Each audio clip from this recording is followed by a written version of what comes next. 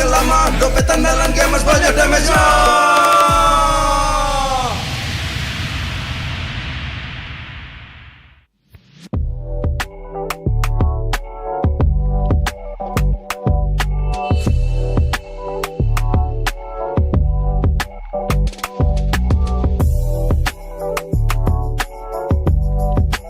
Rasa baru makin seru.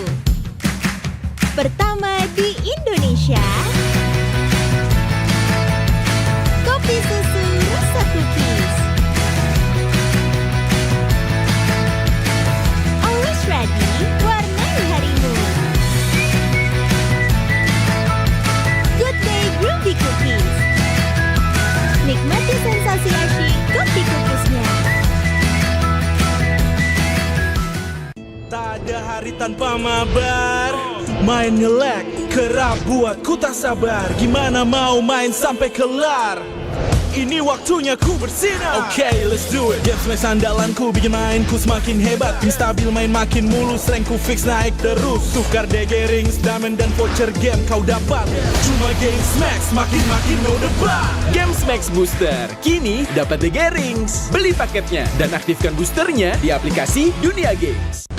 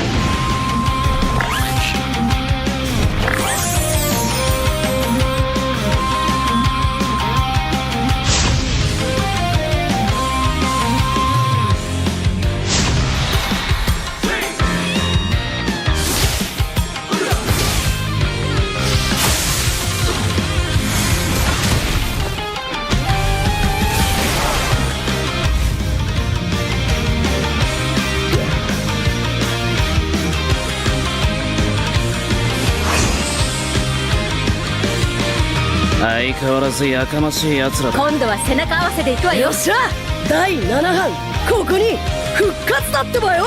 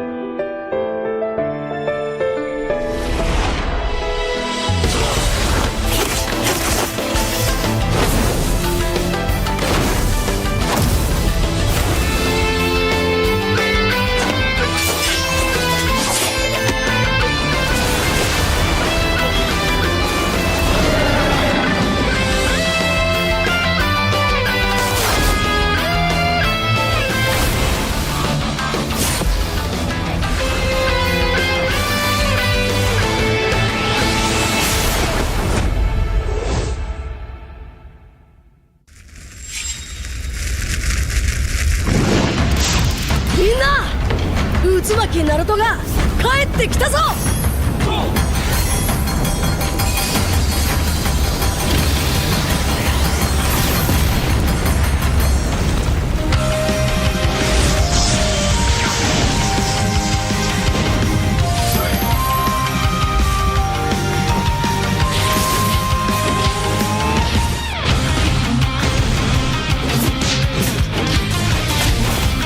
クラマ、力を貸してくれ。よ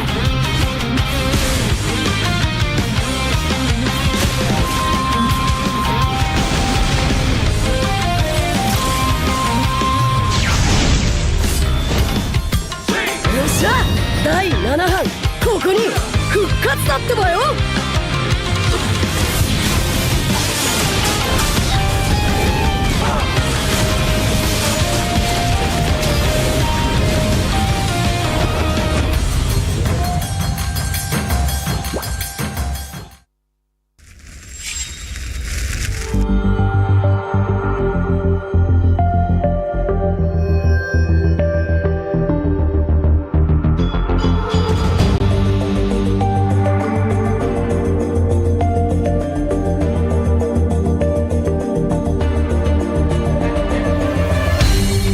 Aku kan berdiri dan terus berlari, terus ke arah puncak tertinggi. Ku takkan berhenti hanya sampai di sini. Kemenangan abadi menanti. You know we won't miss if we unite our focus. And if you haven't noticed, we all live. Nyalakan apimu, hadapi semua tantangan, hadang semua serangan, jatuh bukan halangan. Bakar semangatmu, janganlah engkau menyerah. Kita akan buat sejarah. We all this, we won't miss. We all this, we won't miss. Saatnya beraksi, jalani ambisi.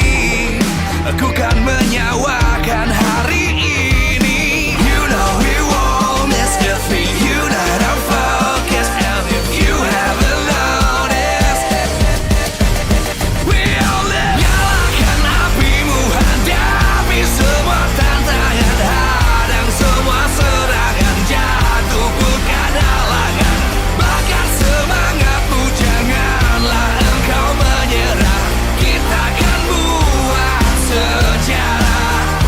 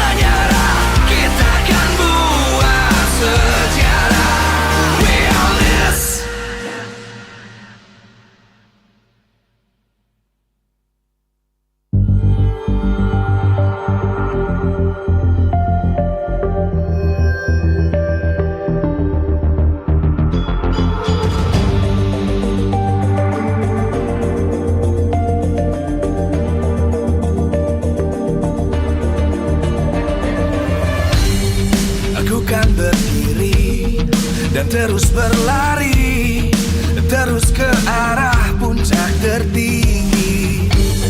Ku takkan berhenti hanya sampai di sini. Kemenangan abadi menanti. You know we won't miss if we unite our focus. And if you haven't noticed,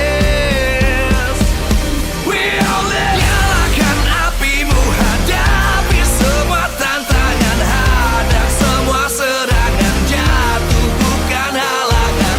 Bakar semangatmu, janganlah engkau menyerah. Kita akan buat sejarah. We all this, we won't miss. We all this, we won't miss. Saatnya beraksi, jalani ambisi. Aku kan menyawakan hari ini. You know we won't miss if we unite our focus. And if you haven't noticed, we all live. Nyalakan apimu, hadapi semua tantangan, hadang semua serangan, jatuh bukan halangan. Bakar semangatmu, janganlah.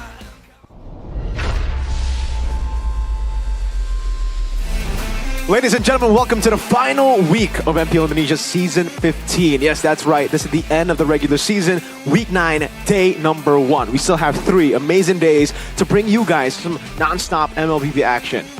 Technically, right now, all we're waiting for is the upper bracket, the final upper bracket slot. Araki Hoshi has secured the first upper bracket slot. We're waiting for the second one because every team from third, well, technically from second all the way to 5th have a chance. Only TLID are the team, they're the only team right now that doesn't have a chance to make it to the upper bracket. So we'll see how crazy this race could be.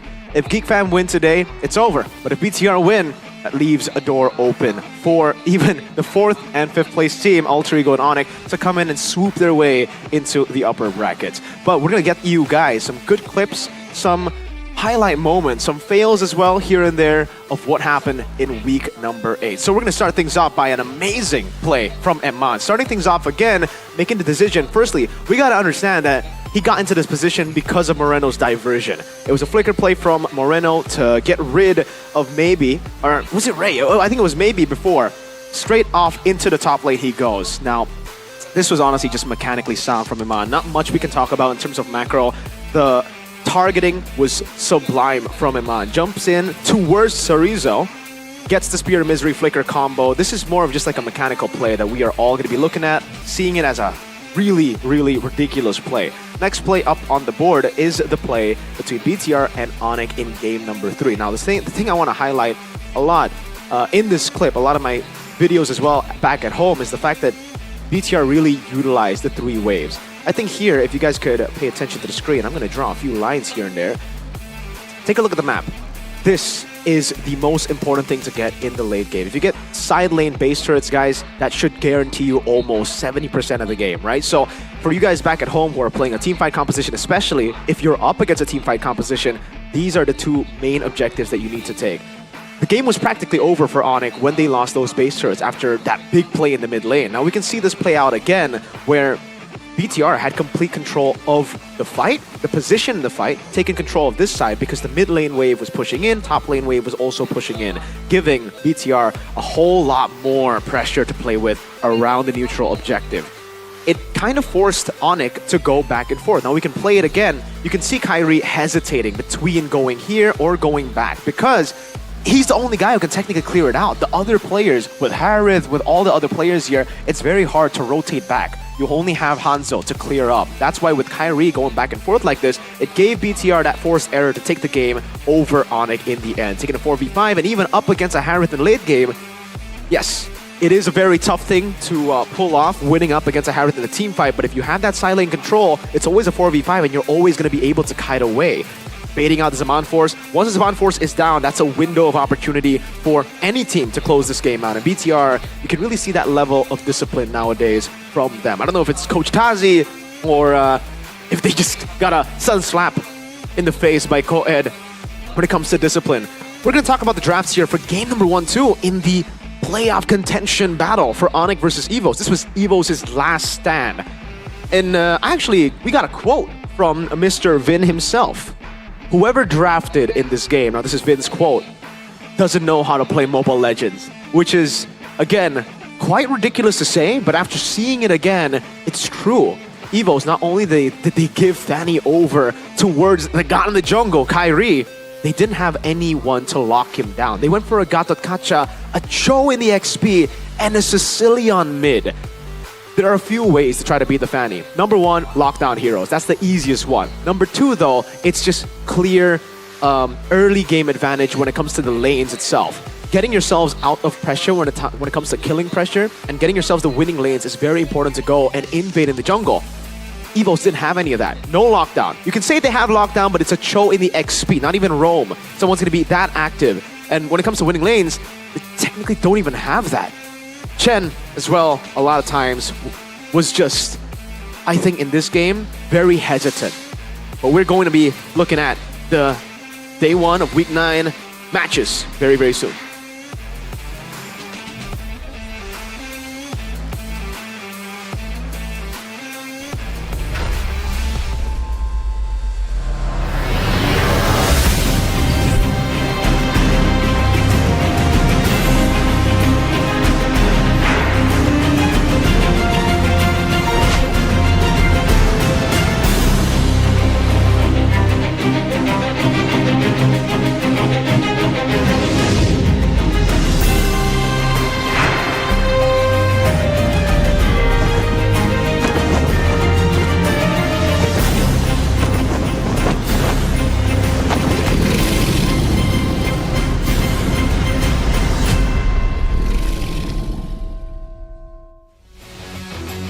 Live from MPL Arena, Jakarta, MPL Indonesia Season 15 is powered by Moonton.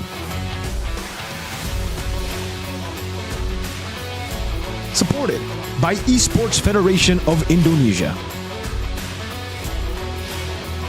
Presented by official tournament smartphone Samsung Galaxy. Official e-wallet, GoPay. Official sponsor, Head & Shoulders. Official coffee, Good Day. We own this.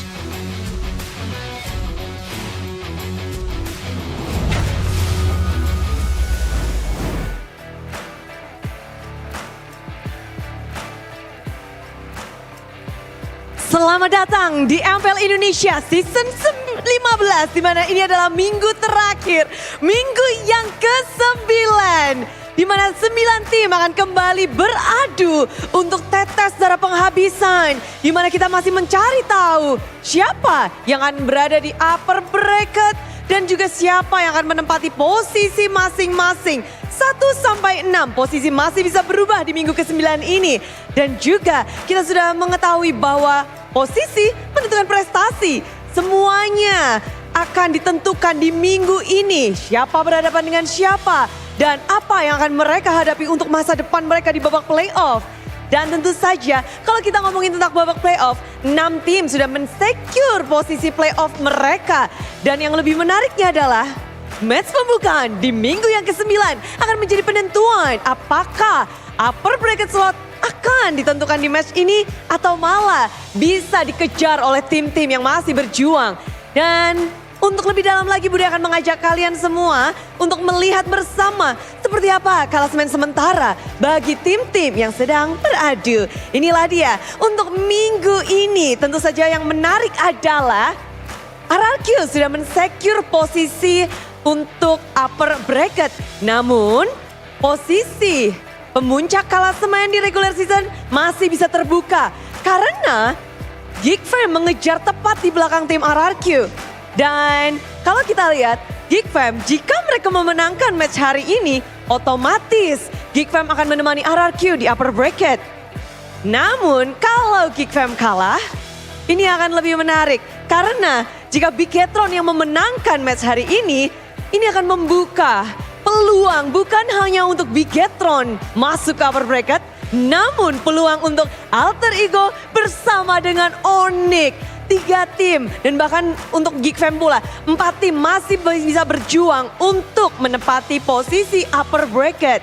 Dan kalau kita mengingat bahwa semua tim sedang berkembang, semua tim sedang habis-habisan untuk mendapatkan upper bracket, tentu saja ini akan menjadi hal yang menarik. Namun untuk tim Liquid sayangnya dia tidak bisa untuk mengikuti dari pertarungan ini. Pertarungan upper bracket mereka harus skip untuk season ini dan masih belum berubah.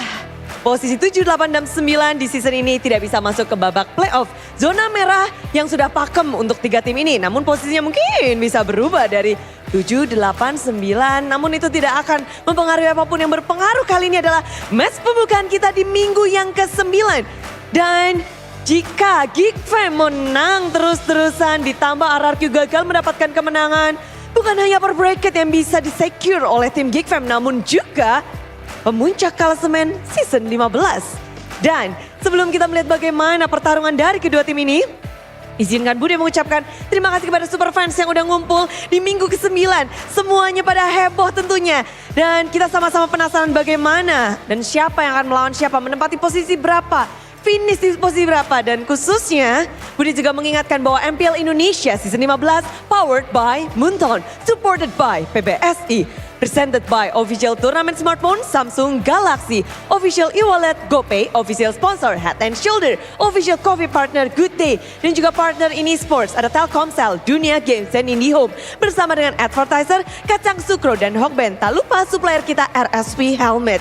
Dan mengingat ini adalah match yang sangat mendebarkan harapan bagi beberapa tim berada di pundak Bigatron karena mereka ingin ikut untuk pertarungan upper bracket. Namun di sisi lain Geek Fam 1 langkah saja mereka bisa men-secure upper bracket. Dan ditambah ini adalah pertarungan yang menarik di mana X EVOS jungler masa depan EVOS dahulu kali ini terpencar. 1 berada di Geek Fam, 1 berada di Bigatron, Anavel, dan juga Make It. Mereka akan bertemu satu sama lain. Bendera mereka berbeda, tim mereka berbeda. Tapi tentu saja satu hal yang mereka inginkan adalah memenangkan match hari ini. Di mana The Smiling Jungler dengan pesonanya dan dari gameplaynya kita melihat bahwa ia terus meningkat. Bersama dengan Anavel, rupanya Anavel dia memiliki hero pool yang sangat menarik. Bagaimana keduanya akan membuka match hari ini? Dan inilah dia pertarungan Geek Fam dan juga Bigatron di MPL Indonesia Season 15.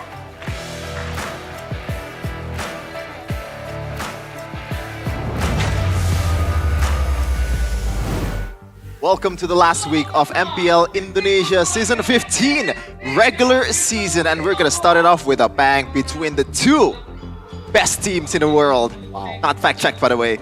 Against it's Bigatron Esports best team in the world. against Geek Fam. With Second me best here, team in the world. Sheffin, Gani, and also Mirko. Now, normally I would want to throw out a question right away to our analyst here, but I don't know if I want to do that. Yeah. Considering that he is pretty blatantly rooting for a certain team, so I'm gonna throw it over Massive to Onyx our fan. boy here, Gani.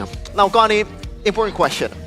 How does it feel that Tottenham got a trophy? Ah, just kidding. Oh, just kidding. my God. Now That you was a are. low blow. Yeah, we're gonna go back to ML right away here. Oh. Bigatron versus a Geek Fam. Now, just from the vibes, from the momentum, and rough estimation, right? Who do you think is gonna take it? You know, I feel like it's anybody's game, but because if Bigatron wins, there's a slight chance Onyx actually gets an increase, a bump That was a mistake. towards the I like- upper bracket. I like how you were going to, ask him for the objective answer, but he answers you Nice. straight up with that Onyx bias. Nice. But yeah, I mean, Bigatron and Geek, on paper it's still Geek, but then Iman, being Iman, perhaps can make something happen. Is it Iman Esports? That's a big question. Is it? I think right now it's fair to say it's Iman/Moreno Esports, right? Definitely more on Iman, but the whole team has kind of identified that too. And that's what I like about BTR. They don't care that they're Iman Esports. They actually will play towards it. Unlike some teams, when they get called very centric, they're like, no, it's not. We're going to try or something else, man. BTR say, no, it's okay. We're Iman Esports and we're proud. And they're proud also considering that they're third right now in the standings. Navi not really in a good position right now. 5-28 in game rate. Oh man. Will they shatter Wolves' record?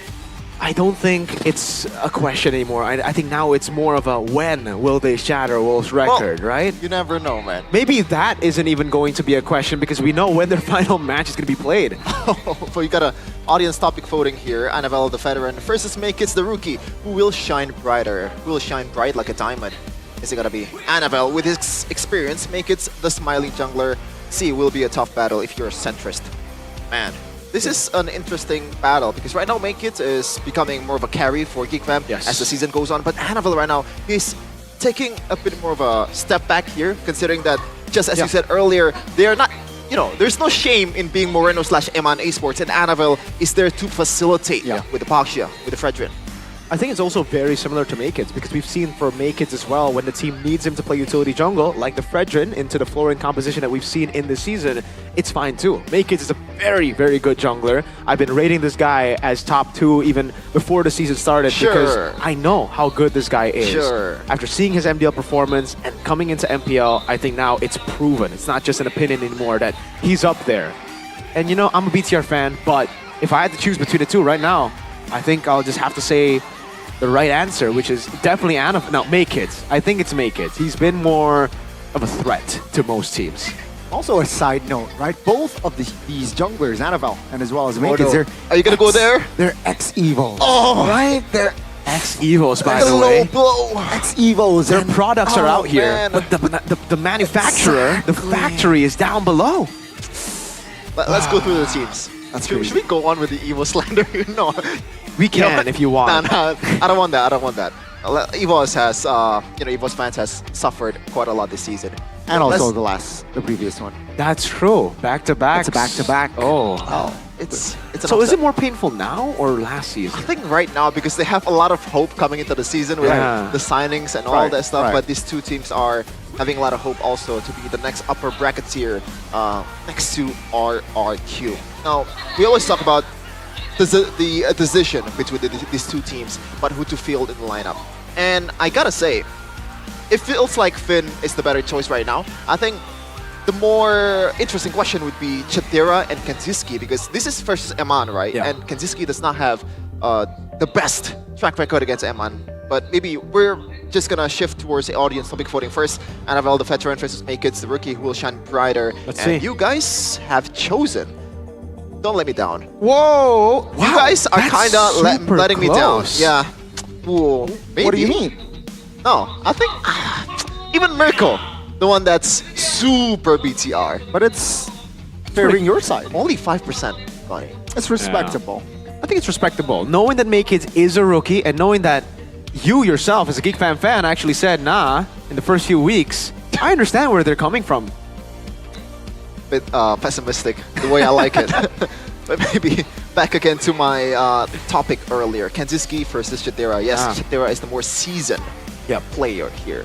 He has a lot of experience, playoff experience, world stage experience. But Kanziski is proving more and more, game by game, you know, he's building brick by brick, that he is here to stay for GeekFam. I think this is a fair comparison now. If you asked me in week number 1, I'd just be like, are you out of your mind? Why are you even saying Kanziski's name next to Chadera?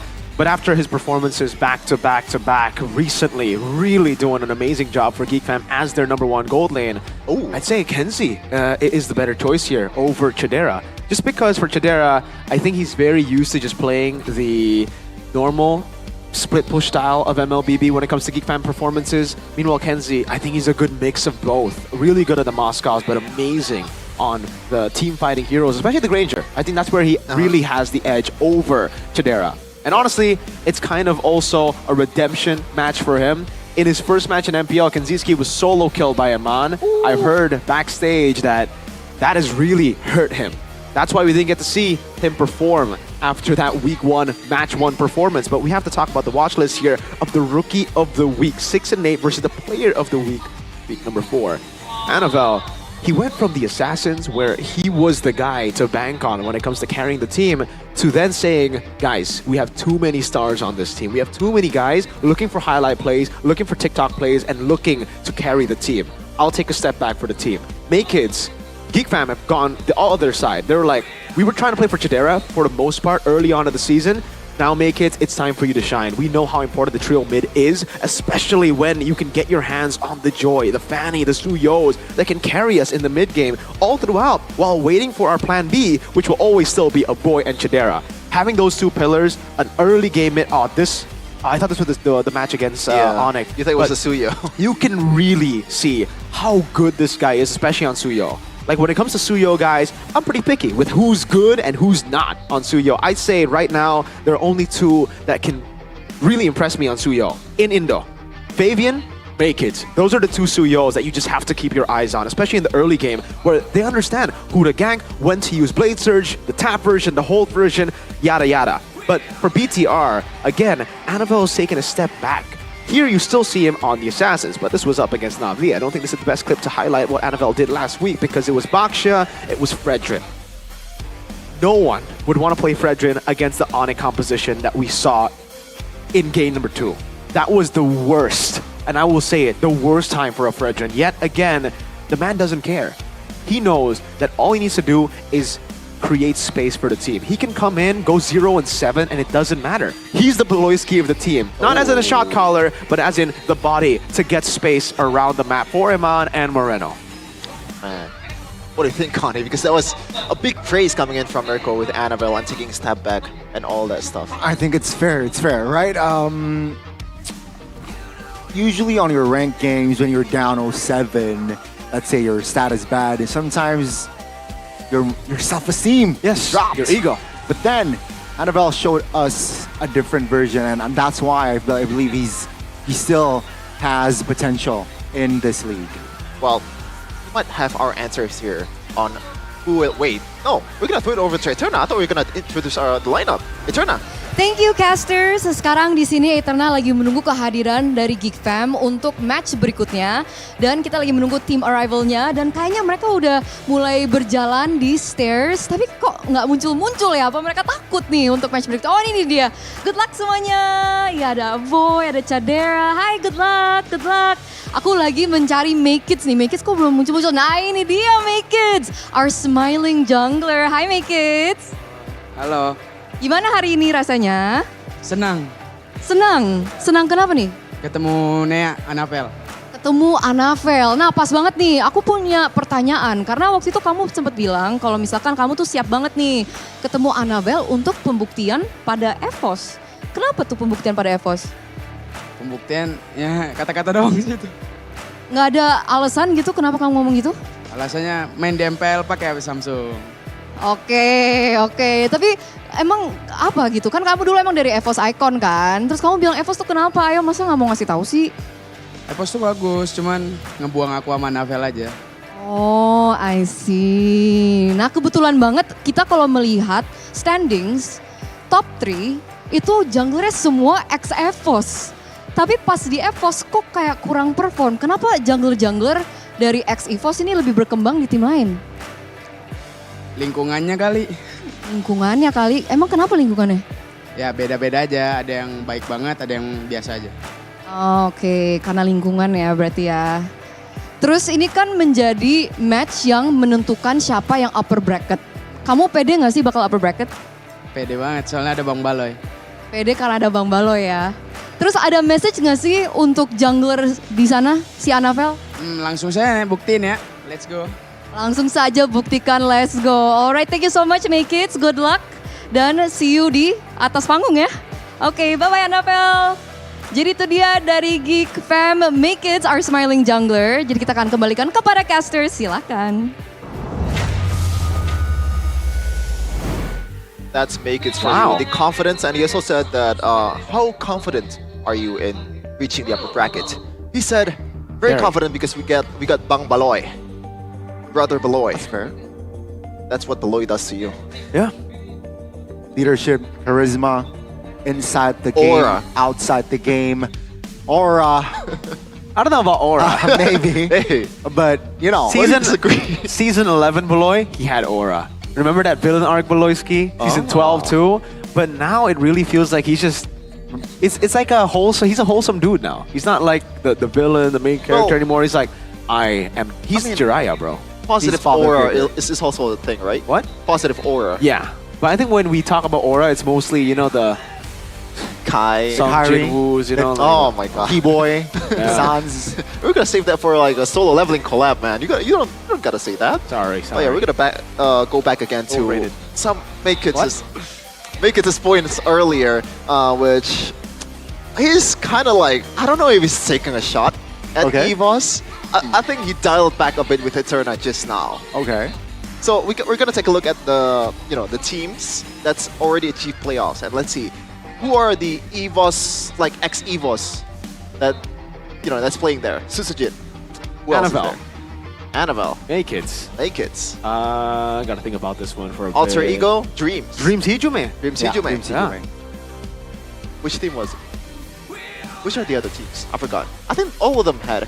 Even Weedy was EVOS Academy. That's a technically. stretch. That's a stretch. Technically. But yeah, Eterna is there with another team, BTR, on the stage. Thank you casters, sekali lagi ada Eterna di sini lagi dan sekarang kita lagi menunggu Bigetron Esports nih. Mereka udah hadir di MPL Arena untuk match berikutnya dan kita akan melihat dan mungkin bertanya-tanya atau mungkin berdiskusi dikit ya. Tadi kita udah sempat ngobrol sama Make Kids, sekarang kita akan mengobrol sama BTR. Hi guys, good luck, good luck, good luck, good luck. Kita tadi udah ngomongin sama Make Kids, kita sekarang ngomongin sama Anavel kali ya. Anavel, where are you? Tadi udah Mereno. Anavel, kamu bukan Anavel. Kamu bukan Anavel. Mana ya Anavelnya? Nggak muncul-muncul. Nih, ini dia Anavel. Halo. Halo, Gimana rasanya untuk match hari ini? semangat sih buat upper bracket. Semangat buat upper brackets ya.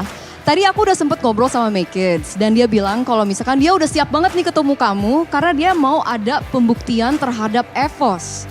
Kalau kamu juga ini jadi match pembuktian juga nggak sih? Pembuktian kayak nggak terlalu dipikirin sih, cuman kayak pembuktian juga. Cuman nggak terlalu dipikirin banget sih. Pembuktiannya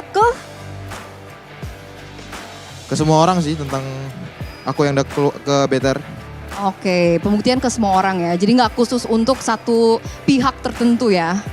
Oke, kalau gitu. Terus tadi aku sempat juga ngobrol sama Make Kids, kalau misalkan top 3 jungler itu rata-rata kok ex-EVOS ya.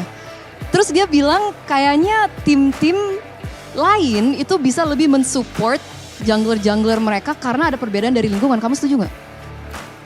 Apa tadi? Jadi Make Kids bilang kalau misalkan, kan kita lihat kalau top 3 standings itu isinya jungler ex-BTR semua, termasuk kamu kan? Ya. Nah, terus Make Kids bilang karena dia ngerasa lingkungannya itu lebih nge-support dia ketika dia di tim lain. Kamu setuju nggak?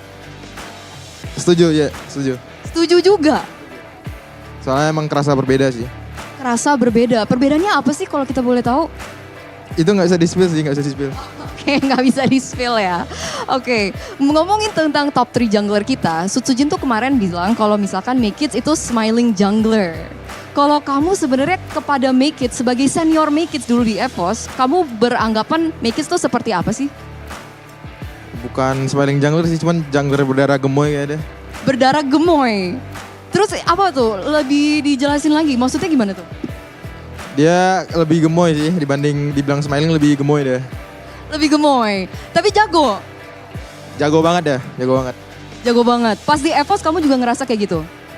Kayaknya dari jungler EVOS tuh pas masih aku sama Make Kids dia yang paling jago deh. Oh, Make Kids paling jago. Ngomongin Make Kids, mungkin kamu ada message kepada Make Kids? Apa ya? Pulangnya hati-hati aja loh, dah. Pulangnya hati-hati. Untuk match-nya gimana? Match-nya hati-hati juga. Oke, match-nya hati-hati juga. Ya udah, thank you so much, Make Kids. Bukan Make Kids ya? Oh, siapa? Anavel. Oke, thank you so much Anavel untuk match berikutnya. Silakan, kita akan bertemu lagi di atas MPL Arena. Jadi sekian dari aku Eterna dan kita akan kembalikan kepada casters. Silakan.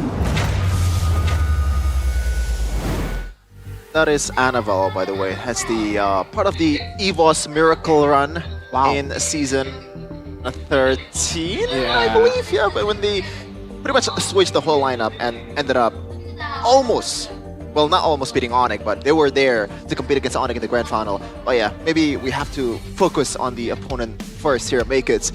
Now, I have an interesting question here, guys. Like, do you think no matter how bad Make It is playing this week, he is still the lock Rookie of the Year. Yeah, Of the season. Rookie of the Year? season. Whoa. I'll mix that up with NBA. Yeah, no. Rookie of the season. I think that's fair. I don't think there's anyone really, probably Toy. Toy's up there when it comes to this conversation, but I think Maykids has done more for Geek Fam than Toy for RQ. Like RQ, they were up there last season, right? They were already really good. This team has gotten the experience of M6. Meanwhile, for Geek Fam, oh man, the difference of just changing the jungler from last season was tremendous.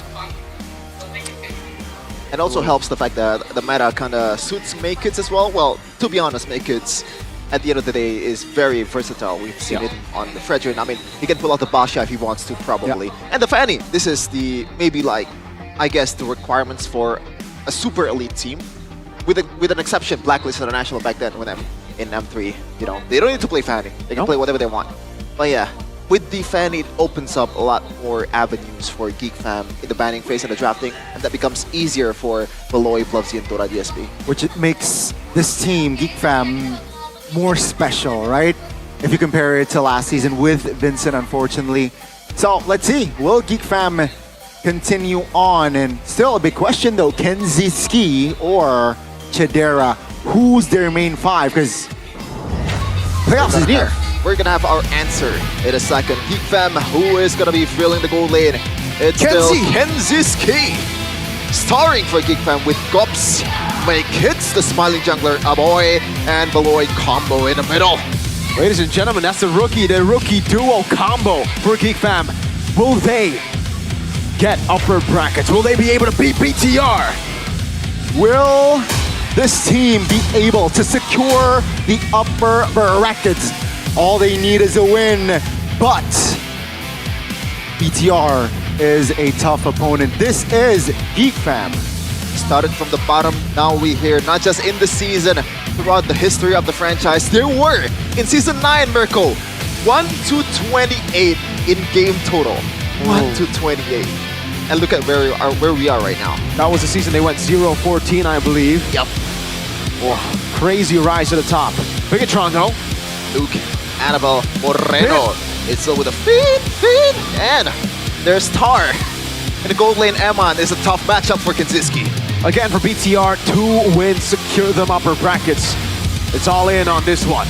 Desperately need one as well to secure. Annabelle surely is confident in this team.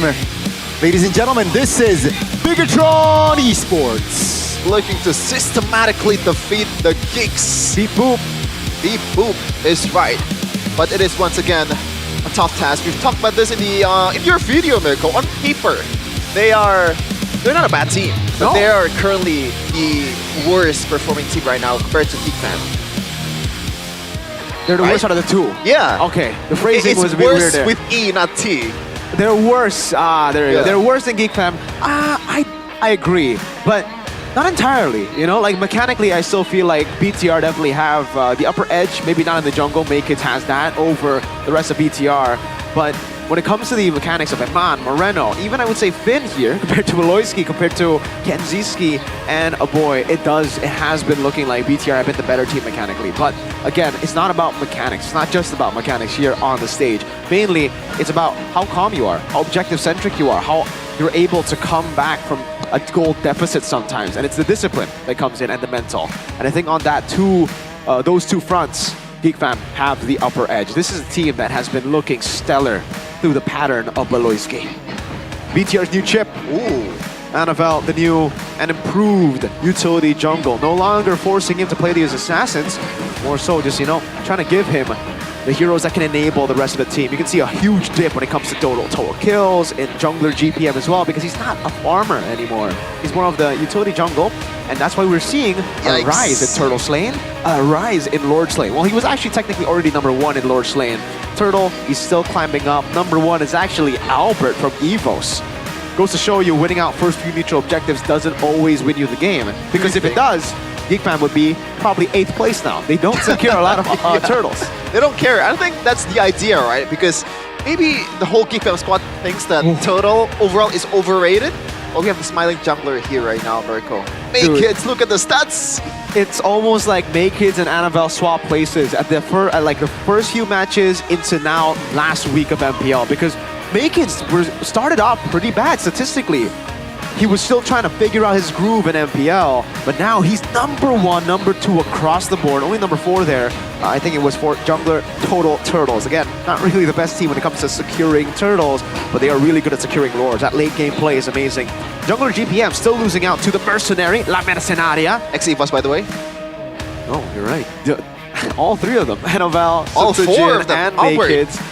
And Albert, oh, you're right! Keys to Victory, presented by Samsung Galaxy S25 series for BTR. Focus on early game, aim for snowball. Again, what we mentioned earlier, GeekFam don't put a huge emphasis on the turtle, so destroying GeekFam in the early game, getting the neutral objectives, and then snowballing out of control would be definitely up there when it comes to priority. Anticipate GeekFam's macro plays and ensure a favorable matchup for Eman, just like they did in the first time they met. Kenziski was solo killed by Eman. Now, if you give Eman another comfort pick, a hero that he's just a, honestly, strong matchup, I think he can do the same and replicate what he did in that match. Van Granger and Moskov in the first phase. We've seen how good Mr. Man is, Eman, on Granger and Moskov. Force BTR to ban Fanny, Kalea, and Chip. Again, these 3 heroes, especially if GeekFam take blue, will have to be banned out by BTR. BTR, they can't let any of those go. Fanny, Kalea, Chip, and that's why it will open up the Kimmy. A boy, an amazing player when you give him the opportunity to carry. We've seen him on Kimmy before, but BTR as home side, they take first pick.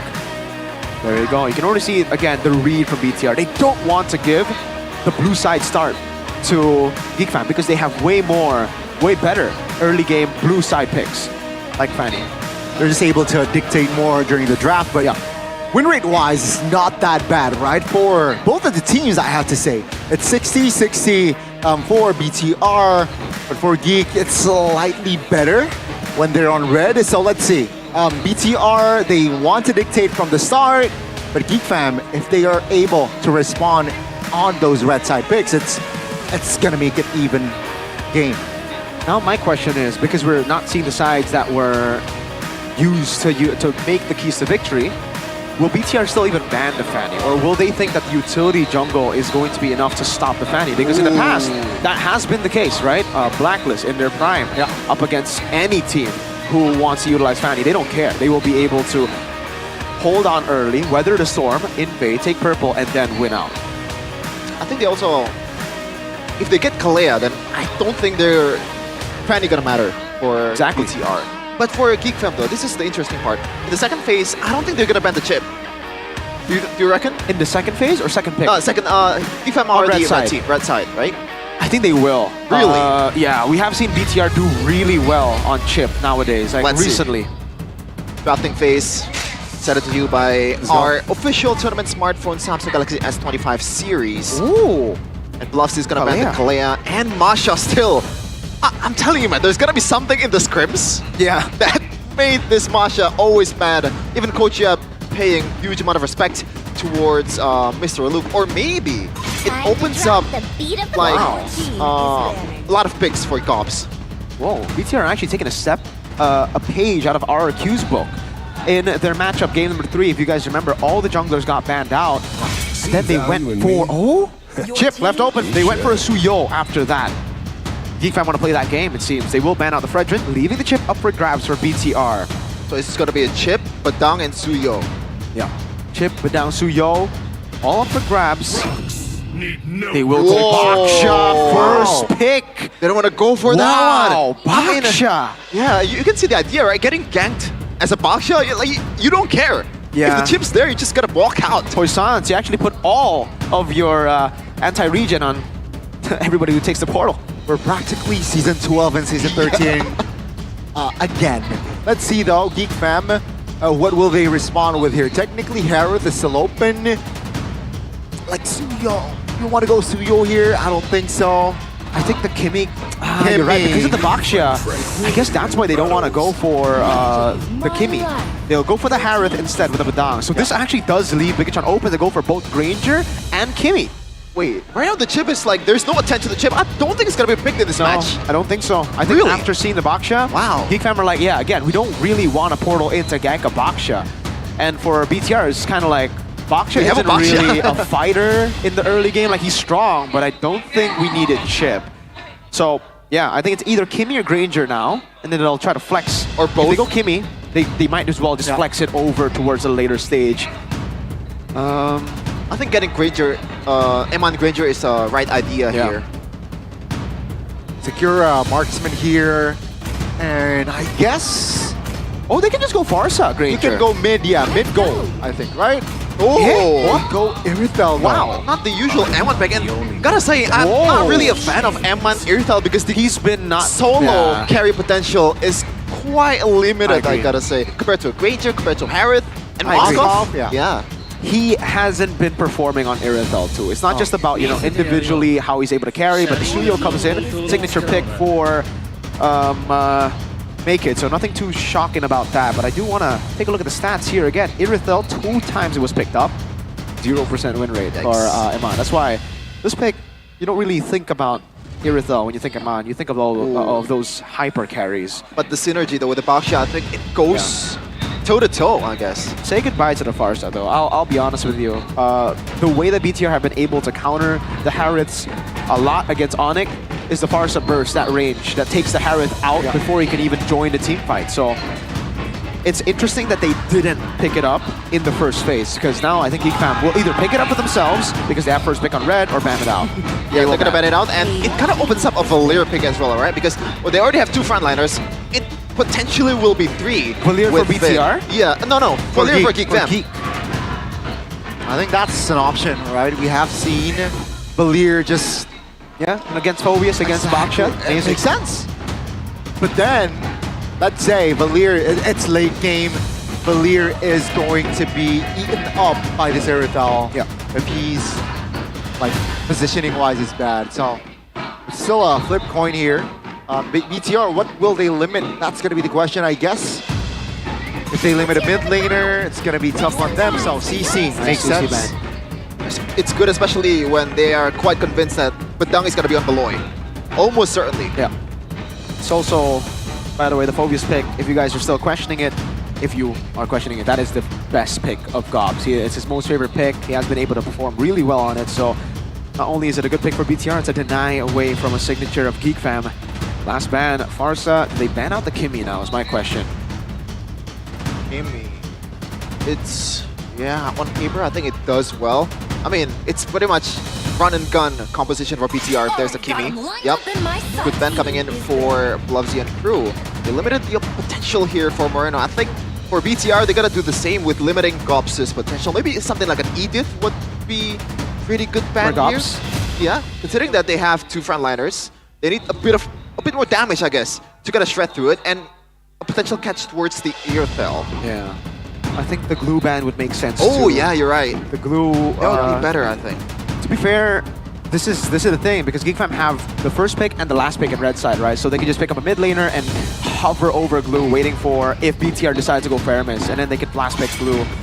Oh, they want glue, it seems. Or, this is interesting. I did not expect that. Are they threatening a glue roam? This means that Geek Fam can just pick it up here. They can go for the glue, hover around what they need later on for last pick, because boy, we know his heroes are really hard to read. He has Valentina still in case BTR go for some big ults for Finn and mid lane. I mean, something like an Eve still works here. Yeah, but I think again the safer choice would just... This almost seems too good to be true for Geek Fam, right? It's like a Faramis ban. So I think they're also kind of like wary about it. They're like, why would they want us to... Why would they ban Faramis? But now it actually enables...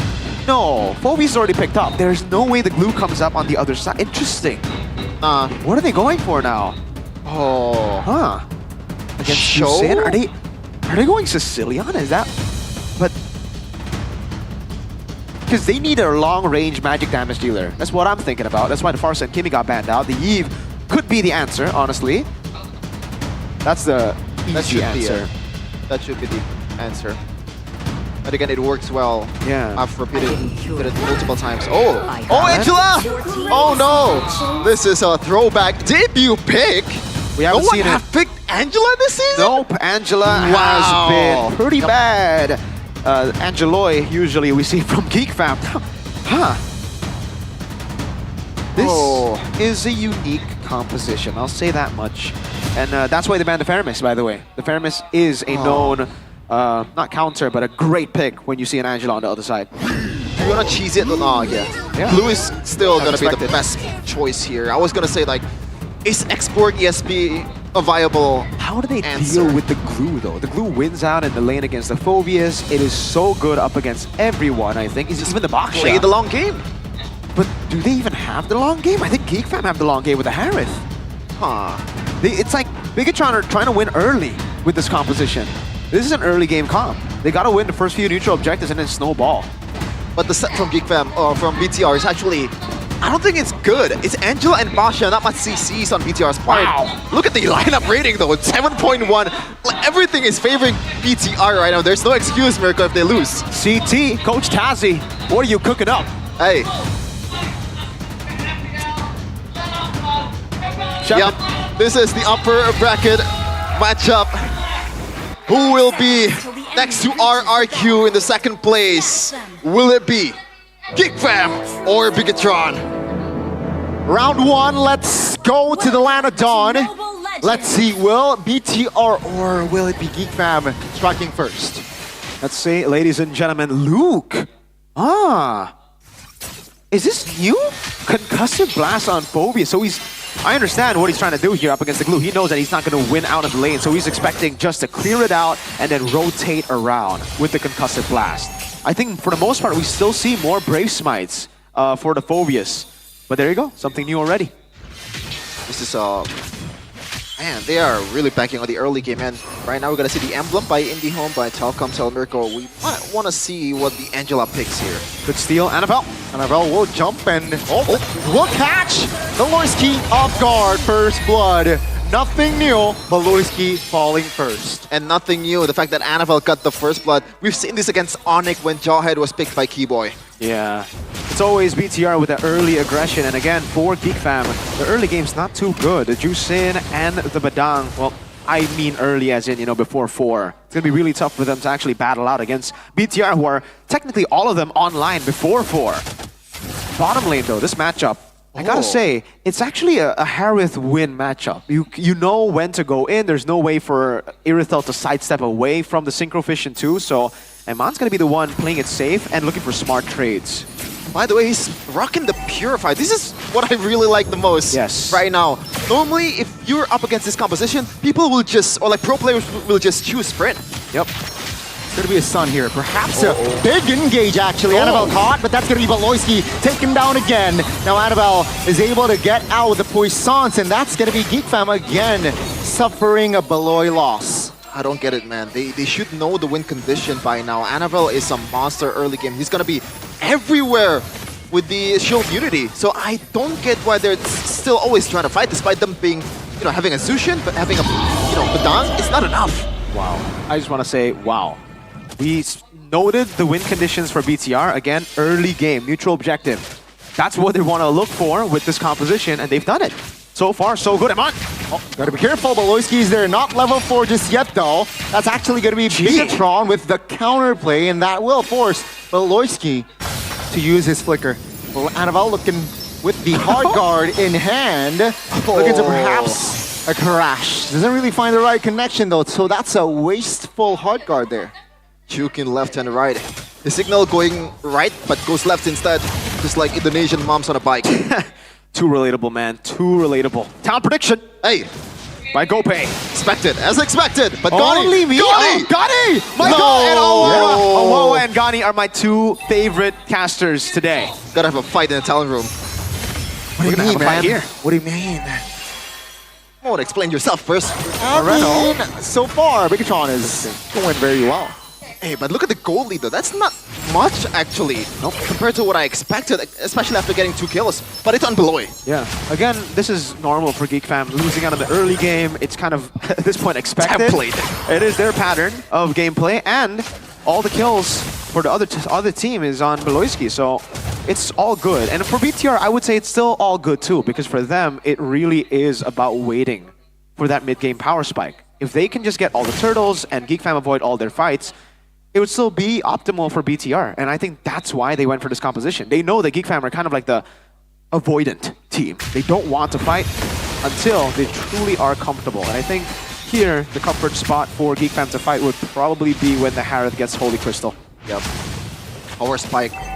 Even it's gonna burst down through some of the shields from the Angela. And first item priority for Eman is going to be that Windtalker instead of the Harris Claws that...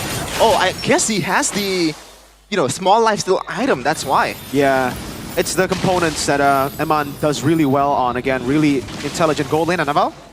Uh-oh. See, perhaps a 5v5, no, 4v5. Angela will use his hard guard though. That's gonna be Gobs finding an engage. Eman actually with the Angela, that's a big stun. Wow. Geek Fam clumping up, but Gobs here mounting one will be taken down by Eman. Beloyski now stuck as well as Luke is just targeting him, and that's gonna be Geek Fam again suffering another big fight and suffering another loss on the turtle. That's the long game miracle.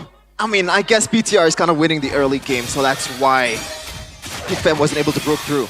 Dude, game fact by GoPay versus Mars Angela's debut in MPL Indonesia Season 15 after last being used by Yehezkiel when TL ID defeated RRQ in the Grand Finals. That was the Angela-Ling combination, the signature Fabian Ling.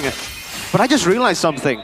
What's the biggest problem that you face usually when you're up against the Harith? Late game, right? In the late game, exactly. A lot of people will say damage, yes. But for me, as a Harith player myself, it's the sustain, dude. It's the goddamn sustain of the Harith. Like, damage-wise, sure. But if he doesn't have the shielding that he has, like the Oracle and Concentrated Energy build plus that late-game shield, I think it's way easier to deal with him. Now, they have a way to deal with the sustain, with the Baksha, and to sustain themselves with the Angela. So I think it's actually now seen. In that skirmish as well, we saw how much the Angela healing was able to really help them, despite Geek Fam winning on the TC, getting the lockdowns on the right heroes. It was Eman's targeted down, by the way, in that last fight by Beloy. But BTR, and now with the photo. Yeah, there you go.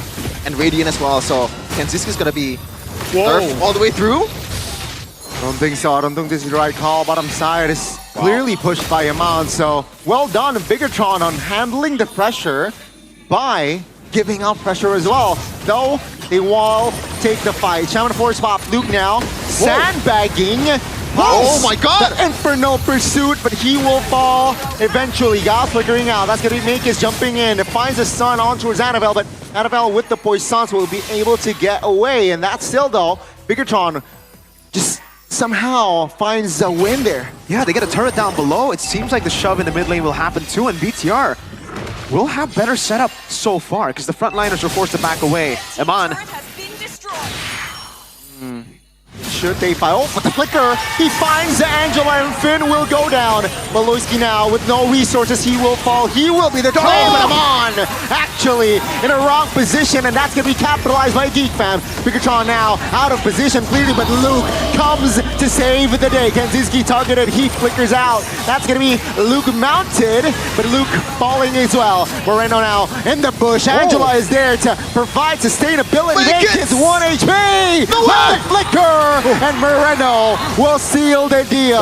That's going to be Annabelle mounted. That's also the damage will not be coming through. Gauss 1 HP, Moreno falling to Kenzinski. Mr. Rookie finds the angle to shut Moreno down. Annabelle again jumping in. He is sustainable, but that's going to be the reposition. Geek Fam slowly but surely, they will disengage. Man, that fight lasts so long. Even Eman died in the first fight, came back to join the team fight again. But that's the problem that we're seeing, Mirko, with this composition. Once Eman is taken out, it's pretty much a goodbye. That's also the stagger from Geek Fam, right? If BTR don't fight a pure 5v5, it gets really tough because Phoebus is able to sustain for such a long time, but it was alone earlier. It was still, actually it was a 3v4. Down below, Makids was getting poked down. BTR, I'm confused now. Like, who actually won in that skirmish? Because Geek Fam, they got more kills, yes, but there were no bounties. They didn't get any turrets. BTR got turrets, but they got the neutral objective. Now they get a turret up top. I think it's still worth it for Geek Fam because they stopped the snowball from BTR. But it's not horrible because BTR still have the momentum around the lanes, and they have the far lane control with the tier 2 taken down earlier by Eman. Usually, man, the Angela just brings so many. Like, this is the X factor of the equation, because the long lane, you might think it's Geek Fams all the way, but when you have an Angela, you can put pretty much anyone there. Even Eman can, like, if he's brave enough, he can solo the long lane. But right now it's gotta be Vin. See, perhaps a big 5v5 again in the mid, but Hardguard already committed, and no real angle, no real possible threat here from the side of Bigatron. Finn perhaps invested that Hardguard a little bit too early. Make it now in trouble alongside Eman. That's going to be a solo with no Hardguard in the mid though. Actually, Bigatron finds a right angle to collapse. Oh no! Now it's going to be Make It stuck. No jungler while the Lord is up. Now Luke again just showing that he is ready to fight and die. He will fall though, but that is going to be momentum actually taken away from the Geek Fam. First of all, great recognition by Makits with the 1v1 against Eman. But on the other side, Eman, this is not the usual play that we see from Eman. Like, this is a solo mistake, I gotta say. I'd say it is the usual play. He's very confident in his own skills, but again, as we expected, the Irithel isn't really the best choice when you want to go for those kind of plays. It's more of a Moskov thing to do, you know? But BTR, I think I gotta disagree. Johnny, I think it's more of Geek Fam winning in that trade and stopping the momentum of BTR. This should be the window where BTR capitalize on their lead. But because Geek Fam have gotten some really smart picks and they've gotten Eman of all people in their picks, it has slowed the game to Geek Fam's game now. Kenziski is online. I believe he already has the Holy Crystal. No, he's very close to it though. But that's gonna be a problem for BTR. Kenziski, you can already see that Geek Fam are giving away the purple buff to him. They know what their win condition is. Let's see, first Lord and Geek Fam seems like they will look to get this neutral objective. Good immobilization there, Eman. Take a look at that. Eman, Make It should know. Oh no. On the whereabouts, Valorsky is already isolating him. That's going to be Hardguard committed on towards a boy. Who will fall first? Make It's jungler will fall again. Bigatron, they know they have the fight. That's Geek Fam, only 2 members. 1 member as Eman with the 0% Irithel still collects a triple kill. That's the red Terminator for you, Eman, wiping out by head and shoulders, wiping out the entire Geek Fam team. And that is a beautiful flank coming in from Eman. There was some risk, but a risk worth taking. The Red Raider. Eman able to raid entirely Geek Fam's formation there. Wow. Again, the conceal was spotted out. The targeting was crisp clean as well, because he knew if he targeted Kenziski, Kenziski would be able to sustain. If he targeted Make-It, there's 2 flickers on that guy, on Suyo. The only guy that's really vulnerable in that skirmish would be a boy. You have the mobility to lock him down, and man, was that a really coordinated fight from the rest of the team as well. Luke, every single one of them collapsed right on. They did not let Eman go in by himself. Ooh. And now this is the gold lead that I would expect in the 11th minute for BTR, but not from one fight. I thought they would get it way earlier and build into it. No, they just brawled their way in. Eman is still snowballing. Man, look at the items that he has. Right now he has Berserker's Fury and GDS. That's the item that's gonna, make him evade from some of the Make-It's 1v1 plays. Also combined with the hard cut from the Angela. So a lot more security for the Red Raider. Racer number 1 will fall. Geek Fam now trying to hold on. All they need to do is just keep Kenziski alive. Bigatron very well, but seems like they want to siege the mid right now. Will Geek Fam be able to find a clear? Oh, that's going to be Luke just distracting. He will sacrifice his life there. Oh, that's going to be a kill. Eman finds the connection on towards Valoy. That's going to be Bigatron though, slowing things down. They will get the clear. That will be them. Actually not be greedy and just go into the jungles of Geek Fam still. The inhibitor is taken down. Thankfully though, it's still on the side where the Lord is, even though it's still a complete loss for Geek Fam, I gotta say. Yeah, luckily for Geek Fam, they do have a Suyo. They can handle the sideways, but I agree, it's still going to be tough for them, knowing that BTR can really just force the issue in these team fights. Does seem like they're always going to have the upper edge when it comes to a 5v5, just because of how much displacement they have. And the fact that Geek Fam actually do want to clump together as a team, it gives the Phobius a lot of value, Moreno a lot of value with the AoE CCs. Annabelle takes the purple away from Kenzie. Incredible. Now Gobs actually will be targeted, is able to get away from that angle right there. 40 seconds on the next Lord. Bigatron, very comfortable lead, 5,000 gold lead. Yeah, so far, Luke has been the sacrificial robot of Bigatron in every team fight. He's just jumping all around, and he doesn't mind. You know, as long as Eman get the space, as long as Vin can execute the hard cut properly, it is gonna be an easy team fight for Bigatron Esports. And as we kind of assumed, the concussive blast just to clear out, play around neutral objectives. Ooh. But it's also the understanding that they don't need Brave Smite because they have sustain already. They have an Angela. No. Real-time victory rate here. AI prediction presented by Samsung Galaxy S25 series, 85% to 15. That's interesting to me. Is it too high for you? I think it might be a bit too high. I still think GeekFam have ways to counter it, but hey, what do I know? Eman is there, make it. He doesn't know, Eman! Let's see. It seems like GeekFam will. This is a flank from Eman. It is also actually grabs a boy. What of execution there from the side of Bigatron, and one by one it's just Eman free hitting, and the collapse, they found it. Bigatron should be able to end on this mid turret. Make it into perhaps my time, 20 seconds on Beloy.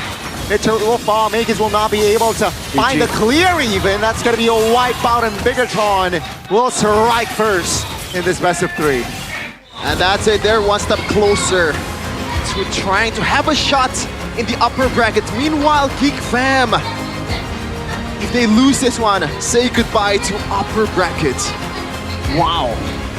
That was impressive.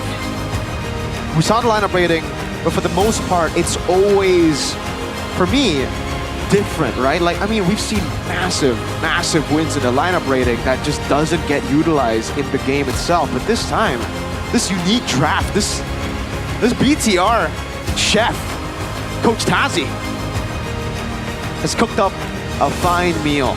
Yeah. From one chef to another, I give my bow. Coach Tazi. That was really well played, man. Finn Let as her well. cook, man. Let her cook. Eman, these ankles. Now you can really see how he has improved on the Irithel too. I was doubtful, honestly, after seeing the Irithel, because it should be Granger and Moscow for the most part when it comes to BTR's game plan and how they actually win. The outlier maybe being like a 1-1, a special pick on the side. I'm really impressed, boys, by my own boys. Yeah. I'm also impressed for the wrong reasons. This is not looking very good for GeekFam because I gotta say, even when the real-time victory AI prediction comes up, I actually agree with 85%. Because they don't have a Moskov, they don't have that long lane presence. And if they wanna, play the long lane anyway with Make-Its, maybe Pelosi cannot screen. This is a composition that's super bad if you try to open the map and mess up just a tiny bit of the frames. Maybe you get spotted up once, you got chased out to the ground. Why are you laughing? No, why are you smiling at me? What do you think? Hold this. I don't like this. I don't like this. Hey! Let's take a look at it again, though. The flank here, this was, I agree with a crucial moment. Really, really crucial moment. This added up to the 5,000 gold lead that was slowed down by Geek. I gotta give props to GeekFam for being able to actually slow what BTR wanted to do. BTR, as expected, in the keys of victory as well, want to look for a snowball. It's just how they did it was really surprising to me. They did it in a way where it was one big explosion. I thought it would be very slow wins with Turtle again, slowly but surely getting to the point where they have a 5,000 gold lead. But no, they played it clean, disciplined up until they won that big fight. 5,000 gold lead instantly. And Eman. When you play for this guy, again, when someone criticizes your team and says, this is Eman Esports, it's Skylar Esports, it's Kyrie Esports, there could be two ways. It could be, no, we're not. We could play the other way. Or it could be, yes, we are. And we know how good of a player we have in our team. Why don't we use him? And I think BTR have really identified that. And now, even GeekFam are confused. They probably expected a Granger, a Moskov to come up. Moreno, I gotta give a lot of props to this guy, though, because when Eman was taken out, this guy was the man making the plays happen to stop a lot of what could be a GeekFam turnaround. They're constantly stopping them, getting kills, and Eman made a few mistakes. It wasn't like this was a perfect game from Eman, but that's why Eman sticks out to a lot of different marksmen. He can make those mistakes, but he will always be able to find an angle to win the game too. That's the risk taker. That's just how good he is at taking risks. And as a gold lane, that's something you need. You can't just play safe in the back. If you do, your team will only win when you have a better front line. But here, he really takes the game into his own hands. How? Well, he's Iman, but secondly, he got Finn. Play the song again. Finn. Finn. Even in MDL, if you guys remember, Bigatron Beta, back in the day, Finn was always known to play for Shive. That was the entire game plan for Bigatron Beta for the longest time. So it almost seems like it was planned all the way from back then. You know, we are going to develop a player that will play for our gold lane. The guy up there in MPL, he needs some support. And now they decide to play Finn. It works perfectly. MVP presented to you by Samsung Galaxy S25 series. Looking at these stats right now, 19 to 8 in the kill count, 15-minute game. Man, Beloyski, that's 7 deaths, and he lost. He got the 7 deaths too late. He got it, and then it was an end game, right? Like, wow. That's a great way to beat the Harith, by the way. Like, again, just jump on him. Normal way would be Farsa. Normal way would be long range damage, outranging him. Normal way would be CC even. This was just sustain plus anti-sustain. So Harith couldn't deal as much damage as you would expect because of the sustain constantly coming in from Moreno's Brave Spine, from Angela as well healing, and from Irithel sustaining. And then you don't deal enough damage. Oh, sorry, you can't take that much damage as you would expect as well, usually on a Harith, because there's a anti-regen on Baksha constantly. There's CC from Luke, from Moreno, from Annabelle as well, and even Angela. Everybody had CC. The Purify on Harith became a non-factor. Like, you purify one thing, and then there's another Terrify coming in to lock you down. There's another shoulder bash from Phoveus to bully this cat guy. Also, reason why, because there are overwhelming amount of crowd controls that he went with the flicker. Yeah. Is, you know what? What's the use? Damn. Nope. I'm still impressed. Really impressed. Like, 73,000 damage dealt there. 54k from Moreno too. Interesting, because Moreno, like, when you see the composition here, the only realistic ultimate that you can take is the Crimson Beacon, and that in itself is not really a great ultimate, right? He actually took, most of the time, Beloyski. the Queller. Oh, really? Yeah. Most of the time he had the Queller for additional movement. It's still not the best anyway. Yeah, so it's Rins. Oh, sorry, Rins. Juicin ult. I always think about Rins when it's someone talking about Juicin. They go ahead and Rins? Juicin, it's either Juicin ult or Suyo ult in this game. I wouldn't expect Suyo ult to be taken to Queller, but hey, Moreno made it work. It works, and that's Ability game ults. number 1 of BTR versus GeekFam. Did they ban Baksha now? Did they just ban Baksha? See, this But is then Virgin is open. I was gonna bring that up, man. Are we? I think I would much rather go up against Fredrin than Baksha. Virgin Angela, though. The fact that it works so good, do you think we are slowly but surely getting into that meta again? I don't know. This For meta? me, it feels like it depends on the team. It's kind of like a blacklist issue again at M3. No one was playing their game. It was just them. They were the ones playing utility junglers. The others were playing Lancelot, Lings, Kyrie, Albert. All of them were still playing their normal game, and it was just M3 Blacklist, that team that wanted to keep playing utility jungles. So that could be the case here. It really depends on the team. We've seen even in that meta, a lot of teams just say, no, we want to play Assassins. We are better on Assassins than whatever this is. And if you're gonna play Assassins, you gotta use the best phone out there, Samsung Galaxy S25 series, because when it comes to gaming, the latest Samsung Galaxy S25 series, the real champion, this smartphone is incredibly powerful, Miracle, for gaming and for anything, man. Thanks to the Snapdragon 8 Elite 4 Galaxy processor, built-in 3nm technology, making it the fastest processor ever in a Samsung Galaxy device. Whoa. And that is why we are using it right now in MPL Check it out. Indonesia. I mean, I have it at home. They gave one to me, by the way, and I've been playing MLBB real good. You can ask these guys. They gave you one? They gave me one, yes, sir. Man. You know why? Why? Because I'm a god at Suyo. And they were like, you know what? Let's enhance that. Are you a god at Suyo? No. Sheffin? No. I don't think... Do you have Suyo in your server?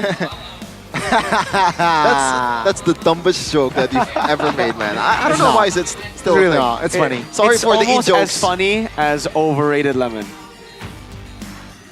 We're not talking about that.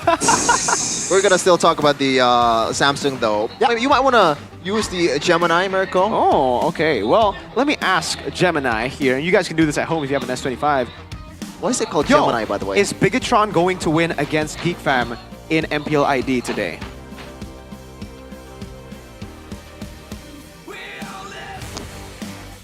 Yes, Bigatron Alpha, BTR, is scheduled to play against GeekFam, Geek, in MPL ID Season 15 today, May 23rd, 2025, at 3:15 p.m. Pacific Daylight Saving Time. Oh, thank you for the Yes. daylight saving time too. Man. He just said yes. I said the AI of Samsung is incredible, but I take it back. It actually sucks. Hey, so far the Just AI kidding. won. Hey, shout outs to S25. He might have his S25 own MPL. opinions because of his Oh, own personal man. biases, but AI, Samsung, you're doing something right because you just said yes. Prediction, perfect so far. 1-0. 1-0. Yep. So check it out. Visit samsung.com/ID. If that's too much of a hassle for you, just scan the QR code below, bottom right or You got a bottom code left too. on your monitor. AI understands you with Samsung Galaxy S25 series. I mean, you can, buy it and get cashback Hey, Gemini, up to can 3 you million cheer up my IDR. friend Sheffin? He's feeling really bad right now. Hey, do you know the pattern here, Mirko? With Hey, Chef. I heard things are tough right now, and I'm sending you a huge dose of culinary good vibes. Remember, what good even vibes? the most Michelin-starred chefs have off days in the kitchen. Sometimes a souffle falls, sometimes a sauce breaks, but that doesn't mean your entire menu is ruined. There you go. See? You Oh, gotta take a chill pill, man. I kind of It's forgot only that- one game. I kind of forgot that my name is Sheffin. Yeah, so he literally thought you were a chef. Culinary good vibes. I thought I misheard that. Culinary good vibes. What do you mean culinary good vibes? But we're having good vibes right here with Head and Shoulders. We used that Take this earlier. one. Yeah. Yeah, we used it together in the bathroom earlier, all of us three, and we are shampooing each other. Move on to Head and Shoulders, wipe out to 100% Low-key. of wet dandruff, Low-key. plus itch protection. You don't want to get itchy, right, Connie? Of course not. Itch. Yeah. Redonkulous. Thank you, Head and Shoulders. In a bit, though, we're about to see CITB. Hey, the best segment on the planet, the joke that will never get old. Right, Sheffin? Your favorite Alongside joke? Lemon. Who came up with it, by the way? I did, Oh my god. as usual. Really, guys, like sometimes when I'm casting here in this kind of You know- segment, I'm actually genuinely, I'm not Sheffin, even kidding. Sheffin. I'm uncomfortable. Sheffin, right? Sheffin, Sheffin. Yeah? You know where the joke came from, right? I don't know. It was you yourself. Like usually when the hair cam comes up, you're literally like this. I have a picture of you doing that when a hair cam That's comes up. just a bit, man. Yes, you got the receipt, but I was in on it. I Well, was, no. I was trying to make it The a receipt- funny. He can say this but now. right now it's not a funny anymore. But Sheffin, even the people back at home do that when they see hair cam. They're like, whoa. Exactly. Yeah, so it's You're representing. you can say it's a bit, but only people God, somehow. only God knows that you really like the hair cam. There you Well, go. here it is. Wow, wow, CITB! Hair cam by Head and Shoulders. I'm having so much fun right now. Wow, CITB. Wow, hair cam. Wow. Sheffin is basically glued to the monitor in front of him. Yeah, Head and Shoulders, ladies and gentlemen. She likes the lemon one. You like the lemon one. What are you trying to say? Maybe that's a sign. Maybe that's a sign, Sign, Sheffin. is that for what? A sign to use Head and Shoulders. Okay. The lemon one. Okay, I'll Check be it out, using boys. that. I've been using that. You have? Yeah, Wait, I thought you liked the mint one. both. Oh. A bit of that, a bit of this. Whoa, you mix and mash. Yeah. Now I got the Ah. lemon scent, I got the freshness of the mint. And maybe that might just be why he's called Chefin. He just keeps on cooking different types of ways to utilize Head and Shoulders. Yeah. Well, Chefin, you might want to be cooking up some drafts here to counter what Hey. BTR are trying to do. That's Coach Tazi's job, all right? And she has been doing, I guess, a very... Coach Tazi's job is to draft for Geek Fam, Gotti. Oh, okay, sorry. For BTR, just like cook a draft, and that works well. Yeah. Game one, Whoa. yeah. Man, you're telling a woman to cook? Cook a draft. Cook a draft. Oh my god. Come on. Cancel this guy, guys. Name's Connie. He's out of here by the end of the game. Well, take a look at the Samsung Zone, ladies and gentlemen. This is the Galaxy Zone Cam CITB, because he has a Samsung phone himself. CITB. How are you doing? Wow. You heard themselves. Back to the game though. Now, this becomes a problem. Especially the Baoxia and the Fredrin. You can see some attention being paid to Annabelle's hero pool with the Fredrin, but do they want to make it a pure, you know, a fighter slash assassin battle and take the Baoxia and Fredrin out of the equation? Because the previous bans from Geek Fam just now was Masha and Kalea. Now, if you want to slot in Fredrin there, who's gonna be the better choice? Is it just not banning the Masha? Or just give the Kalea that's pretty lethal to Finn? Yeah, dude, I don't know. Why? Why is the Masha so prio? Like the Kalea, I understand. The Fredrin, though, that's kind of wild. Exactly, though. Exactly, man. Like, why is it first phase banned, you know? Is it really more prio than the Baoxia? I understand the Fredrin more than the Masha. Oh. You understand the Fredrin more than the Masha? Yeah. I don't know. I don't like the Fredrin. I feel like the Fred-Angela combo is more deadly than the Baoxia and Angela combo. Okay, well, at least now Geek Fam are going to utilize the keys to victory, right? It seems. They will go first pick. Yeah, Geek Fam, first pick, Bigatron on red. 62%. Oh, second pick selection. Okay. Now the odds are maybe not as good as in game number 1, because we've talked about this Mirko, the Kalea as the pretty much all over our key to victory. But hey, Chip was neglected game 1. Chip, Still gonna be neglected. Kimmy was neglected as well. It was banned out second. Yep, Wait, first second, phase okay. it was. I mean, if they want to ban out the tanks, ban out the Fredrin, they can take the chip, and it's gonna be much more useful for Baloyski.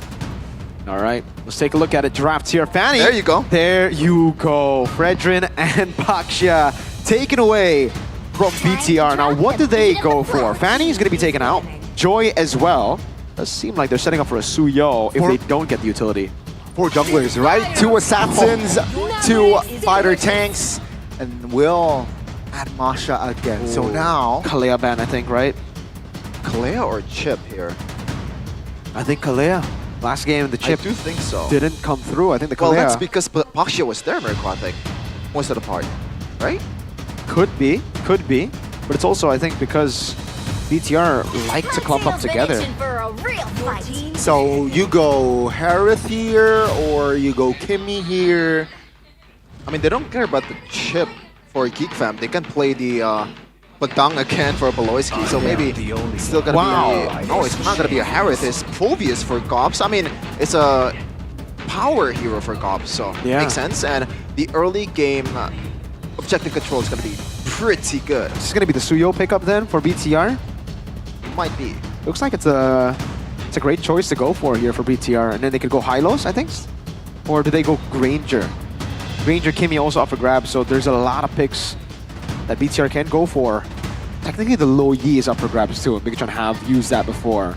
Are we gonna see the same like Chip, Lo Yi, Moscow? Uh-oh. That's, I mean, it worked because they made it work in the end. I don't think that was a good draft, to be fair.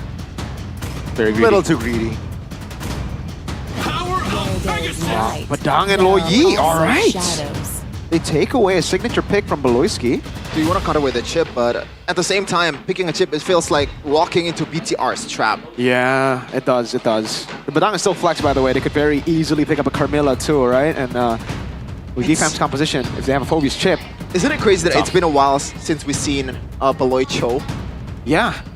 I think this would be a good time to pick it up though, because you want to try to screen against Lo Yi and Badang.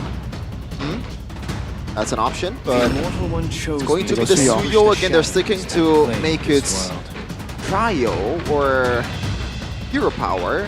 The question is, do they want to again pick the gold lane first? Because yes, it has been the case for Geekfam. They always usually pick the gold laner in the first phase. Harith. Do they deny the Granger? I was about to say from Bigatron. I think now, well, they do here with the Granger. This could mean that BTR can go Harith, they can go Moscow, they can go Iritho. We've seen all those three on the hands of Eman. Honestly, I don't mind the Harith here, right? It's more secure in a sense. And again, Eman will definitely rock the Harith to its utmost potential. If it's going to be Eman first, I think it's going to be Moscow. Does look like this is the better comp for Moscow. I do agree with you, but if they're playing purely because they have low Yi and then they can utilize the teleports and side lane control, but if they don't pick up a jungler, guys, it's going to be quite tough. I think GeekFam will really start to nail down on the junglers even more in the second phase. I think, well, at this point, BTR kind of have to play with it, right? They're like, all right, there's no other pick that would make sense for first phase prio on jungle.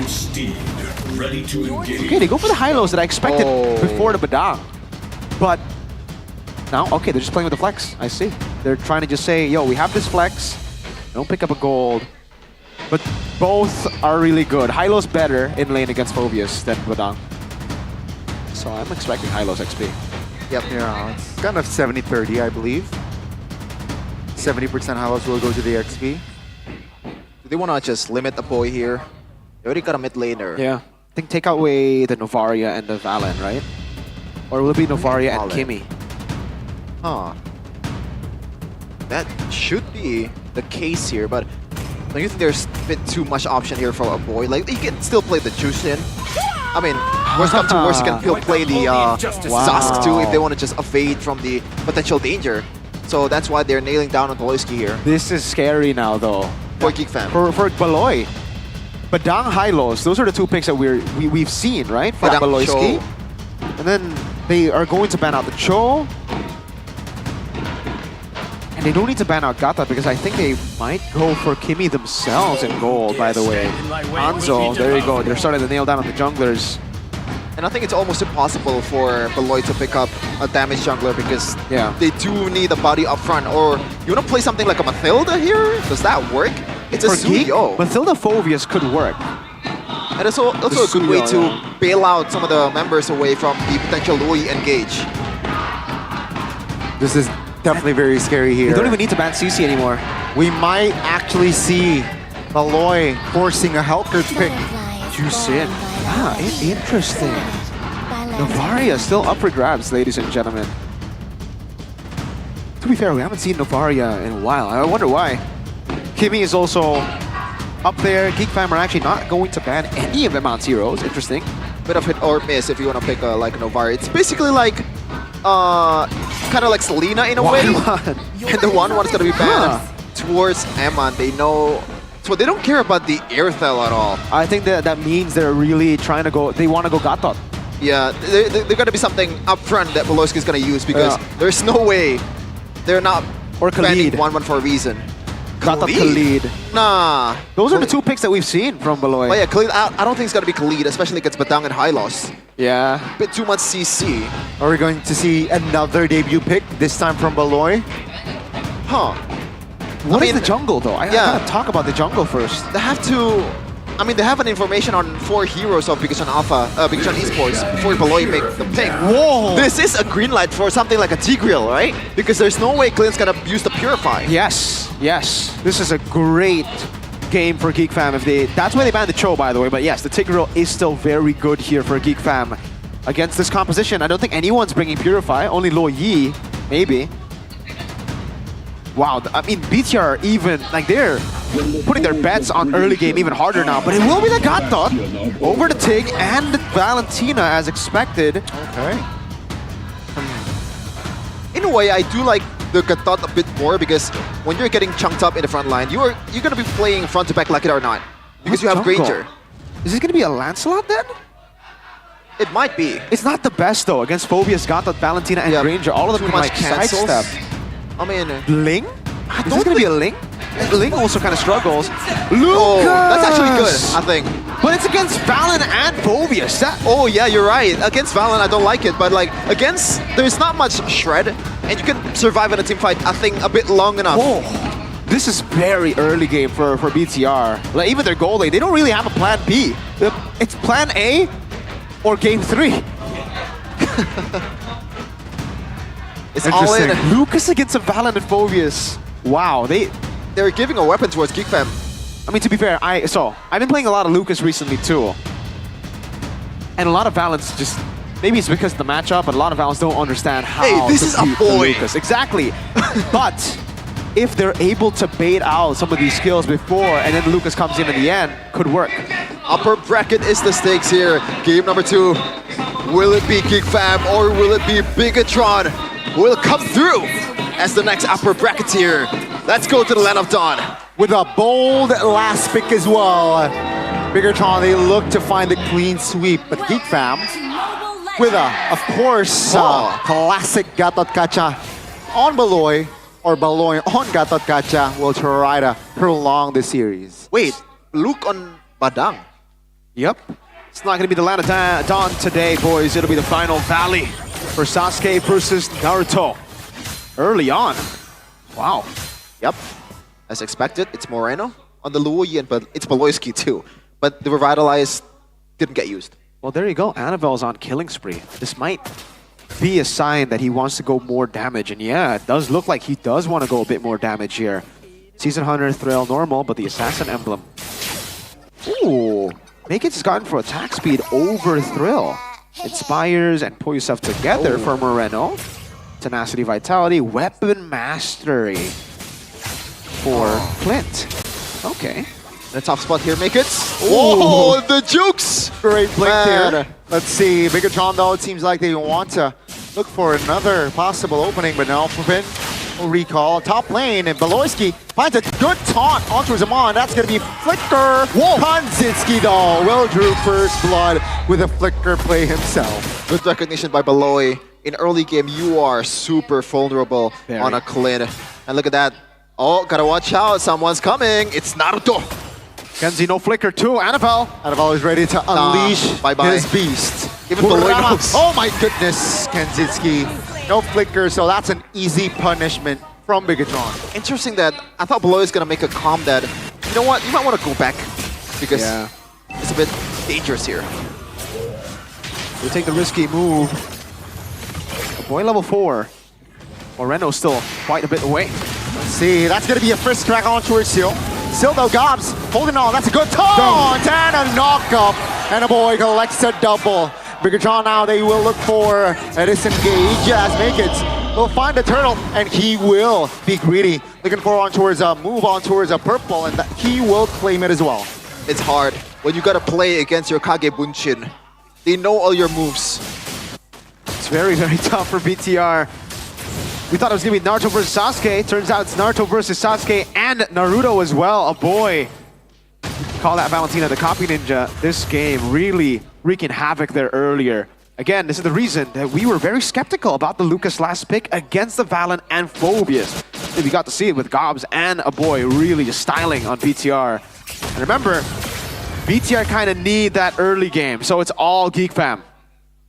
Yeah, in the late game, believe it or not, Eman, he's not gonna scale as good as Kanzitsky because just how much range that Kanzitsky has compared to Eman. And by the way, Kanzitsky, I believe he chooses to go for the Thrill earlier instead of the Rupture. Like, do you think it's a interesting decision, Mirka? Because I do think it's pretty interesting because there's too much frontliner for BTR. You might want to go penetration against him, right? He's not thinking about the team fights right now. He's really just thinking about winning out in the lane. Against Eman, that would definitely, you know, serve as the better emblem to go for. And I think we have seen that. Kanzitsky's been able to put Eman down in the lane, forcing him back a couple of times. 2.2k gold lead already. So the early game has gone to south for Bigatron. Compared to what happened in game number 1, this is not the position that they want to be in. Nope. But looking at the items right now by Dunia Games. Looking at the in-game equipment, Annabelle, oh man, 2 levels down, 689 gold. Everyone on Geek Fam having a lead. BTR, that Planet A is looking very, very questionable now. They might have to go with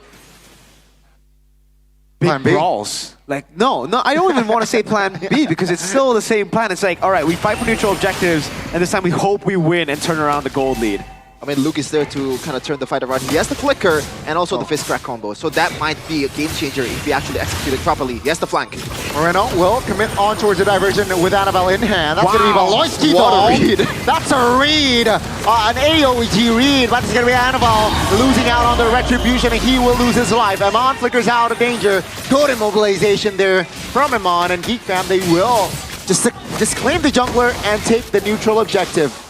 Man, I'm sorry to doubt you, Baloy. I thought the whole Geek Fam did not know that Luke was there, but it turns out it was a trap all along. Baloyski with the reads. That's what we call him, Big Brain Baloyski. That's a triple B in action. Great AOG read to cancel Annabelle. That momentum, that flank. It was more of a Geek Fam ambush than an Annabelle ambush there. And I think we can wrap things up, honestly, guys, here. Hey, you don't want to rule out a comeback, man. Anything can still happen. We said this about the Onyx versus BTR. But Sheffin, that was with actual picks in the late game. Like now, BTR with Lucas, Hylos, Badang, Clint, and even Lo Yi. It will take some big plays, like some 5-man sets, or a big mistake from Geek, I think. Well, there you go. Under the turret, very aggressive there. Findo pops a Glorious Pathway defensively, and he will get away.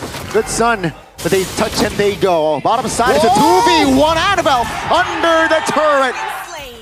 Unnatural, unlikely, but Annabelle, he died 3 times already. Pack it up. Oh no. Oh no, it's not going to the script, man. Sasuke winning against Naruto? This shouldn't happen.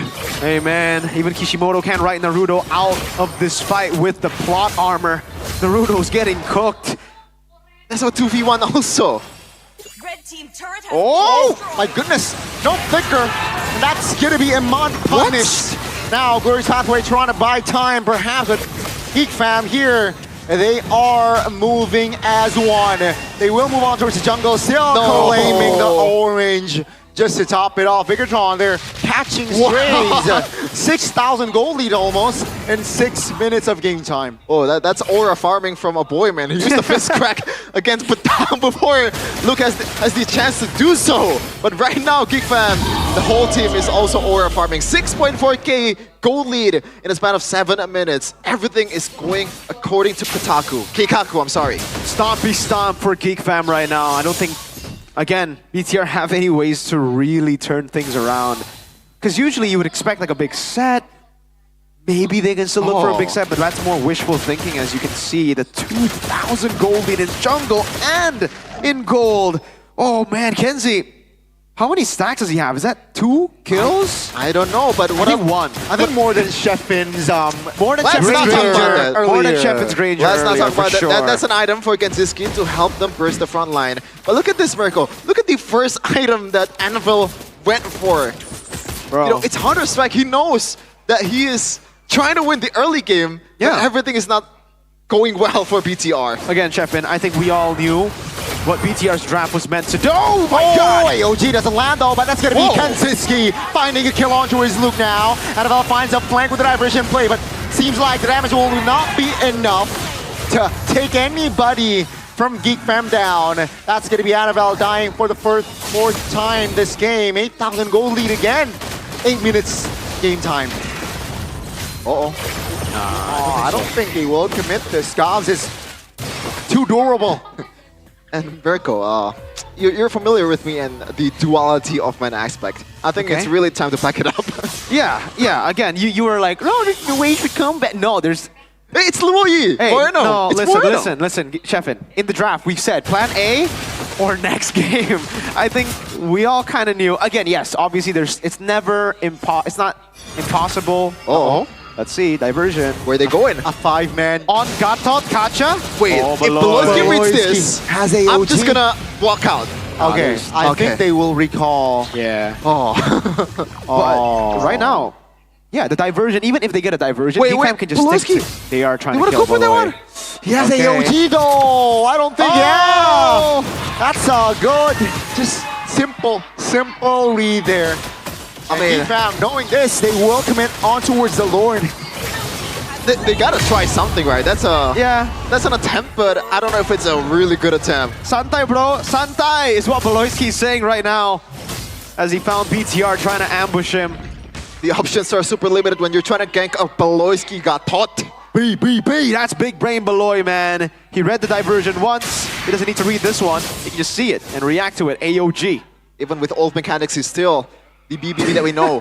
10k gold lead by Geekfam, by the way. This is some Onyx Prime stuff that we're seeing right now. Like 1k. What? Shut up. 1k gold lead per minute. This is going super well. And by the way, don't forget to buy the playoff ticket because you're gonna see Geekfam lifting the trophy in Season 15. Whoa. That was kind of wild, yo. Oh my god, that's a burst though. Come on, quite low. A boy very, very aggressive there. An attempt. Lord taken care of. Bigatron trying to defend all three base turrets. Top lane, no. Passive. Bottom side though, there's still Holy Shield. Now Geek Fam, they will try to capitalize the top turret. Lord's not going to use diversion though. Oh my goodness, come on! Taken down by Gobs. Now Makis finds another kill. That's going to be just Geek Fam clobbering down, collapsing on towards the members of BTR. And Beloyski will pay. Wait. Moreno. Oh my god. It's free hitting. Great timing on that flicker. Mid turret now should fall. And Moreno, can he hold off for 5? Luckily, they have a minion wave to clear. And perhaps that might be enough. Moreno very low, trying to angle himself. Base turret though, expose! Make his falls. But ladies and gentlemen, with that, Geek Fam are taking us to game 3. It's all come down to the best of one. It comes down to the wire. Geek Fam, they're not gonna go down just yet. They take game number 2. And frankly, quite easily. GG, easy for Geek Fam. Plan A didn't work, ladies and gentlemen, so it's on to Plan B. Go next. Wow, I'm still too stunned. That Lucas pick was one of the picks of all time, ladies and gentlemen. BBB, as usual, reading that Lo Yi diversion, winning out that early, and then really stopping what BTR wanted to do. It was a very greedy composition, to be fair with you, for BTR. They really wanted to just win early. And against a Geek Fam that has banned out Baksha, Fredrin, all the jungles, Hanzo too. It was really tough for BTR. There's no way they were able to come back there, in my opinion. Pack it up, Sheffin. Hey, good news, we have game number 3 right now, and gotta say, man, that Lucas pick, if you see at the end of the game just now, 5 level difference. Make it 15. I'm surprised it wasn't 8 levels at that point. Like Lucas without first turtle going 1-3 in the first 4 minutes. I'm surprised it wasn't just in the base, because that's what I do when I'm on Lucas and I'm down 0-3 in early game. I'll just be like, all right guys, let's just surrender. Like there's no way. They didn't put a pick on Eman. You said, you know, Eman Esports. Moskov Granger? Who cares? Just go for it. But the thing is, Clint, you are trying to rely on the sets. You're trying to rely on your teammates to make a play instead of Eman doing it himself. And again, to tell you guys again why it's such a bad pick, the Lucas. Valentina can copy the ult of Lucas. You're basically a better Lucas because when you're on Lucas, you have to wait for your bar to be full before you can use the ultimate. Valentina takes the ult, my bad, and then instantly goes Sacred Beast form. Exactly. Like, you don't even need to wait for the rage. 3-0 and 4 on a boy, stealing the Valentina ult, stealing the Lucas ult, and then Phobius. Why it's so good against everyone here, but mainly the Lucas is you can follow through. You can keep on jumping, you can displace him. Even though they got a kill on Kenzie, it was really just like it's more of a respect from Geek Fam. They're like, you know what? Because we want to respect you, let's give him 1 kill. And then here you can see again, a boy take the ult, jump in, gobs, dude. Boom, bang, bada, bing, pow. Yummy, yummy. And then, oh, BBB with the read up there. Annabelle cooked, a boy. This was just a clean game, honestly. Very clean game from Geek Fam. Pure outdraft, in my opinion. Because for BTR, I think this is one of the most one-dimensional ways that we've seen BTR draft. Gobs was an absolute monster though this game. And it goes to show you again, the Clint pick, we were kind of like, wait, there's no Purify. You're going to go up against like a lot of CC there. I think, would it have been worse with a tick? I don't think so. I think the Gata was the better choice here, looking at it, because again, usually when you have the Ninetales, it's a lot of CC immunity. On Gata, you don't care about CC immunity. You can just revitalize, stay there, and let him chill.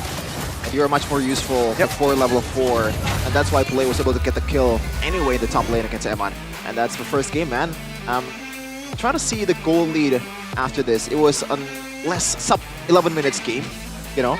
I don't want to praise Onyx again because God is going to jump in. But look at this. The items that they are picking. I mean, it doesn't really matter at this point. Hey, look! Kenziski really took on his fan. Playing Granger, no stacks. Let's see, it's only 10 stacks there. He got 10 stacks. My goat. Oh my goat. Hey, sometimes, hey, you got like 5 frontliners Like 12 frontliners for Pikachu and Alpha, man. Sometimes it's not really your job to execute. Just yes, I do get it. That was actually a bad statement. It's your job to execute. Yeah, I was like, but wait. hey, sometimes it doesn't work out, you know? Yeah, okay, that makes more sense than whose job is it to execute? The guy with a gun, man. But no, this is just a clean game, ladies and gentlemen, for Geek Fam. Really, honestly, not much to talk about. Great choice by the Thrill. By the way, you mentioned that. I think it was a great choice again because they knew that for BTR it was really all about the early game. If they don't get the early game, then going Rupture there's no use. They think because I don't know. Even let's say Pikachu get the early game. I mean, to be fair, damage-wise they do have it. Maybe they could have dove onto Geek. So yeah, no, it's just a clean game. A boy was too smart of a Valentina, unlike the Valentinas you meet in the ranked games, you know, where you go Lucas and they're like, oh, let me take Badang ult. Really bad Valentinas in ranked games, man. I mean, to be fair, he did pick a Badang ult. But that was when everyone's dead, right? It was more of like a aura farming moment. Like you said, perfect game. Oh my god, 3 orange, 2 purples. My goats got done dirty. That doesn't feel like a Geek Fam game, you know, with the 3 turtles. Oh my god, yeah, you're right. And, ladies and gentlemen, it's the one death below. Uh-oh. See, the 7 death power spike hit in game 1. Uh-oh. So game 2 transferred over. Is this is me in the game new arc 3 from Beloy? Geek Fam? It's a reset. Usually That's a after they reset? win, it's a reset, Gotti. Oh, okay. I'm just making rules up as we go, to be fair, but Yeah. Let's see what fits. No wonder Onyx. Let's not talk about Onyx. 10.6k gold lead against best a of 5. Bigatron Esports. Man, what do you have to say about that, Mirko? 10.6k in 11 minutes? Like, are you serious? I think Are you for Geek Fam, serious? they just read it. Again, Baksha over Fredrin ban. They went ban for ban. Baksha and Fredrin. So shout out to Geek Fam for again adapting, banning Baksha. And then now, I think for Bigatron, rather pick up Suyo when you've already banned Fanny and Joy. Like Baksha and Fredrin gets banned out. Fanny, Joy gets banned out. Yeah. Like what? Were you going? It's Lancelot or a horrible Lucas pick? Yeah. Or a Ling. That would also be just as bad. Maybe it was a stubborn A pick, Nolan, right? that would have just been GG. Perhaps. What jungle could have worked there? Alpha? I don't know. I don't even think Alpha. That's the genius part of the draft. I guess Alpha. Alpha, yeah, I can see it. But at Alpha the same would time, be- you're going to be trapped in the front line. You're pretty much going to be the... You jump in and then you sacrifice, yeah. Again, just... In But a at way, least you don't give Lucas ult to Valen. You know what? That's actually right. Yeah. Like...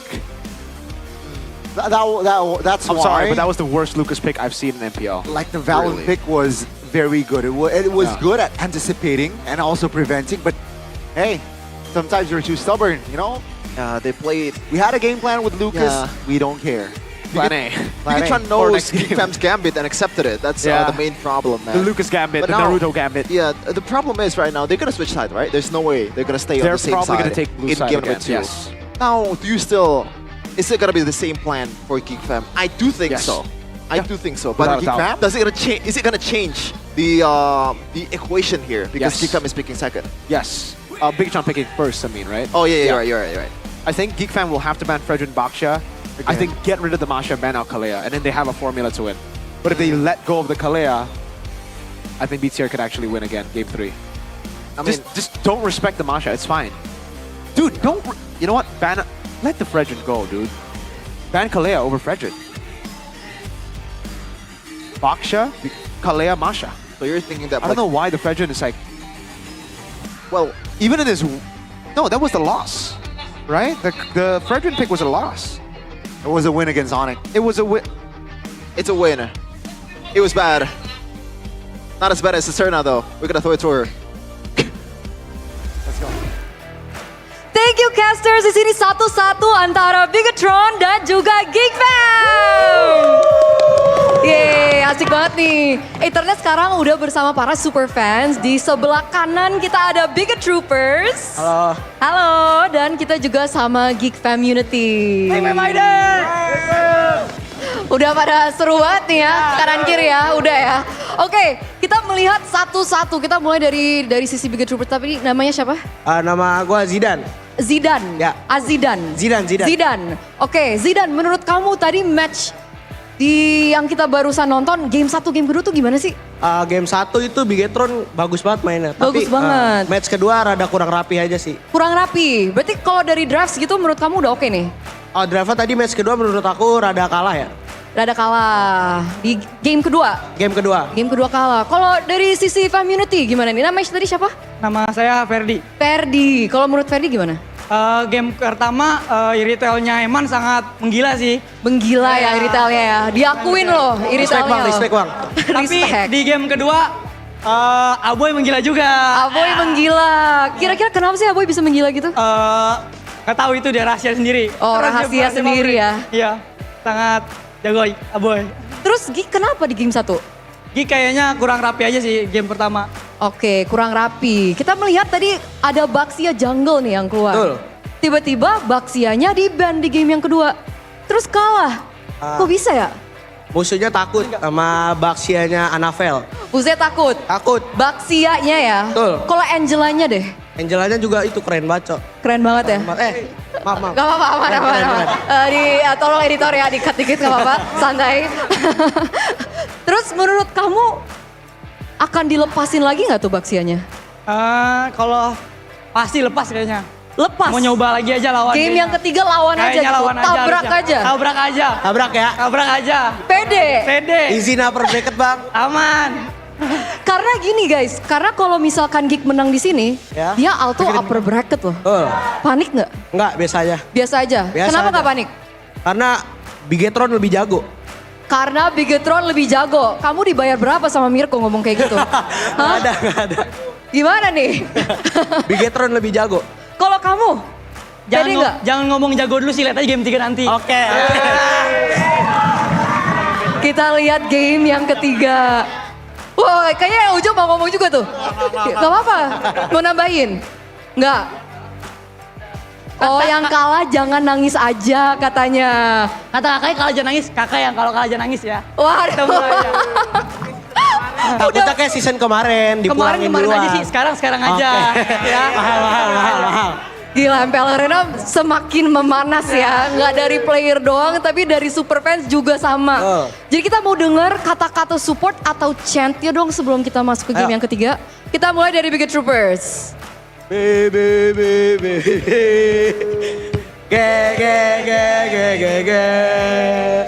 Tron. Forza Bigetron. Itu dia. Keren. Gimana? Geek Fam Unity pasti nggak mau kalah dong? Nggak mau kalah dong? Calalalala. Geek Fam ID. Calalalala. Geek Fam ID. Oke, kita sudah melihat para super fans ini sudah tidak kuat, harus tidak bisa excited banget untuk ngelihat game yang ketiga ya. Parah. Jadi kita langsung aja lempar ke para caster. Langsung aja. Pernah nggak lempar ke para caster? Belum. Belum pernah? Belum pernah? Belum. Sampai sekarang, tapi udah sering ke MPL Arena? Setiap BTR main. Setiap BT main tapi belum pernah dilempar? Belum. Oke, kira-kira enaknya kita lemparnya pakai kata apa ya? Apa aja? Lempar orangnya itu siapa tuh yang ngomong? Buset, serem banget. Nanti kita ngomongnya apa? Kan kalau ada beberapa orang yang signaturenya take it over atau monggo, bude biasanya ngomongnya. Kita ngomongnya apa nih? Kita harus janjian dulu nih. Apa ya? Ikut aja dah. Ikut aja. Ikut sama. Lah jangan dong. Apa Miguel? Katanya Miguel ada ide. Oh apa-apa? Langsung aja caster gawe. Langsung aja caster gawe ya. Oke, udah pada siap? Siap, oke. 3, 2, 1. Langsung aja caster pada gawe.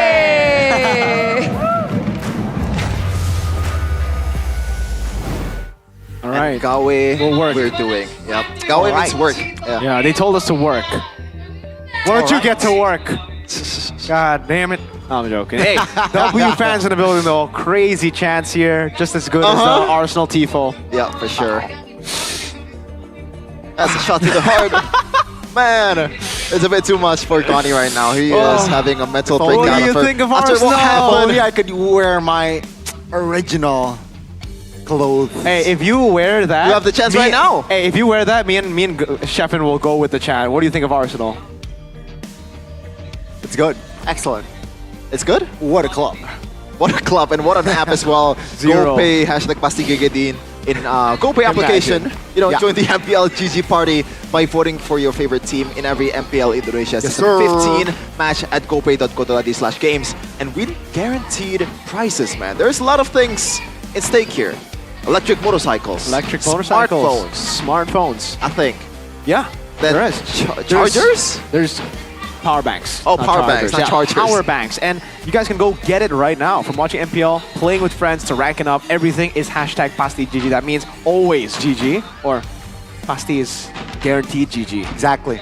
GG. It'll be GG It with will GoPay be. games. Exactly. If you guys are perhaps, if you want to better the environment, use EVs and use GoPay. Yeah, Perhaps it's to like get Arashi. that He loves the electric- environment.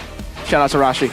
Really? He really likes the environment? Yeah, he Is pays that a- extra for his laundry to save the environment. Oh, does he use metal straws or metal straws, paper straws? Plastic. He just likes the environment. He doesn't like turtles. Oh, okay. Electric bikes. Maybe he's trying to actively kill the turtles. No, What? That's what Arashi does usually. he's trying to kill the turtles? Yeah. No, that's more of a MLBB thing. You know, we want to secure turtles. Yeah. But for you guys, go and spin the wheel. Yeah, go spin in the gift arena and go and win that electric motorcycle, because right now we only have 13 remaining electric motorcycles. 13? Everything else has been claimed already. Uh-oh. 2 electric motorcycle winners, done. 5 smartphone winners, done. 5 power bank winners, done. Tell them how to do it. It's easy. Go to gopay.co.id/games or open the GoPay app Open and it. select the top up game Select it. icon. you know. Done. Click the trophy icon at the top Click right. it. You know, Done. click vote now to Vote. get a token. Done. Pick your winning team. That's GeekFam, by the way. On it. And Score. enter the final match score. 2-0. It's 2-0. Get up to 59 free diamonds and 1 59. token free for your first vote. That's Alright? 10 off 60. Use the token to spin in the gift arena and Whoa, win whoa. your dream prizes as long as you pick GeekFam. You can also get more tokens by topping up game credits starting from just the low price of 10k IDR. Your token will be available right away for spinning. And right now we're in for a spin in game number 3. Speaking of spins, I have a Fam. brain rot name for you. Go. It's gotta be so cringe. Sheffini Bonini. That's your name. That's my face every time someone said brain rotting. Donnie, you might be too old for this. You know? I am old. Yeah, Gon is pushing 40, guys. Oh, Now, basically the same as pushing 30, yeah. yeah, we're pushing the... Sorry. I'm old. Man, oh man. We're a bunch of old men right there. W Except this brain guy. rot in the This chat. is a child right I here. am a child, actually. Yeah. W brain rot in the chat, guys. Oh, red hair goats. Let's take a look at the damage dealt to Hero, though. The goats were literally forced to eat grass in game 2. They were stepped on. Stepped on. Eat grass. I don't get the reference. You know when goats eat grass, they gotta Oh, have... yeah, goats. Actual goat. Yeah, actual okay. goats, yeah. Okay. I'm a bit slow, guys. Look at the total goal right here. Make it an Annabelle. Uh-oh. 4.9k to 9.7k. Oh, my lord. It's a bit unfair to Naruto because, like, once you snowball, Naruto! like, if you snowball with Sasuke, there's no way Naruto's gonna catch up, right? Yeah. In Mobile Legends. In Mobile Legends. Which is interesting because that's the opposite. Usually Sasuke is the early game guy, and then like late game it's Naruto. Yeah. At the end of the day, I think Sasuke is just a very jealous person, man. He's gonna say date ba yo. You know? Yeah. Honestly, 90% just Kishimoto wanting Naruto to win though, honestly. Like, Really? Sasuke should have won. Really? That final battle, like, he should have won 5 times. Huh. He got like all, It's the armor, man. everything. It's the It's plot the armor. armor. It's the plot armor. But right now, plot armor is not on Naruto, it seems. It's on GeekFam. Well, let's see if it continues, though. I mean, Kishimoto is always there to give out a plot twist, maybe. Like, it turns out Tobi is Obito. Man, who didn't see that coming? Whoa. Well, there's gonna be a part 2, I believe, for the Naruto collab. Hopefully that happens. Oh. Is it gonna be Julian again? You're right. It might be. Hey, Julian. He has no skins, man. Phobius has been getting a lot of skins. It's the opposite, Gani. Well, first pick has a 100% win rate, though. Let's see. Will GeekFam still ban the same picks? Fredrin, Baksha. Wow. They banned Masha. They're gonna have to let go of one then. Kalea, Frejin, or Baksha. With this kind of concept, I guess they will let go of the Veteran, right? Yeah, I think it'll be same then. Fanny, Loyi, Joy, and then Masha, Fredrin. Fredrin. Yeah. Last time they banned Kalea, do they really want to go up against Baksha is my question now. I think they don't mind, you know, think they're playing gonna against a run it Kalea if Belosi gets a hero that's, I guess, decent against it, like a Batang. It's always Batang at the end of the day. I am not the Oh, not Joy. Wow. And to be fair, in the first game, Luke was actually amazing despite having the worst KD out of all of them. Yeah. He carried a lot in the early game. And same goes for the last game. I think Gobs was spectacular. Baksha ban. Kalea up for grabs. Should be the first pick for Bigatron here. Shouldn't be a question unless Coach Tazi is cooking something different again. So Kalea, and then you respond with Suyo Harris. Do you like that idea? Because I think that's a fair trade, no? Yeah, but Or this is at the thing. least- With the Joy still up for grabs, Okay. do you want to go Suyo? Right? Okay, you're I right. think it should be like Badang Harris. Badang Harris? Yeah. I think Badang Granger. Badang Take the Granger. like it's fine to leave Harith here. They go for the Joy first. Okay, there you go. Instead of Suyo, they go for Joy first. It's pretty good. And then now, question is, they go Granger. Will they though?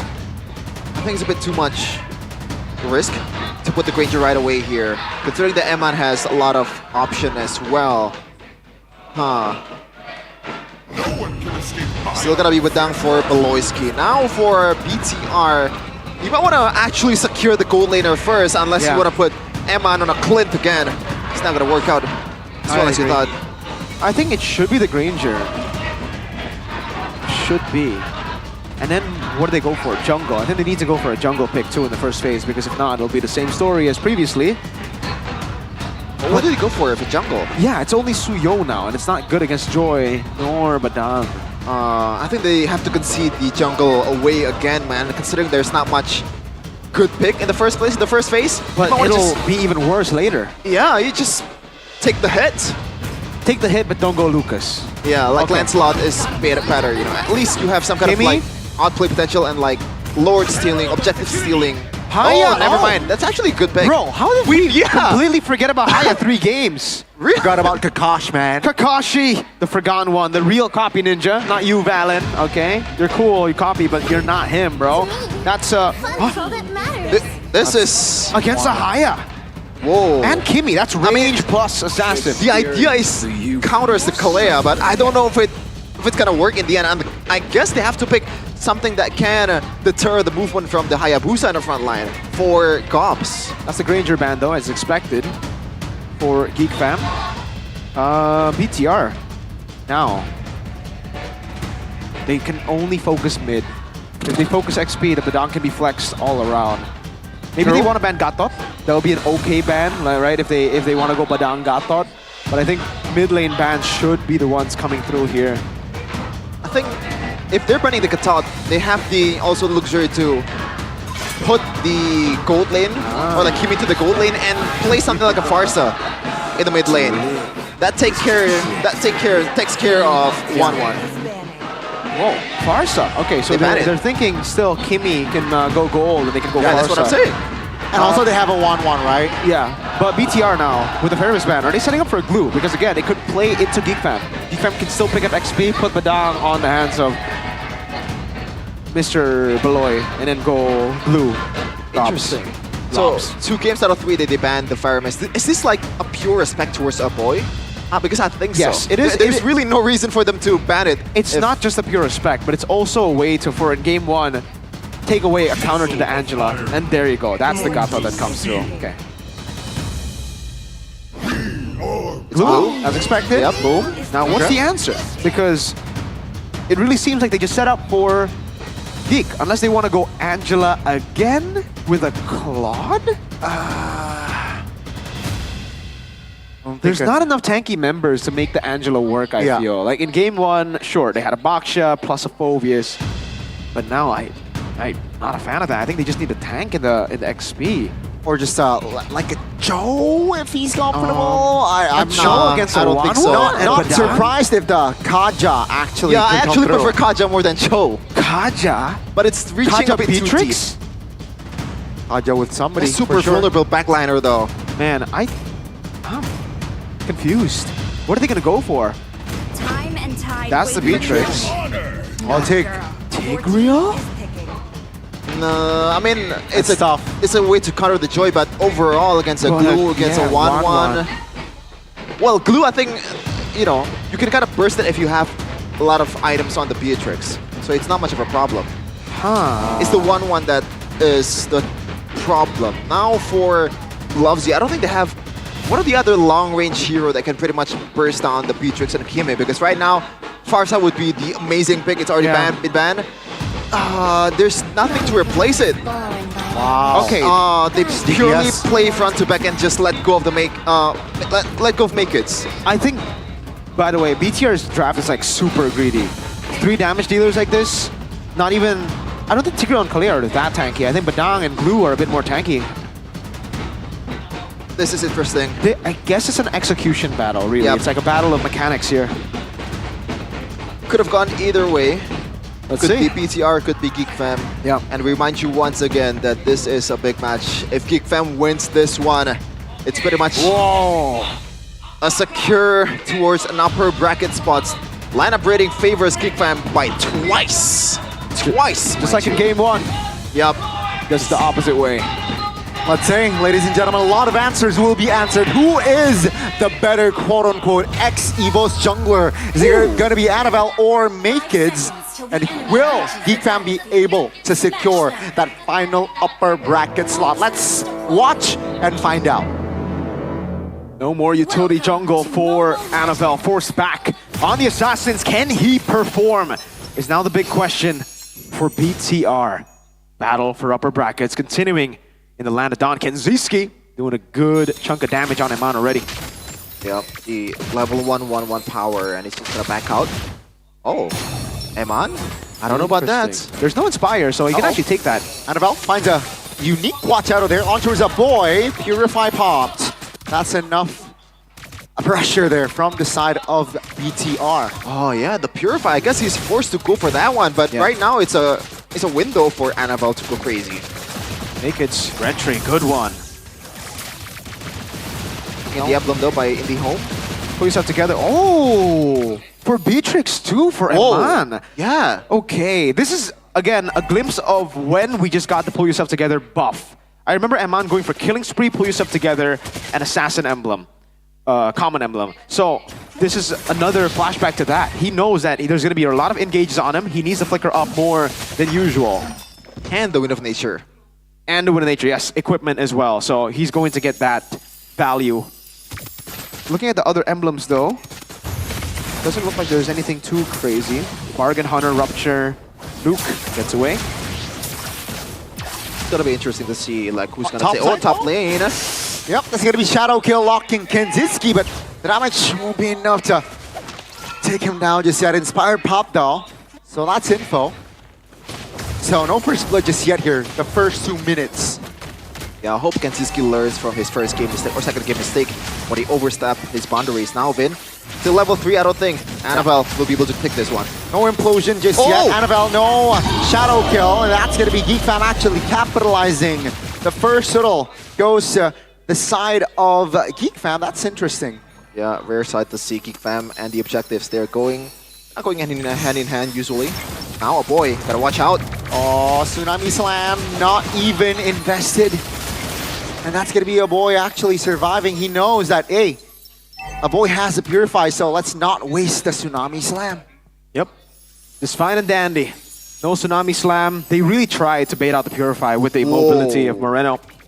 Honest prediction already shifting back to more of a 50-50 battle as it actually swung to BTR last game. Been not level 4. Oh, that's a flicker though. Cancellation fist crack pop just for the roamer. But the damage will come through and Beloyski picks up first blood. BTR though looks for some counterplay as Annabelle finds the right connection. And that's going to be roamer for roamer. And they will back away. Oh, who won that battle? I guess it's more of an equal trade at the end of the day. It is. It's an equal trade. But we have to see, the kill allocation. It's better for BTR because it was Annabelle who got the kill compared to Beloyski. So I'd say it's a BTR win for now. But it's very close in the game because of the turtle too. Oh, first item for Eman. See Halberd, good one. Against all of them, a boy, Kenzie, Gobs, and Maykids are all really sustainable. And if you really want to look for those big shutdowns, big lockdowns, you need a bit of anti-regen. And as a gold laner, you get your items way faster than anyone else. So going for Sea Halberd early means that you are online to look for those lockdowns earlier than everyone else. And by the way, Moreno is actually going for a cloak right away, I believe. And instead of like buying a boots, this is interesting because a boy is a hero that thrives because of like, gotta watch out, Luke might get punished. Yeah, likely there, Luke misses the flicker Tsunami Slam. He will though finally use it on Gobs. No! That's a miss. Gobs will flicker out of danger. Annabelle finds a kill. Kenziski falls. Now a boy very low on Mondo with the Nibiru actually finds a kill, but that will leave him vulnerable. 3-4-3. A Geek Fam with a response. Again, like who won at the time? Oh, Makers is stepping away from the turtle. Yeah, they both don't have retry, so they both don't want to commit to it. It's a fair game right now. Maykids! Looking for a kill. Looking for a solo, Moreno. Oh, great calculation there. No electrifying beats. No electrifying beats here, right? And Annabelle will have his retribution sooner. Seems like Bigatron, they will set this turtle up. Geek Fam though, they will be no pushover. And they will look for an opening. That's a cancellation. That's a sun as well. That's going to be Naked taking the turtle. Now it's going to be traded with a kill, but that's going to be Tsunami Slam. Luke will fall. Great cancellation as Moreno is free hitting alongside him on. Two members of BTR just free hitting. Naked's vulnerable. Annabelle doesn't really have the shadow kill to execute Naked, so that's a turtle for 2 kills. This is what you're talking about, Mirko, I believe. They got taken down before Kenziski was able to use the crossbow tang. Yes. If my eyes were not mistaken. That's the thing about the Wanwan. Your team can be a counter to it if they are too quick with the kills. We're gonna have to see it again later on. 0, 2, and 2 for Kenziski. Not really the best stat here because again, it will get to a point where he gets countered by the Hayabusa. Well, he's already getting countered, but if he's behind, it'll be even worse. Down below, a 1v1, Annabelle. Just wants to clear. Naked's, shadow kill committed. Good placement there to divide the shadow kill damage towards minions as well. And it seems like no kills bottom side. There's gonna be a retaliation here. He's trying to screen. A boy still has to purify. Luke knows that. He will hold his Tsunami Slam button and seems like tempo will go down. Oh no, Makids. Oh, gotta be careful. He knows though. Makids knows that no shadow kill. Annabelle now still has it. Watch shadow! Oh my goodness, Beloyski finds the right connection, but Annabelle isn't down just yet. Yeah, that's gonna be 6 minutes in here. Just 500 gold. The difference. Yeah, Makids was able to do that because like the quad shadow or the shadow kill was not there. But overall, like the long lane battle between Annabelle and Makids, I think the advantage is gonna skew towards Annabelle by a lot. Later on, yes, for sure. The Hayabusa does have a better time against the Joy, but it is ultimately still a skill matchup. So we'll just have to see. Annabelle did have the retry earlier to contest. They don't know Beloyski's in the bush. This could be a massive flank. Look at Beloy already concealing. Oh, good cancellation there. That's going to be info. Tsunami Slam wasted. Annabelle jumps in with a shadow kill. Makids actually it has gone down. A boy, Crimson Beacon defensively. No jungler. Geek Fam though has resources to perhaps buy time, but Bigatron now looking for an engage. Finn has the flicker and implosion. Will he make that play? No Inspire, no crossbow attack for Kenzie. See, both teams here just waiting for the right time, waiting for the right moment. Annabelle, she wants this turtle. Seems like Makids is up already and will be back in action soon. Bigatron, are they wasting time? Oh man, they're trying to get a position here, but I don't think Geek will allow the Makids.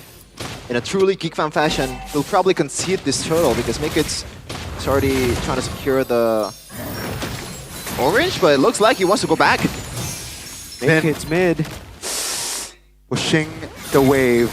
Luke Finds a connection there. Tsunami Slam. The damage won't be enough. Iman now flickering back. That's going to be the damage for Luke, though. He will fall first in this big team fight. Geek Fam now forcing the issue, and Bigatron, they have no counterplay. Nakeds will collect the turtle. Aokin seems like the mid is very vulnerable. This time Bigatron will be able to defend, but with the next wave coming up, not sure. Maloyski pops to conceal, looking for an angle. Doesn't really find it as Geek Fam finds the collapse on towards the mid turret. I'm actually surprised that Geek Fam won that. Yes, it is a 5v4 for BTR, but I guess the one that really makes it or break it for BTR if whether Finn or Luke was able to get a good set. Yeah, and also for Geek Fam, Beloyski. As long as Beloyski is able to stagger the back, which I think should be quite easy this game, knowing that there's no Purify, they can win the game, win the team fights, win the skirmishes. We saw that earlier. That was going to be a combo for BTR to get rid of Gobs before the fight even started, right? It was a pick-off attempt. Gobs got Tsunami slammed, the Bennett Rage came in, but that was it. Because Beloyski was able to flicker into Eman, forcing him to run away, forcing him to use his own flicker defensively, and then the boy chased him down. So the value of having that juice in, man, you can really force these marksmen to go back, especially in the early game when there's not that explosive damage yet for the Beatrix. He's gone for, again, the old Beatrix build that he likes. Sea Halberd, Melphic Gun, and then BOD into the Wind of Nature. This is what we saw when he went for the killing spree, pull yourself together, emblem choice. Moreno. DHS. Wow. Okay, we're seeing more and more of this build, by the way. The DHS is on the Kimmy.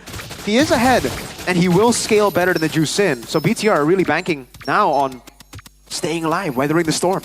Yeah, Geek Fam is also kind of trying to stay alive, especially with Genziski securing the House Claws instead of the Wind of Nature right away. So he needs more damage and also survivability in the fights. Interesting choice. Now, going into the later part of the game, 10 minutes has elapsed. 1.2k goal lead for Geek Fam. So they've been weathering the early Bigatron Storm quite well. A lot of damage control. It's all up to whether Finn and Luke was able to find a target here, especially Gobs and Makits, because those are the two realistic targets. Or maybe Beloyski if he does not have the CC immune. Yeah, but I don't think Geek Fam were weathering the storm of BTR's early game. I think the early game is better for Geek. They got the gold lead, is what I'm trying to say. Okay. Annabelle with the quad shadow. Beloy. Oh, no. Flicker. Let's see. With the conceal as well. Luke trying to provide cover. No real great engage just yet, though. Both teams just touching and going. Seems like both teams just taking their time. Top lane, though, it's favoring Geek Fam. Yeah, good slow push. So, Geek Fam, they don't mind this. Nope. Playing the long game. This is the macro advantage of Geek Fam that we've been talking about for the longest time. This is what makes them such a strong force in Season 15. That macro game, slow pushing, slowly but surely towards BTR as Geek Fam, again, take control of the neutral objective. And unfortunately for BTR, they can't really send anyone there. They can send Eman there, but it'll be tough. Yeah, that's good. That's just a green light for them to fight. Yeah, for them to fight, for them to catch them. So right now they'll have to do it because that slow push is getting nasty. Geek Fam are holding on to it half HP. It's going to be reset. Yep, they can do this as long as they want so Eman can go. Yeah, it looks like this is going to be the sign for Geek Fam to try to get the Lord. But what's going to be the requirement for Luke and Finn to actually engage? Because this is super hard because one mistake and you are going to get killed, especially with 1-1, which punishes overextension better than any hero in the game. Conceal, Tig and Hayabusa. Looking for an angle. Gobs. Will he sniff that one out? Beloyski. Oh no, they don't know. Oh, that's going to be Annabelle opening things up first. Mobilize here and there. Moreno, though. Crimson Beacon out of the way. Oh, Annabelle finds the Lord, but Luke will pay the price. That's going to be Finn taken down as well. 2 members of Bigatron actually taken down Annabelle. No quad shadow left, and Kenziski will take him down. A Lord for 3 members. Geek Fam, great recovery. They're not winning this. The Lord is going to be taken care of in a flash because the respawn time is not working well for BTR. It was 41 right away after the Lord got taken down. Oh, make it! Oh, the Nibiru wasn't not enough there to take Make It down, but yeah, Lord is irrelevant. It will be. It'll just be more time for BTR to actually scale up to the late game where they would want the fights to be. Even though, again, for Geek Fam, it's not like it's not like their composition is bad in the late game. It's just, I would say, weaker than BTR in the late game. But they have ways to deal with it. Again, Makeit's joy will be ridiculous in the later stage of the game. It really comes down to execution. One more time, we're gonna say it. BTR scaling slowly but surely. Eman already had the BODs building towards the win of nature that we were talking about for the pull yourself together. Value to be added. B. Concentrated energy, glowing wand, and DHS for Moreno. I think the next item will be the Holy Crystal, yeah? Should be. Kanziski though still rocking that, the new, I guess, is this new or is it already a thing back then? By the way, Berserkers on 1-1. They gave Moreno the purple. So, Annabelle won't be given the buff. That's interesting. I guess, in a way, Annabelle is just banking on the one hit. Yeah, the quad shadow, yeah? Yeah. As long as... Oh, Beloy! Beloyski with the concealed plane. Doesn't really find the right connection. Just Luke, though, sandbagging. Not enough, but it will be enough to force Luke to use that flicker. Mid lane, Hayabusa is perhaps waiting for the right moment to take a jab or give Geek Fam a jab, but doesn't really find just yet. So, no show for Haya. And that's a big advantage for Geek Fam. Yes, Eman has pulled yourself together, so the flicker will be back up 50 seconds. But that's an angle. That's a window for Beloyski. He has his flicker up. He didn't even need to use flicker earlier. He just jumped on Eman.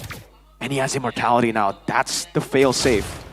When BTR look for a pick, they need to get kills.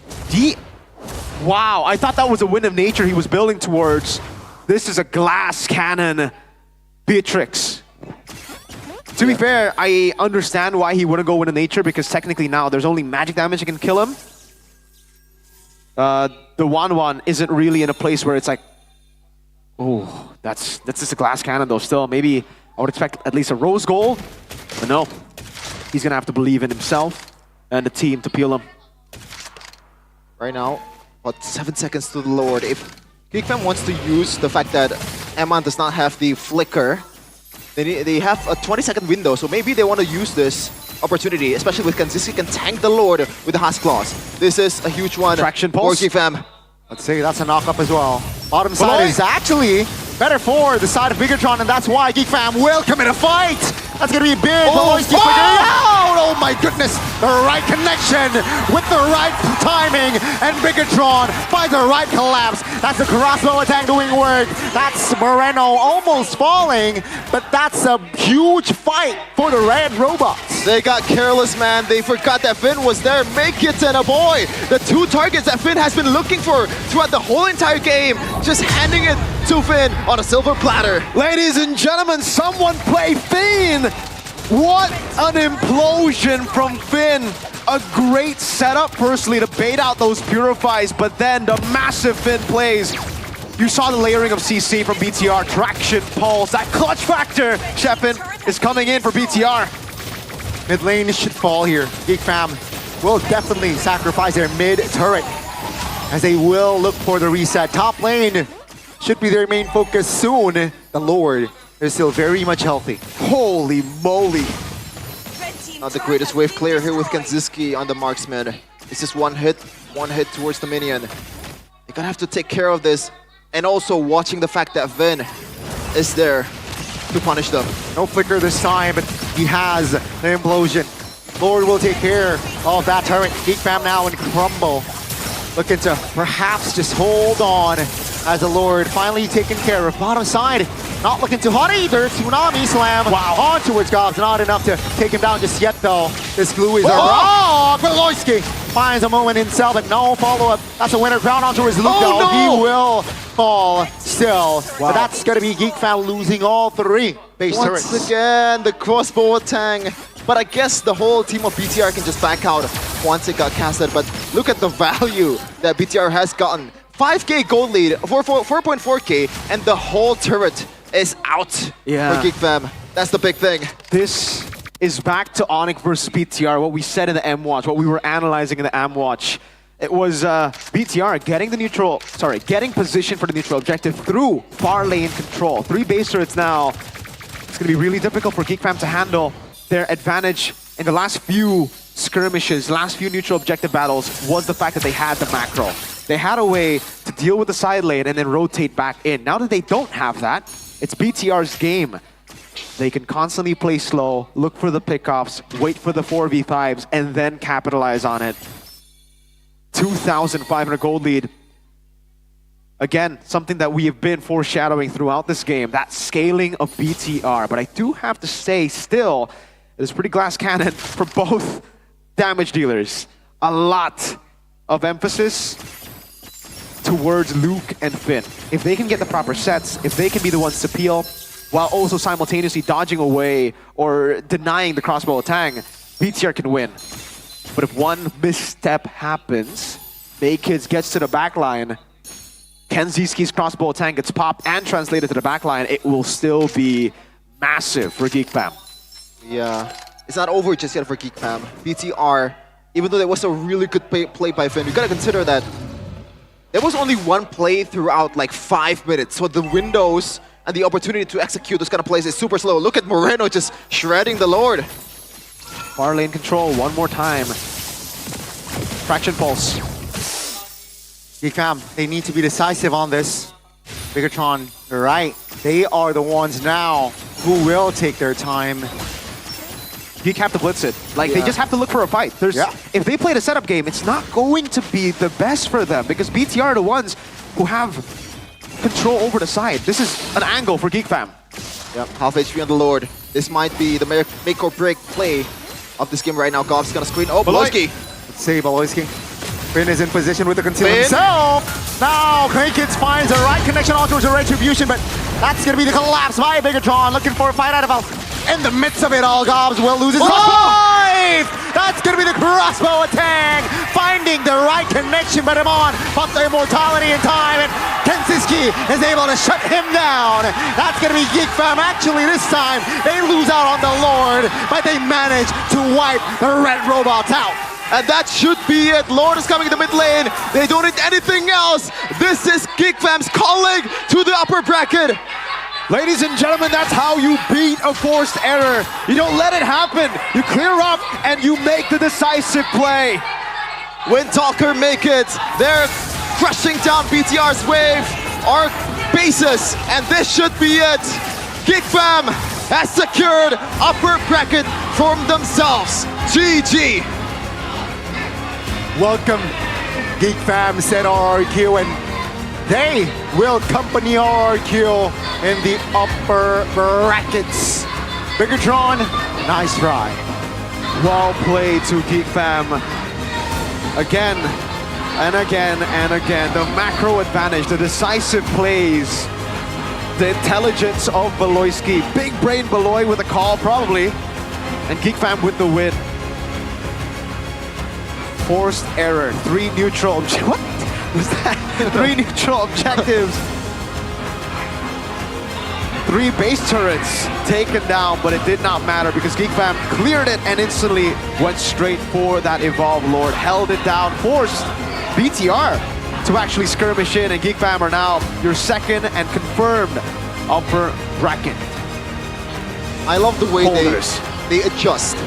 They know that if they wait a long time, eventually an opportunity is gonna come out to BTR. It's gonna bite them in the back. So they take control. They know they have the control. Even like when they were like no waves at all, they still holding the map. They were so confident, and Eman, man, no Wind of Nature at that time, I believe. Yep. That's the consequences of the glass cannon build.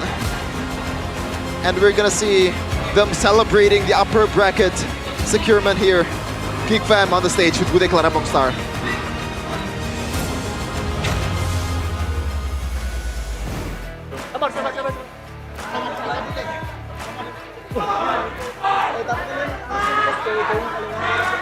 Dan upper bracket berhasil disecure oleh Geek Fam dengan chance yang begitu mendebarkan, begitu tipis. Kita melihat kalian di awal-awal up and down. Namun tiba-tiba ngegasan upper bracket, kalian berhasil secure Baloy. Apa nih? Gimana kalian merasakan momen ini, momen upper bracket? Asalnya mungkin betul kita udah capek ya selalu di lower kan. Itu terus Aboy main ng gilot. Semuanya sih digantong digendong dong sama teammate gue. Apalagi Kenzie di game ini. Lagi serem-seremnya nih, kayaknya Geek Fam punya motivasi khusus nih di minggu ini. Memang kalian sepakat untuk upper bracket bersama.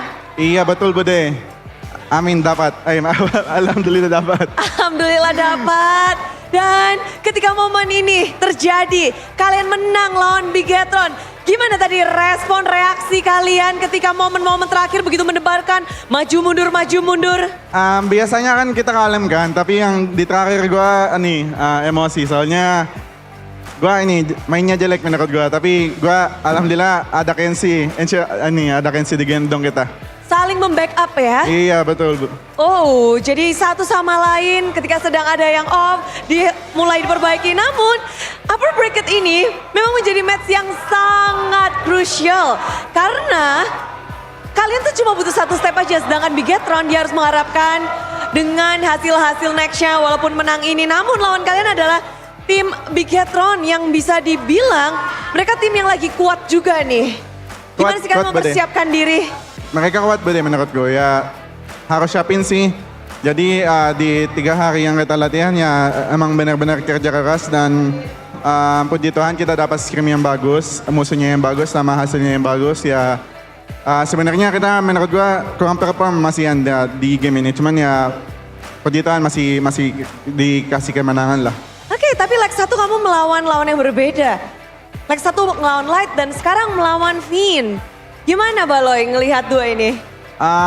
Menurut gue sih sama aja sih, mungkin ya beda sama komunikasi aja sih mereka ya. Dan kalau Pin sih dia jago buat jaga Eman. Menjaga karena kita ngelihat juga tadi momen-momen terakhir di mana Baloy kamu siapa nih di momen-momen terakhir yang paling membuat impact besar dan pada akhirnya menangin game ketiga tadi? Siapa menurut Loy? MVP? Iya. Udah pasti Kenzie lah. Kenzie! Kenzie, kita langsung ngobrol aja sama Kenzie. Yang menurut Baloy itu MVP di game terakhir. Momen one-one-mu terbang, sah. Atau ada gimana sih momen tadi bisa diceritain gak? Gimana kamu membuat momen itu menjadi momen dari Geek Fam dan pada akhirnya kalian nge-push dan end? Karena ada Baloy, jadinya terbang one-one aku. Jadinya terbang. Tapi menarik di mana leg 1 Kenzie yang bermain dan pada saat itu kalah. Dan sekarang kamu berhasil balas dendam. Dan bukan hanya balas dendam namun juga per bracket yang kamu secure. Gimana Kenzie? Apa yang ingin kamu ungkapkan atas kemenangan ini? Alhamdulillah Bode, menang di lawan BTR kali ini. Apa ada nggak sih yang mungkin di leg 1 kamu belum siap apa, namun di leg kedua ini kamu sudah lebih siap dari segi apa sih? Kita penasaran. Iya, soalnya di leg 1 masih belum kebiasa main di MPL. Kalau leg 2 80% udah pede. 80% udah pede. Baru 80, nanti mungkin 100-nya bakal ada di playoff berarti ya. Tapi yang menarik adalah dimana kita melihat bahwa Beatrix perdana oleh Eman muncul pada saat melawan Geek Fam dan kali ini dia memunculkannya lagi. Dan 100% win rate kamu pecahkan dari 6 kali di pick. Bahkan ini berarti kali ke-7 kamu pecahkan. Dan apakah Beatrix menjadi lawan yang seperti apa sih buat kamu digunakan Eman? Gak tahu sih, hoki mungkin. Oke, tapi melawan Eman, player yang begitu bersinar di MPL Indonesia. Bagaimana caramu untuk keep up dan bahkan melampaui Eman di match ini?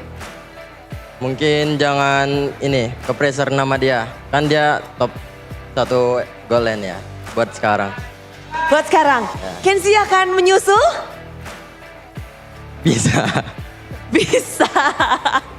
Tapi dari hasil ini tentu terus meningkatkan kepercayaan diri, betul dari Kenzie? Betul. Dan kalau kita ngelihat kalau tadi Kenzie, momen itu kamu buatnya gimana sih, bersama dengan siapa tadi? Sama Joy, si Smiley Jungle. The Smiley Jungle. Kali ini kita langsung bergeser juga, di mana Joy, pas banget ya namanya, pakai hero Joy, membawa kebahagiaan juga. Momen-momen di mana Make It pakai Joy. Game 1, game 2 Suyo. Kayaknya kamu pakai Suyo udah 20 kali lebih gak sih, Make It? Gak tahu sih, udah dilepas aja Suyo aku. Makanya pakai aja katanya. Pakai aja, selama dilepas kamu akan menggunakan Suyo? Iya, kalau ada Fanny tetap Fanny. Fanny terus Suyo? Benar. Benar, tapi kali ini kita melihat momen-momen di mana momen mendebarkan, apalagi untuk objektif battle, kamu dan Anavel, kita tahu ini akan menjadi hal yang menarik di mana Anavel adalah pemegang top Lord di MPL untuk saat ini dengan poin ke Lord itu sekitar 40-an dan kamu mengikuti di belakangnya. Seberapa ketat sih untuk perebutan objektif bersama dengan Anavel? Tergantung XP aja sih, bisa megang belakang apa enggak biar aku adu retri aja sama Anapel. Wah, kalau bisa berduaan aja ya? Ya adu retri aja. Aduh retri aja. Tapi kalau kita lihat tadi dari interview awal datang, dari bersama Eterna juga, kamu dan juga Anavel udah di interview. Gimana? Sebelum bermain dan setelah bermain, ada kata-kata yang mau disampaikan gak sih? Tadi sebelum udah, sekarang sesudahnya dong. Kata-kata buat Anapel, I love you aja. Emang ini ya, Smaiza gemoy banget, I love you. Tapi kalau dari Make It sendiri, momen ini, momen udah tutup nih regular season. Iya. Sudah selesai, hasil sudah sesuai dengan yang Make It harapkan? Belum. Kenapa belum? Masih upper, belum juara. Oh, baru upper, belum juara karena Make It memang mengharapkannya langsung juara nih. Season pertamamu kepengennya juara langsung? Insya Allah. Insya Allah. Dan ngelihat hari ini Make It bermain apik, Kenziski bermain apik, Aboy pun kita ngelihat bahwa game kedua kamu bahkan jadi MVP.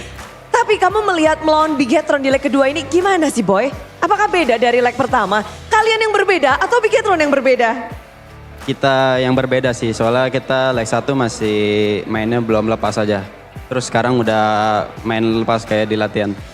Bermain lepas, tapi ngomong tentang lepas, tadi kayaknya Moreno tuh bebas banget ya. Kayaknya dari game 1, 2, game 2 dia zero death, game 1 kayaknya cuma 1. Dia benar-benar susah untuk disentuh. Gimana kamu melihat dari Moreno di leg kedua ini melawan kamu? Apakah selicin itu seorang Moreno? Jago. Cuman kita lebih main as a team aja, jadi kita bisa menangin. Jadi bukan berfokus terhadap mid lane on mid lane, tapi tidak. Ini kalian berfokus untuk memenangkan sebagai tim. Ya benar-benar. Tapi kalau dari Aboy, kemenangan ini juga menjadi upper bracket untuk a Geek Fam. Sesuai yang Aboy harapkan?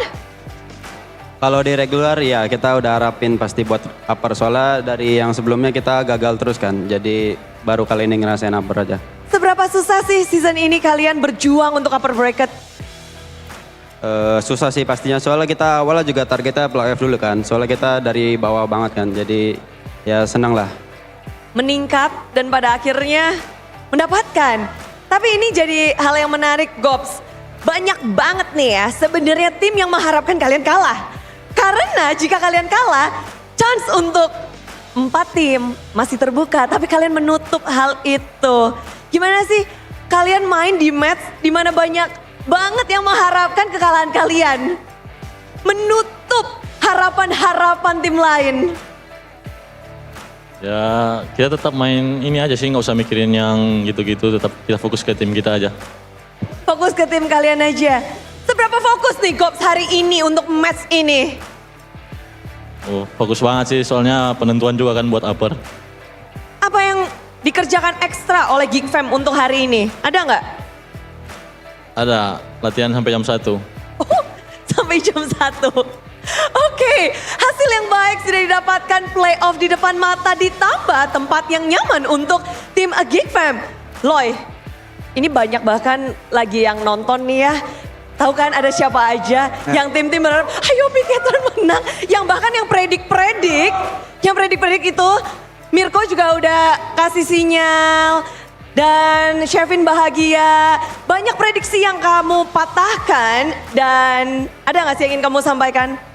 Yang pasti ya sama pacar lah, makasih selalu datang di MPL Arena dan of course Geek Community terima kasih banyak selalu dorong kita meskipun kita lose streak di awal. Dan yang gue paling mau terima kasih sih yang raguin gameplay gue dari awal, makasih udah raguin gue, bikin panas gue. Ya gue bakal buktiin lagi. Baloy akan lebih membuktikan lagi. Namun playoff di depan mata, kita akan break 2 minggu. Apa yang direncanakan oleh tim Geek Fam? Buktiin lagi sih sama haters. Oh, dan ada yang mau disampaikan mungkin untuk kalian Jungle Gebak atau Kenziski untuk para Geek Fam Unity untuk ngingetin. Ayo dong, ingetin mereka untuk dukung kalian nih di playoff. Kata-kata untuk playoff nih. Nah, gue aja lah. Oke. Buat King Community, makasih. Kita pertama kali dapat upper bracket. Semoga kalian datang di Velodrome. Di Velodrome yan. Ya, semoga kalian bisa soalnya kita bakal butuh kalian buat kita semangat. Dan itulah dia. Upper bracket yang sudah mereka perjuangkan dan akhirnya mereka dapatkan di season 15. Momen yang dinantikan. Maka Geek Community, berpestalah dan sambutlah Geek Fam!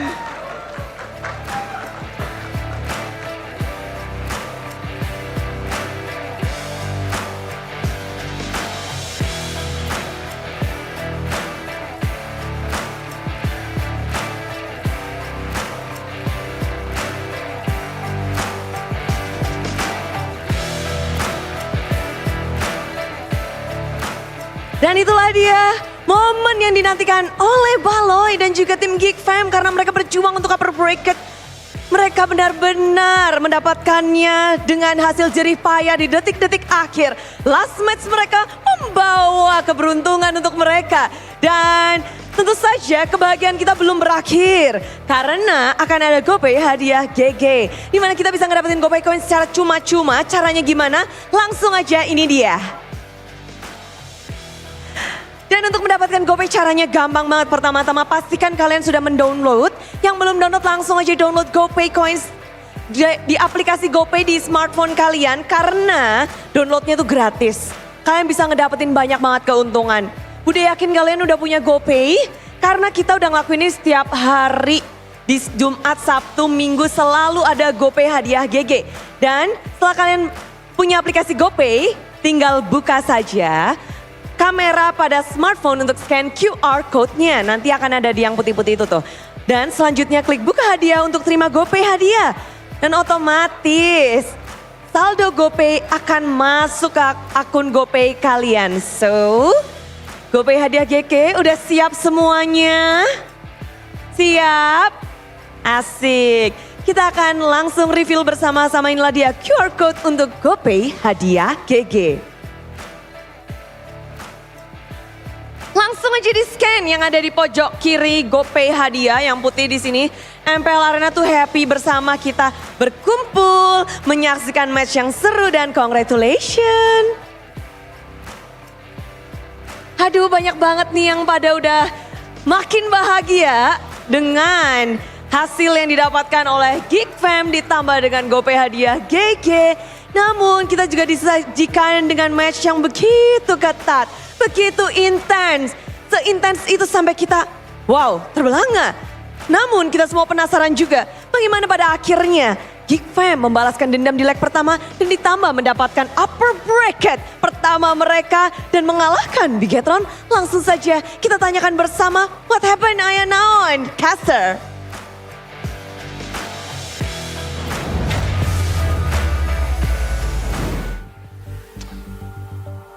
Some nice words coming in from Baloy. Hey, all you haters out there, all of you doubters, you get called out by Baloy himself.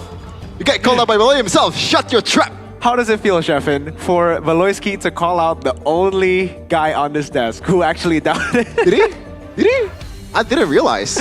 Wow. Oh man, if you guys didn't catch that, Baloy said, "Hey, watch out for everybody who doubted me. Thank you for motivating me." So that was an indirect thank you to you, I guess, Sheffin. But this was truly the crucial moment, man. Yeah.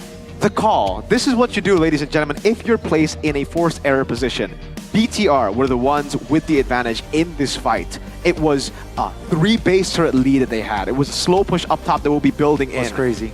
They cleared up top and instantly went towards the Lord. BTR didn't hold the Lord. They should have been the ones to hold it and to stop Geek Fam from taking control of it. But they weren't able to do it, and it gave Geek Fam the opportunity to say, all right, we fight. It's either we fight here, win the game, or lose the game. Inevitably, that was going to be the problem anyways, right? It was a forced error that they were up against. Really well played. Amazing shot call by the man who personally I never doubted, Mr. Sheffin. Yeah. throw shade a bit over to the Geek fan on the desk here. Amazing implosions from Finn, by the way, all throughout. I think it really stabilized the game for BTR because, again, in terms of draft, I think we can all agree that Geek definitely had the better synergy all throughout. BTR, they had a front to back without the usual front line that they would have, right? This is normal Moreno, normal Eman, but it's not normal Annabelle. And I think this is a big point that we need to talk about now. BTR, when they don't get utility jungles, what's going to be the plan? It looks like well, they did lose against number 2. They did lose against probably the second best team in MPL ID. But still, that is a big concern for BTR going in forward because they'll be the ones in the lower brackets battling it out. Meanwhile, Geek Fam will be cool up top. Really good plays from them to defend, for them to capitalize on. Kenziski, all throughout the game, wasn't able to find the crossbow attack properly, but here he was able to. And we gotta highlight the fact that Luke, as the crossbow attack was used on Finn, on Luke actually jumped away from the crossbow attack when he could have tanked it up. They might actually won the game. I don't know about win the game because Makekids was able to get the Lord, but it would have been a bit later maybe, right? Like they would have at least gotten a base turret. I think it would have still been an N had that happened because it was an evolved Lord and they can play with it. But yes, it maybe would have given them a better chance at defending, better chance at staying in the game. Luke ran away, giving the crossbow tang over to the members who are glass cannon. I've been mentioning this all throughout the game. I was like, all right, they're gonna scale, damage gonna be okay. I saw the DHS and I'm like, wait, DHS? I thought that was gonna be a 1. And then Moreno, full glass cannon too. Oh, dangerous game. They're gonna rely heavily on themselves and the front line to keep them safe. Yeah. When the front line fails, that's what you get. And crossbow attack. One big crossbow attack and it could change the game. I really want to give props to Geek Fam though. That was a phenomenal performance from them. Losing out, but coming back, for me, is more of an impressive feat than actually just taking the game and snowballing from the start. Because it shows how smart, how intelligent, how good they are at improvising a different game plan to what was pre-planned before. And the thing is, like when Finn was executing that implosion towards 3-member, I think that was a pretty demoralizing moment if it were to happen to me. You know, that would be like, oh man, we blew that one and this might be over. But no, Geek Fam, I think they are more experienced than ever before. Yeah. Even though they are fielding a bunch of rookies here too, in fact. But the thing is, when you have good leadership, when you have a direction on where you want to go, and someone that can pretty much you want to die for them in a way. Yeah. It's good. It's always fun. It's funny because for a moment it was Geek Fam with the advantage during Lord setups, but then Bigatron were able to find the right connection and they got the control. But then when they got the advantage, it was Geek Fam who were able to capitalize, not just taking the Lord, but they got the full wipeout as well. Yeah. So I guess like Indo teams, they need to make sure that when you have an advantage during the setup for the Lord, you need to capitalize on that and not choke, practically. To be fair, I will have to say that I don't think it was Bigatron choking. I think more it was Geek Fam making the right decision. Because again, Bigatron had the right idea in my opinion. They had a far lane. They had a far lane. They didn't need to fight, but Geek Fam were like, no, I'm going to take the Lord if you don't fight. So it forced BTR to be like, all right, damn, we gotta fight. All right, they're taking it. Either we give Evolve Lord for nothing, or we fight and try to win. And then mechanically, that's when we see a little bit of like the shake-ups, right? Like Luke getting away from the crossbow tang changed the trajectory of the fight, and the Lord being so low got Makekids the Lord. And even Makekids said, oh wow, wait. MV loses to Aero. Whoa, Hazel beating MV. Okay. Impressive stuff, my friend. SRG Homeboys. Yep. Upper bracket spot in MPL MY. Is this a surprise to you, by the way? Why? SRG? No, is it a surprise to you? SRG and Homeboys? I mean, that's been the template for like years. For me, Homeboys is quite surprising. SRG though, not really. They this is guaranteed a 3-peat, no? Almost. How about who's gonna beat them? No one. I don't think anyone. Ocean Black. If DJY plays, that's a needle mover. I agree. But probably like a negative one. DJY. It's all on you, buddy. But it doesn't even matter. You didn't make it to playoffs. I mean, just now he's again restreaming his own team. Dude, DJY, your team is relegated now, right? I think that's confirmed. Wait, he's the killable. They actually have the chance to break Na'Vi and Wolf's current record. They have 10 teams there. No. Right? It's only one. They only meet once. Oh, really? Wait. Ours is a two Oh, round yeah, robin. you're right. They only meet once. Oh, no. So no, you can't Yeah, beat. You you're can't even right. break Navi's record. Like what? DJY, what's the point of you joining? You're not going to playoffs. Come You're on, not going last to game, last game. break Record. Navi's record or Wolf's record. Like you could have just restreamed the entire season and nothing would have changed. Man. DJY, what the hell? I thought you were supposed to be an impact. At least like make the team worse or something, right? At least there's an impact. You know, just in the locker room giving pep talk. You know, hey, guys, You guys. take a page out of Arteta's book, all right? Bring a light bulb. And give out pretty Yeah. corny. Yeah, that's what losers do, right? It's my coach right there. Your coach. You Trust might the need a process. coach too if you want to play MCGG, Connie. Because the second MCGG, that's Magic Chess Go Whoa, Go Community no. Tournament, Full swing. MCCT2 MCCT. is in full swing after fierce group stage clashes. Top 16 have emerged. Catch the semifinals and finals live from what Today? month is this? This is May. 23rd of May to 25th of May. Streaming daily at 1900 at Indonesian time, by That's the way. 7 p.m. Hey, MC, like, I want to pitch you guys MCGG, man. There's a reason why Realize and me have been playing it for a long time. Oh my god, it's so fun. Shevin, God. I know how fun it is, and that's exactly why I don't want to play it. If I play it, I wouldn't want to cast MLBB anymore. I just want to play MCGG. The thing is, like, the best part of MCGG is when you AFK, no one's gonna punish you, first of all. Yeah. When you're playing bad, no one's gonna trash talk you. In fact, they're happy that you're playing bad. Because you're not taking their troops. Yeah, so if you're like, if you suck at MLBB, you might want to try MCGG. Yeah, if you have the brains, if you have macro power, but you're really dumb when it comes to mechanics, You know. play MCGG. There's a reason why Beloy... Just kidding. This is the guy, by the way, the guy who Beloyski called out, to all them doubts, No, say no, what no, you no. want now. Out of everyone on the English desk, only one guy was doubting Beloy, and it was the Geek Fam. Hey, I'm happy that I'm wrong, alright? Let's put Yeah, it at rest, yeah, alright? yeah, But yeah. yeah, Beloyski is actually a god at MCGG. I believe he's like... Of course. 1,000 points? Again, Beloyski is like prime example of like, you know, good macro mechanics, right? Like, and even in that game, he was like, dude, I was so mad at myself because I was messing up a lot. But thankfully, we had Kenzie. Yeah. He's a good guy. I like Beloy. Big brain Beloy playing MCGG. Oh, to all the MCG pros, good luck. And good luck to Well done. the second match as well. It's Dewa, I believe, Onyx. versus Onyx. So let's see what's going to Whoa. happen in our second match after this My break. team.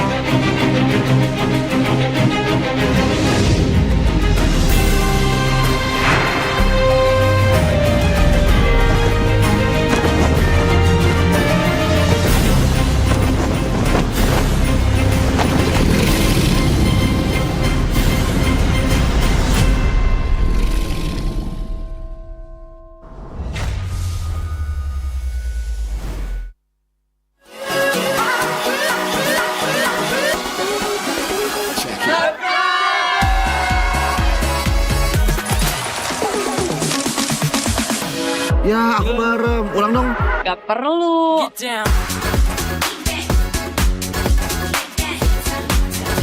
Guys, review.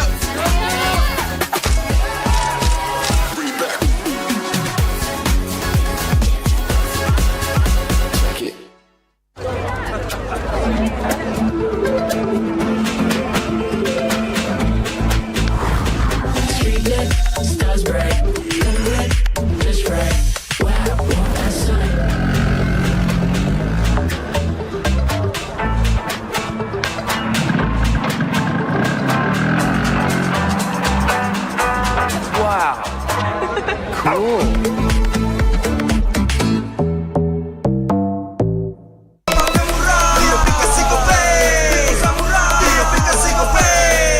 yang lain terus berubah, Gope konsisten, kasih yang pasti murah. Bayar tagihan murah di aplikasi Gope, transfer 100 kali per bulan. Download aplikasi Gope baru, nggak pakai lama. Dompet andalan gamers banyak damage-nya.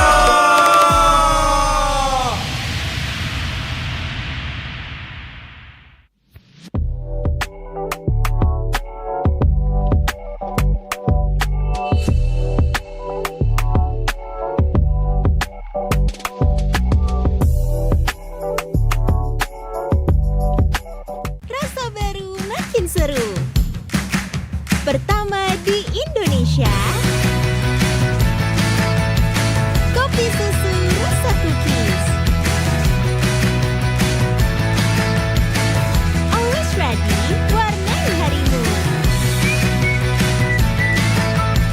Good day Groovy Cookies. Nikmati sensasi asyik kopi cookiesnya. Tak ada hari tanpa mabar. Main nge-lag, kerap buat ku tak sabar. Gimana mau main sampai kelar? Ini waktunya ku bersinar. Okay, let's do it. Games match andalanku bikin mainku semakin hebat. Pin stabil main makin mulus, rankku fix naik terus. Tukar DG rings, diamond dan voucher game kau dapat. Cuma Games Max, makin no debat. Games Max Booster, kini dapat DG Rings. Beli paketnya dan aktifkan boosternya di aplikasi Dunia Games.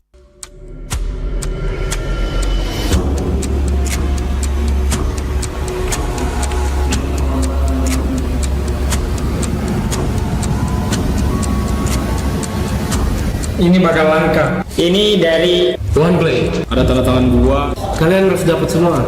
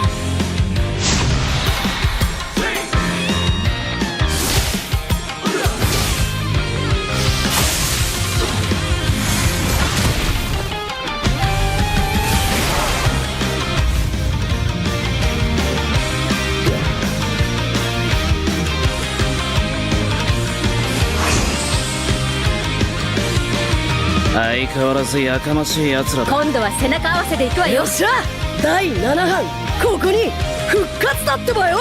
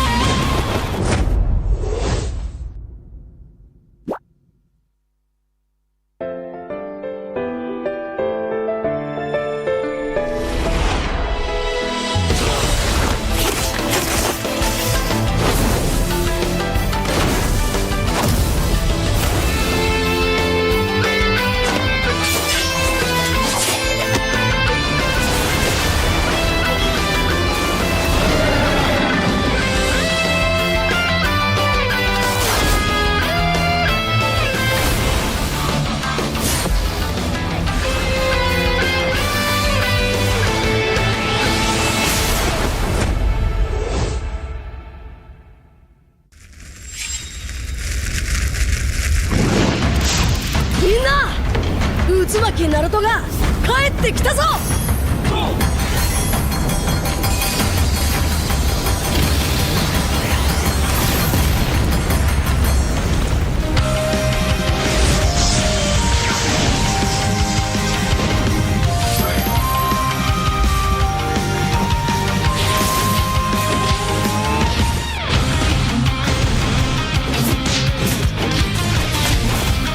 クラマ、力を貸してくれ。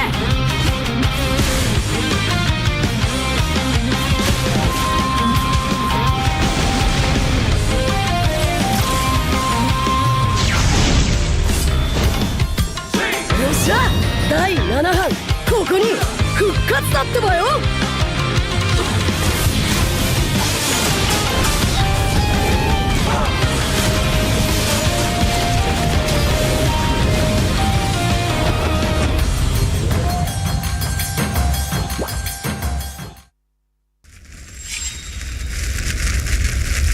見せてやるよ、シャリンガンの本当の力をな。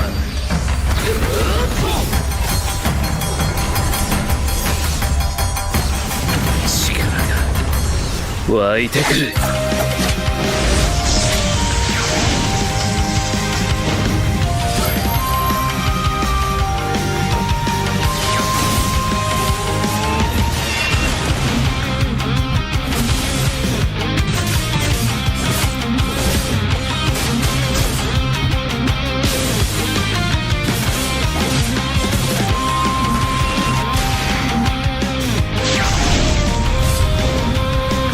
相変わらずやかましい奴らだ。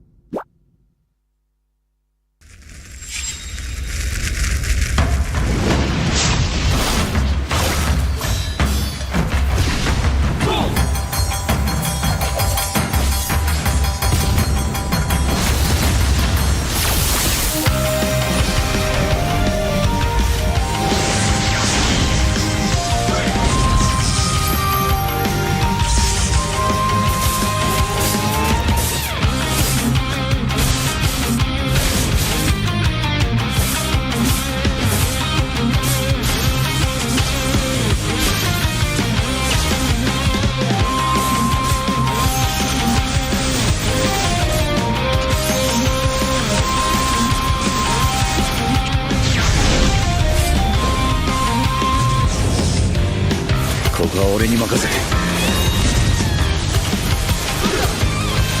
もらった。4代目他目を超える忍びはお前しかいないと俺はそう信じてる。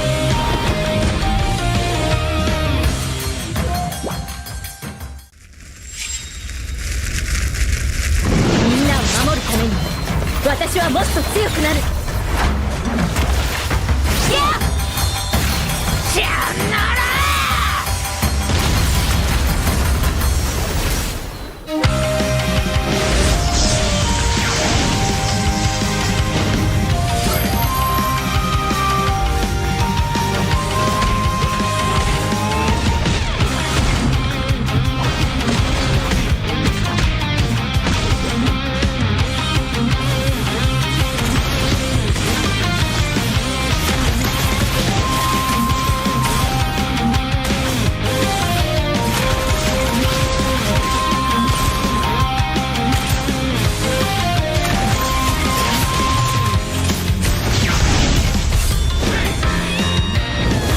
背中合わせでいくわよ。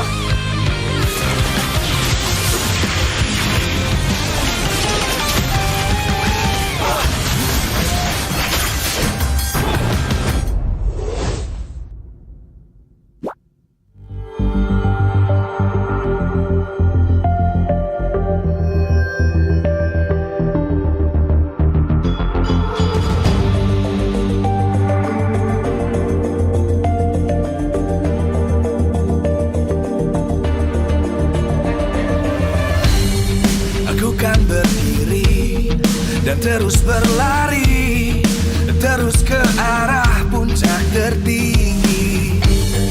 Ku takkan berhenti, hanya sampai di sini. Kemenangan abadi menanti. You know we won't miss if we unite our focus. And if you haven't noticed, we all live. Nyalakan apimu, hadapi semua tantangan. Hadang semua serangan, jatuh bukan halangan. Bakar semangatmu, janganlah engkau menyerah. Kita akan buat sejarah. We all this, we won't miss. We all this, we won't miss. Saatnya beraksi, jalani ambisi. Aku kan menyawakan hari ini. You know we won't miss if we unite our focus. And if you haven't noticed, we all live. Nyalakan apimu, hadapi semua tantangan. Hadang semua serangan, jatuh bukan halangan. Bakar semangatmu, janganlah engkau menyerah. Kita akan buat sejarah. We all this, we won't miss. We all this, we won't miss. We all this.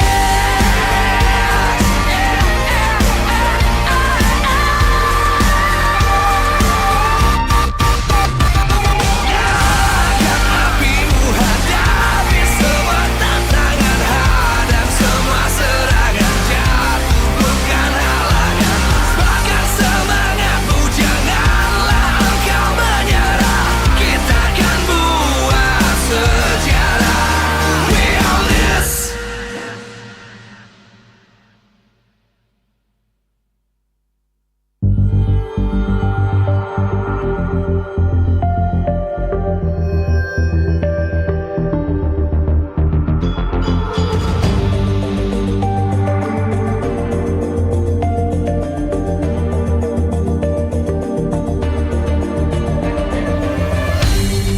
Aku kan berdiri dan terus berlari, terus ke arah puncak tertinggi.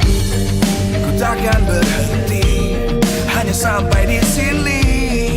Kemenangan abadi menanti. You know we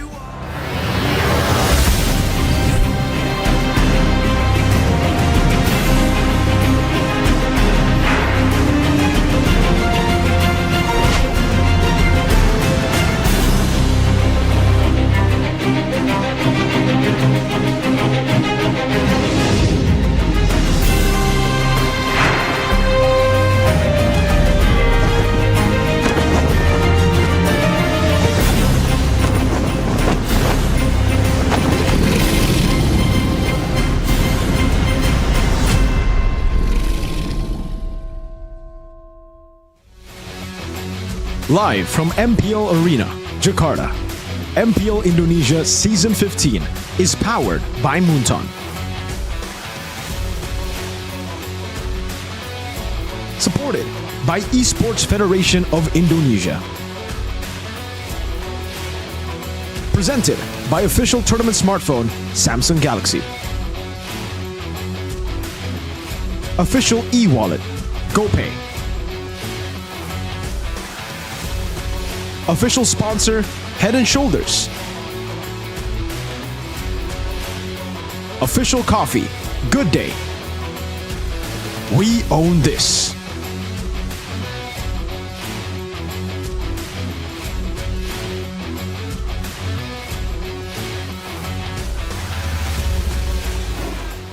Welcome back semuanya ke MPL ID season yang ke-15, week terakhir, week 9. Dan kita juga ada match terakhir untuk penutupan day yang pertama, yaitu antara Onyx dan juga Dewa United. Dan untuk berdiskusi mengenai match berikut ini, kita akan mengundang seseorang sosok, kok ini berapa seseorang sosok? Udahlah, Paman W masuk aja deh. Lemes banget. Sosok gitu ya. Sosok, bener kan? Sosok itu artinya apa sih? Sosok kayak ya. Tokoh, kayak orang yang sangat keren gitu kan? Enggak sih, sosok tuh kayak malu halus gitu gak sih? Malu. Enggak ya? Kenapa jadi spooky gini ya? Paman W, welcome back. Kamu kenapa sih disebut Paman W?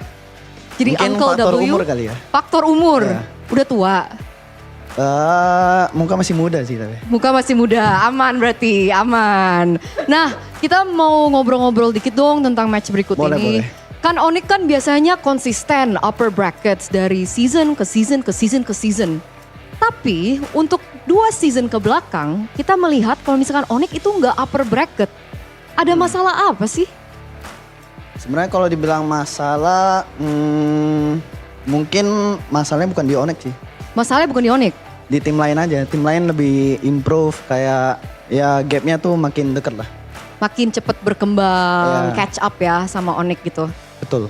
Itu guys. Nah, terus kalau misalkan kita ngomongin season ini in particular, kita melihat banyak banget adanya regeneration player. Apalagi di Gold Lane. Kita ada Toy, ada siapa lagi? Arvi, Kyo masuk dan banyak banget yang lain. Menurut Paman W nih, apalagi kamu veteran Gold Laner nih. Ngelihat regenerasi season ini tuh gimana sih? Sebenarnya ya, emang udah beberapa kali sih aku bilang kayak regenerasi itu dalam sebuah tim emang penting lah. Jadi kayak gimana kita manage kayak rookie-rookie-nya aja sih. Biasanya problemnya apa dengan rookie? Biasanya sih kayak harus dikasih jam terbang sama pengalaman sih, paling mental juga. Jadi pengalaman, jam terbang sama mental boost. Ya, sama harus dikasih jam terbang sih biar dapat pengalaman sama mentalnya itu. Yang penting berarti jam terbang. Yes. Soalnya kalau di Onyx sendiri kan kalian punya Savero ya. Kamu gimana? Kalau Savero kamu ngeliatnya gimana tanggapannya? Udah cocok banget sih buat jadi Golden Onyx. Karena dia C kan. Dia C? C. Hah? Maksudnya? Tahu lah penonton. Hah? Apa sih? Aku gak ngerti. Ih jelasin dong. Maksudnya C apa? Jangan ntar kena suspend. Oh ya udah, gitu. oke. Iya deh, jangan dibahas. Oke, tapi kamu pernah ngomong apa gitu nggak sih sama Savero? Kayak kamu kasih dia tips atau advice di Gold Lane? Kalau advice ya udah pasti lah. Kayak ya gue juga percaya sama dia. Ya tipis-tipis lah. By the way, kita lihat itu bentar. Top 5 all time most kills. Ada cewek tuh nomor 1. Keren banget sih. Emang ya? Gimana ngeliat itu? Jadi pengen comeback gak? Enggak lah, kasih Savero dulu aja. Kasih Savero dulu. Nah, melihat kamu menjadi number 1 di top kills dalam sejarah MPL, kamu ngomong apa lagi nih? Secara spesifik kayak advice ke Savero? Secara spesifik ya, paling sebenarnya ya kalau misal pengalaman ya yang aku bisa share aku. Kayak ya maksudnya kan kadang-kadang dia juga belum apa ya kayak contoh nih playoff di MPL dia belum ngerasain ya. Ntar aku bisa kasih share experience-nya. Experience-nya apa Jadi tuh? kayak dia udah ya nggak kaget aja ntar. Jadi lebih ke mental boost yang cewek bisa kasih. Jadi. Bisa jadi. Iya apa bisa. jadinya? Mental boost. Mental boost. Something. Oke, misalkan aku Savero nih. Halo Paman W, ini aku mau playoff nih. Berguru dulu. Gimana? Aku Aku minta tips and tricks dong dari Paman W untuk mengisi gold lane. Kamu bakal ngomong apa? Banyak sih replay season lalu, tonton aja gitu. Oke, boleh. Untuk nge-wrap up sebelum kita lempar untuk match berikut ya. Kayak kamu udah tahu ya aku mau nanya apa ya? Enggak sih, belum tahu sih. Orang tadi aku udah ngomong, ih bohong. Cewek pembohong. Minta pantun dong dari Paman W. Apa ya? Ayo dong. Enggak ada, cok. Gak apa-apa, oke, riset. Pantun ya? Pantun. Kita kasih yang gampang-gampang aja. Boleh, apa aja? Berakit-rakit ke hulu. Cakep. Berenang ke tepian. Oh, cakep. Biarin Savero yang main dulu. Karena Paman W mau tidur-tiduran. Bagus. Kebalik sih kayaknya. Gak apa-apa, udah bagus banget. Kita menunggu Untung pantun udah briefing berikutnya ya. Udah briefing, gak apa-apa, aman. Oke, thank you so much Paman W, thank you cewek. Karena kita akan sekarang melempar kepada Bude. Kamu mau lempar gak? Boleh. Oke, 3, 2, 1. Bude take it away-nya gak ada? Oh, Bude take it away.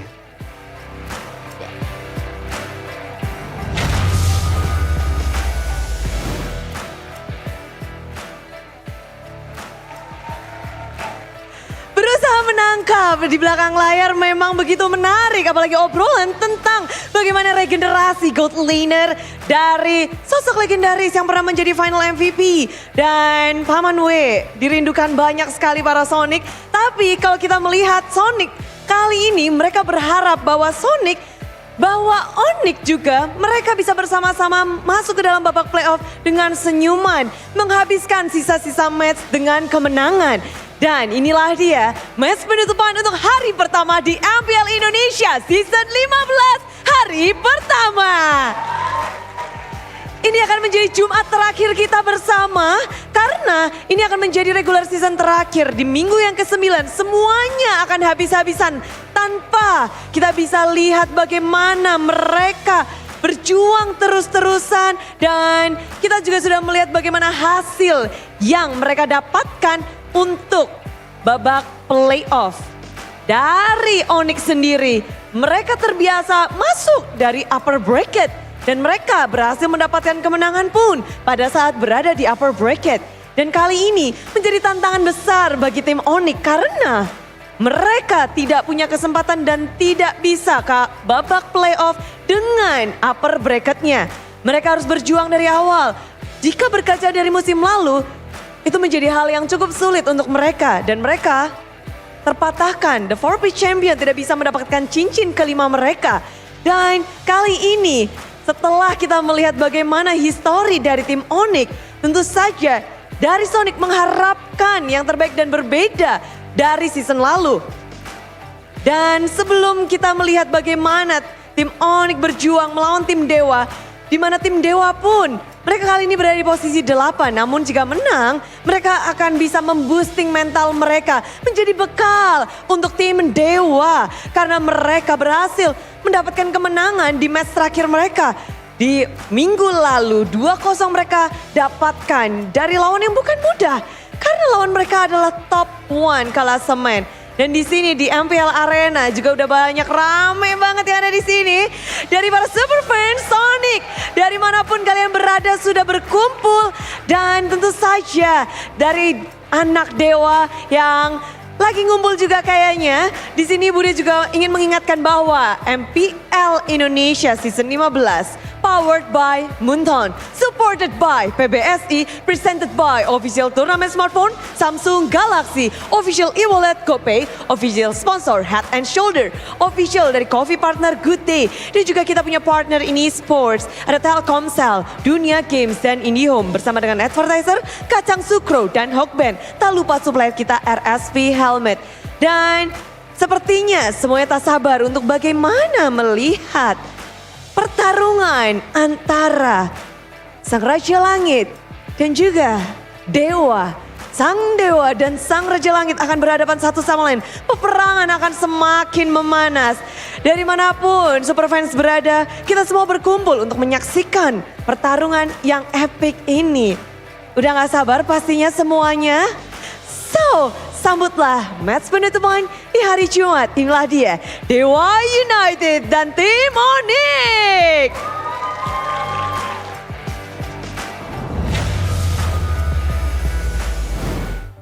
Welcome back. Just want to remind you all again that Geek Fam has secured upper bracket for the first time in their franchise. Yay!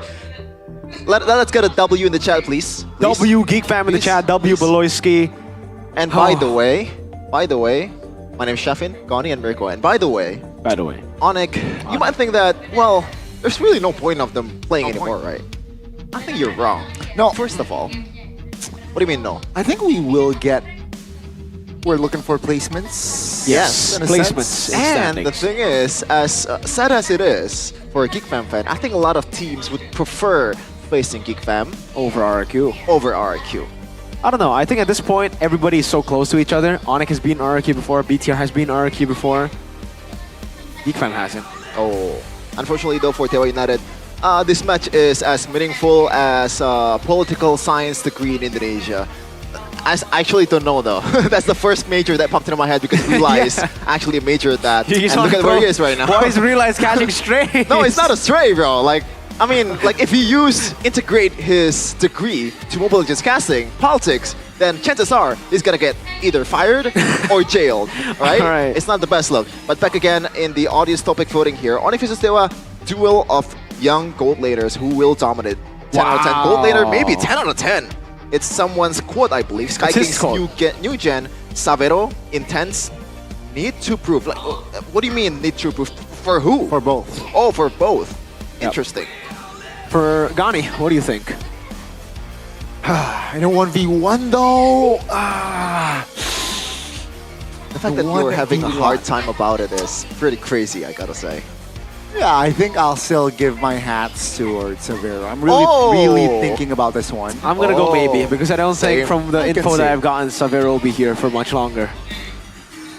What? Hey. We're just dropping that and move on? Yeah. All right. I'm just gonna drop that and move. I'm moving on. From the info that I've gotten, that is ridiculous. I don't know where the info is from though. Maybe it's unreliable. A little bird. Okay, little bird. But Maybe a big one. Right now, the bird is flying to the sky. Okay, that was a bad bridging. From era to era, Sky Kings through the seasons. Regular season standings from season number 2 to season number 15. Look at where they were. First, let's forget about season 4 to season 6. But look at the run, like immaculate run they had in season 7 to season 13. Even, you know, season 13, they were, wait.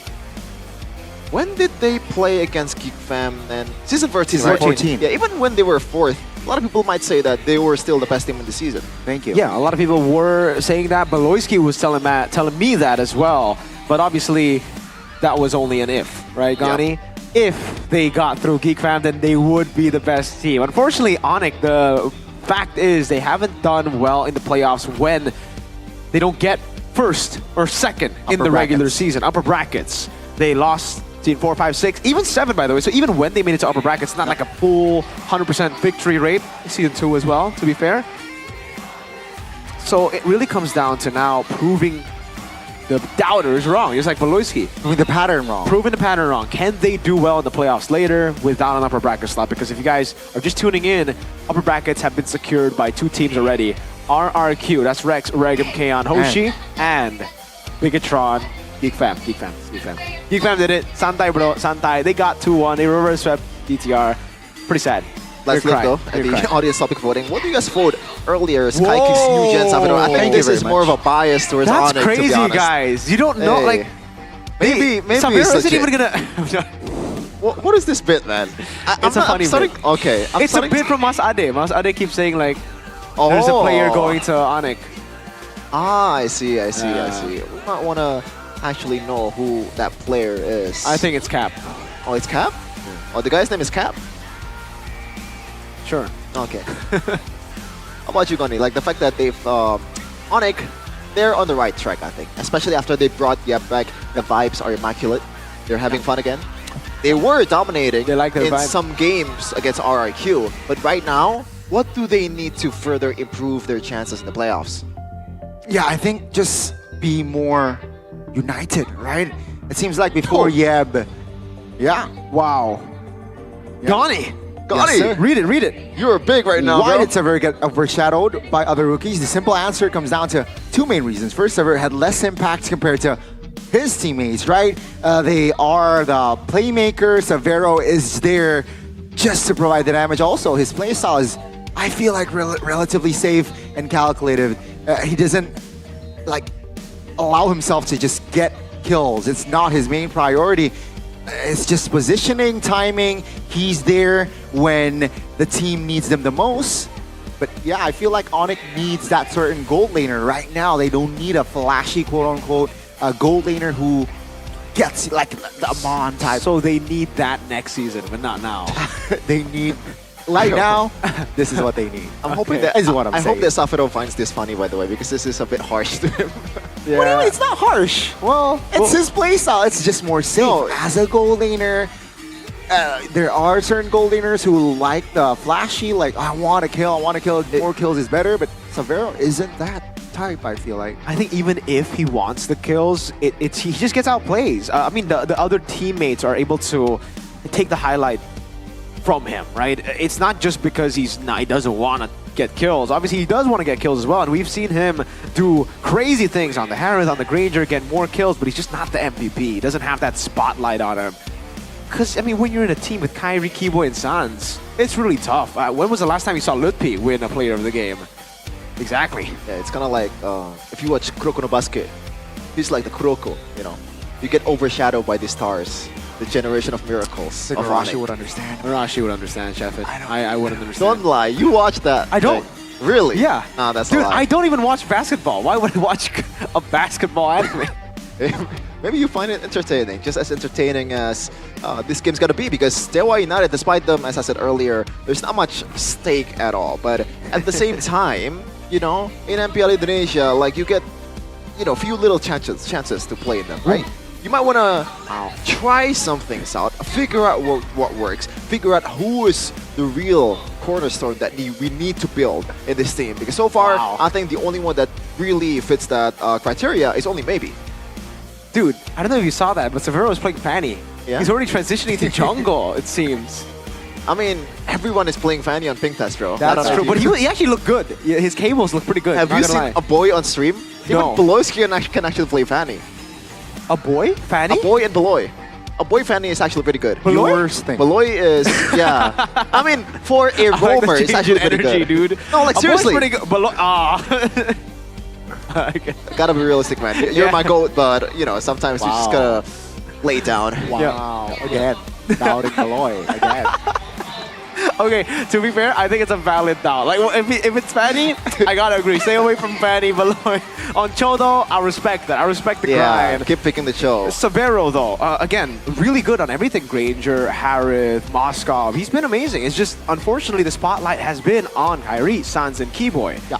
And I agree with you, Gani. I feel like at this point, you don't need a goal laner that just rushes in for highlights. When you already have a trio mid like that, you just need to be consistent. I think it's the same for Lutpi, right? It's kind of like the Boots role. Boots never really got like a crazy shout, except for Season 8, when he got regular season MVP. Lapu. That was his meta, very like Bauman as well in XP. But in the next few seasons, I think it was just a very safe Boots. Just setting up a sacrificial lamb for the rest of the team to do well. And hey, you can't blame him when you have a trail mid like that. Yeah, as long as it works. As long as it works. And for a bit though, Season 15 wasn't really Onyx season.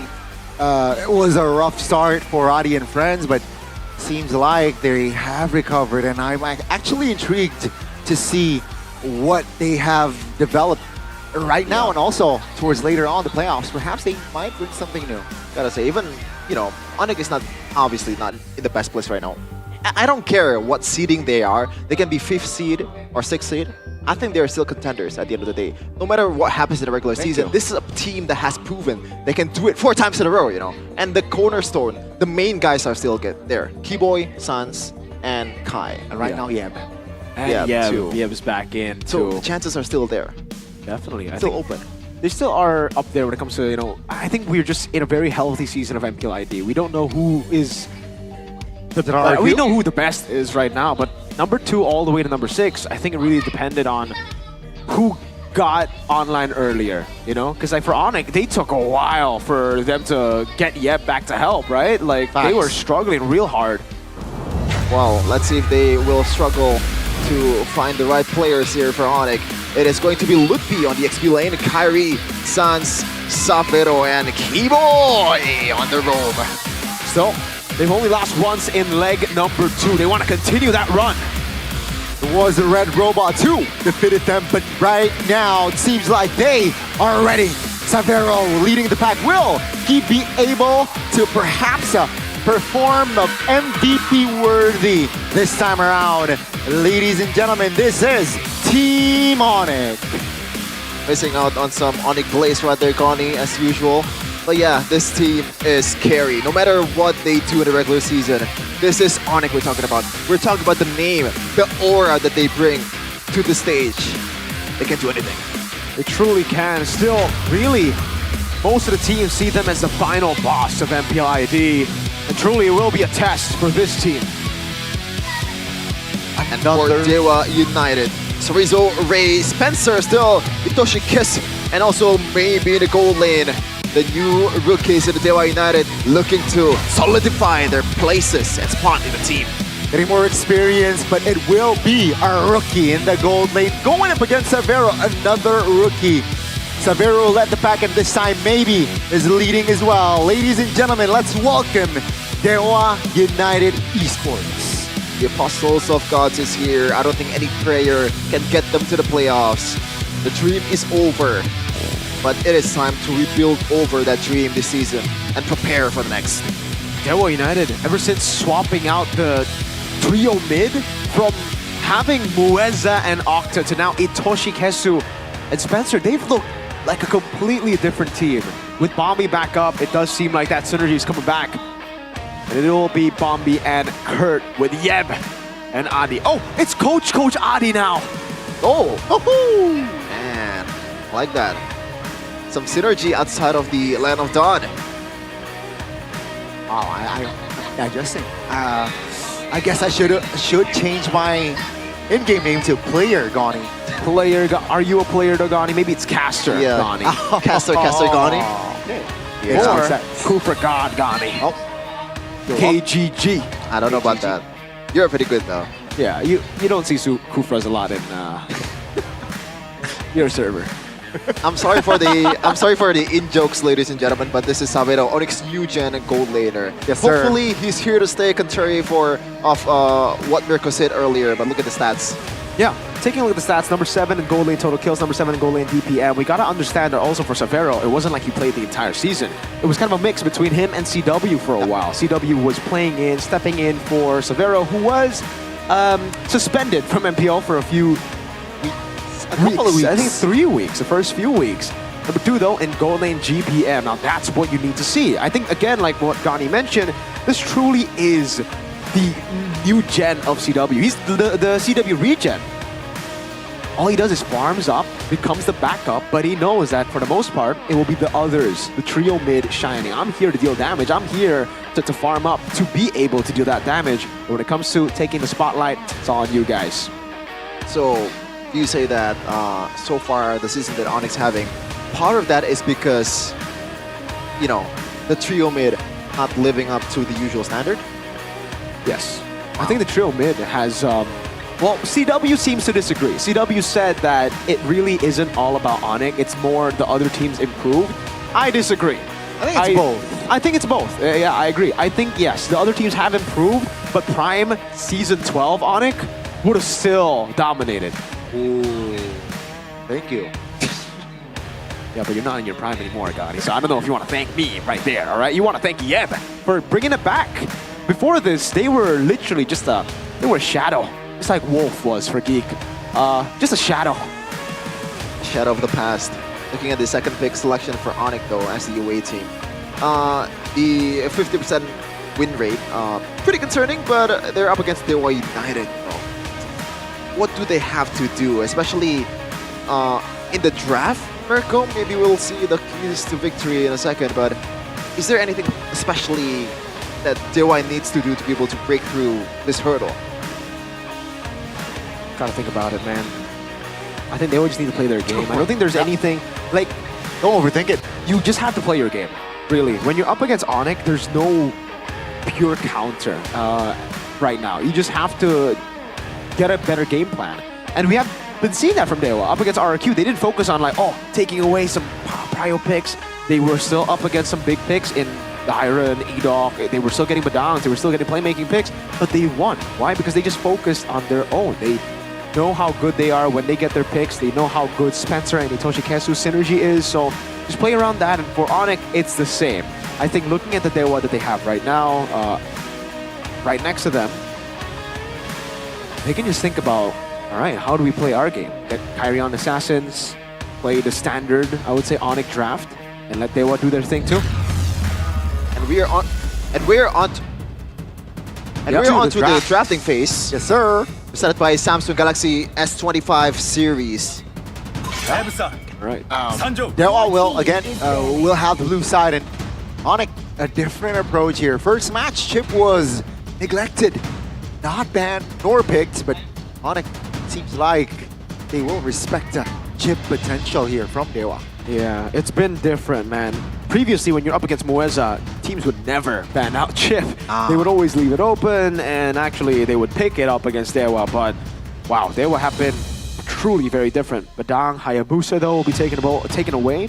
No Keyboy moments, no Kyrie moments as of yet. But Tail's been itching for Fanny a real fight. seems to be up for grabs for now. Another Kalea ban comes around. Again, Fanny, Ray, and Kyrie both play the Fanny, so it'll be very interesting to see Dewa pick it up for themselves. But against, very savant Fanny player like Kyrie, I think, they're gonna ban it for themselves, so this is interesting. Okay, it's expected, but yeah, I thought they would just try to force out the ban from Onyx. Onyx aren't budging. Yeah. So it's I guess Dewa here just playing it safe. They do not want to risk it. What are the prios that are open here? Is it let's see, Harith? Do they want the Harith, or do they want perhaps? Yeah. The Harith sounds like a pretty good idea. The Granger is also going to be up for grabs. Juicin will be banned out. So first pick again, Granger, Harith. We're taking Kimmy. Dewa really like picking up the Kimmy first pick. So let's see if they do. Joy, Suyo, Fredrin still all open too. So I don't think it'll be a jungle pick. I think Kimmy is definitely the right choice here, especially the flexibility part. You can slot in Kimmy to anyone, and there you go. Your team is picking. There you go. Easy pick. Kimmy pick for Dewa. Onyx. What do they answer with against this Kimmy? They're gonna go for the Joy. Joy's available. Farsa. Early Farsa though. Makes sense, right? That's a range. And yeah, just burst enough burst. I mean, at this point, especially when Kimmy is so meta, Farsa is high commodity, right? Because it's pretty much the only mid laner that can burst down the back liner. I can't think of anything else that replaces the utility that Farsa brings, and also Phoveus to carry the early game for Coach Rajayeva. Yeah, we've been seeing a rise in popularity for the Phoveus. It was already popular before, but now it's getting very, very popular. First pick confirmed almost always. We saw that from BTR Geek. Very expensive pick. Whoever got it won the game. Now it's for Onyx in that early game. If Dewa don't pick up a Joy here, it'll be really tough for on them, because again, Onyx can just pick up Suyo. If they don't pick up a jungle, I think they need a jungler right now. But I'm not too sure what jungler they want to go for. Previously, when they have Kimmy, they go Fredrin. So I'm thinking maybe they want to go for the Fredrin again, play with that.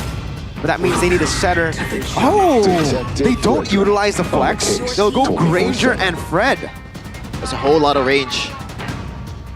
But again, it's up against the Farsa.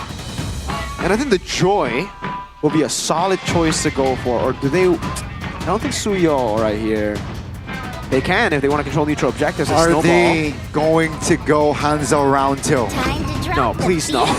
Please no. Okay. We've learned from our mistakes. Right on, Hick? Joy. There you go. Joy, the better choice if you want to dive into the back. But now, it is looking very magic damage heavy.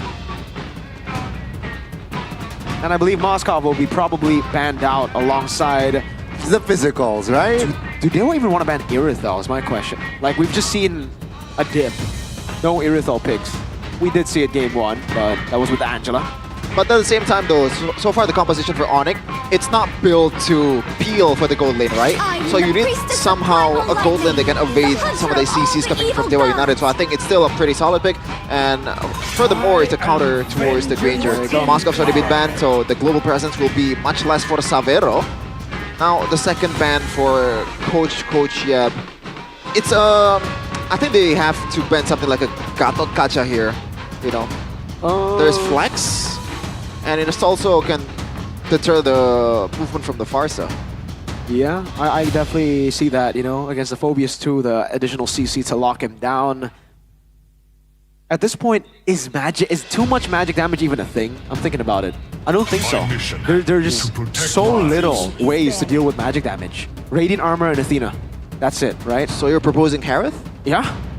Might as well. I mean, once you get Divine Glaive, none of it matters, dude.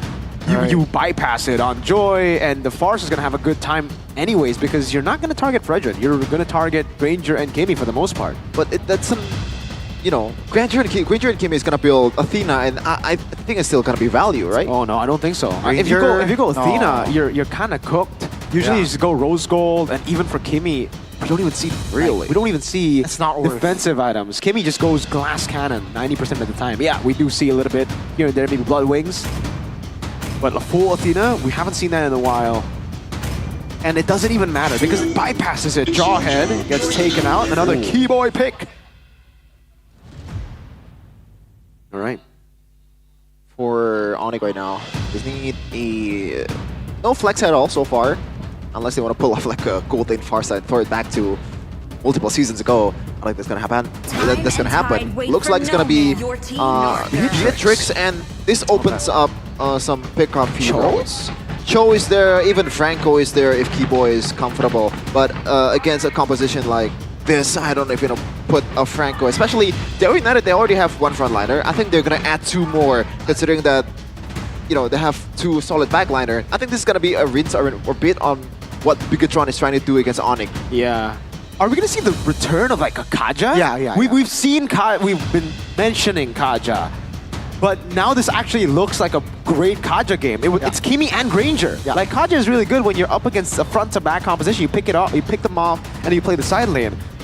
There's still on the move for Keyboy. What do you think about Keyboy when you say Keyboy? Which play comes up mind? Tigreal or Kufra. The Cho gets taken away. The glue. Good choice against the Phobius too. Really good choice. So do they go Kaja? Is Kaja too one-dimensional? Would it just be like a, all right, we'll fight. Yeah, the Tigreal. Huh? What? No, but down. What else is there? Technically, with the Phobius, you could make use of a Kufra. Technically. What do you think, Gani? As a Kufra supply yourself? This is not the. You hate Fredrin. I hate Fred and Glue. It's doesn't really. It's tough. So it's not okay. Let's see. If he's feeling it, you know, Franco. But it's gonna be the Gatot Kacha. Okay. So just AOE, pure AOE. This is the same comp as what we saw earlier. Well, not the same comp entirely, but the Phobius plus Gatot that we saw from Baloy. Interesting. And looking at the win rate so far, Gatot Kacha is actually Keyboy's favorite hero so far in the season, with a 71% win rate, 5 out of 7 matches won. This is interesting. They're gonna bank on the Rage, Dewa United. Yeah, for Dewa, it's a scaling game, waiting for the Kimmy to get to the item power spikes. Granger doing the same thing here, but they do have a Fredrin, Cho, and Glue. Good control early on, secure neutral objectives. And for Onyx, I think it'll really be up to mid-game, where they have Joy, Farsa, and Beatrix all. Lineup rating though favors Dewa United by a lot. And so far, it's been right in the first matches. Let's see if it's gonna come down to Dewa United win after this game ends. It is the Apostle of Gods versus the Yellow Porcupines. Yeah, ladies and gentlemen, boys and girls, let's just jump directly to the Land of Dawn to witness game number 1. Onyx or Dewa. Let's see, Lutpi with the classic Brave Smite up against the Glue. Not gonna go for what Luke went up against the Glue. He went for the Concussive Blast, just wanted to clear the wave as fast as possible and rotate over. Looking at the other emblems. Again, Ray, has gone for a greedy choice, but this is what he did to win against RRQ. Impure Rage on the Fredrin instead of the Concussive Blast. You clear faster with the Concussive Blast, but you do more damage overall then because of the Impure Rage.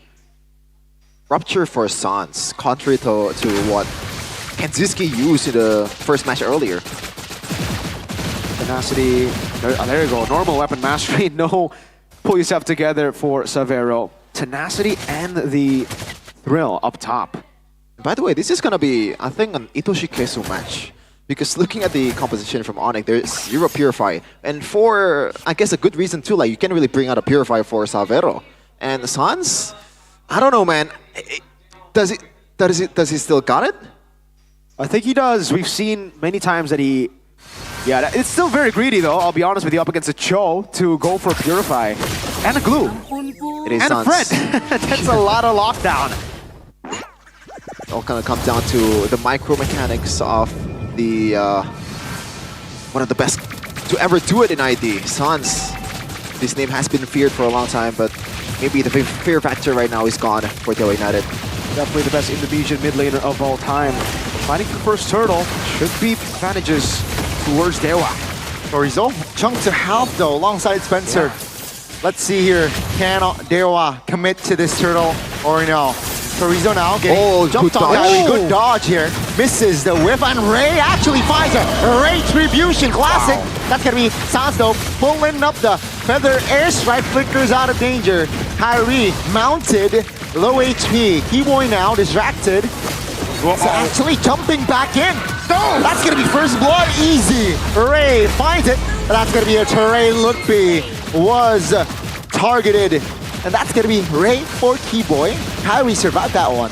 I'm surprised it was as close as it was right now, but shout out to Chorizo, man. That dodge pretty much changed everything. But looking at the talent prediction right now by Gope, man, has this ever happened before? Oh!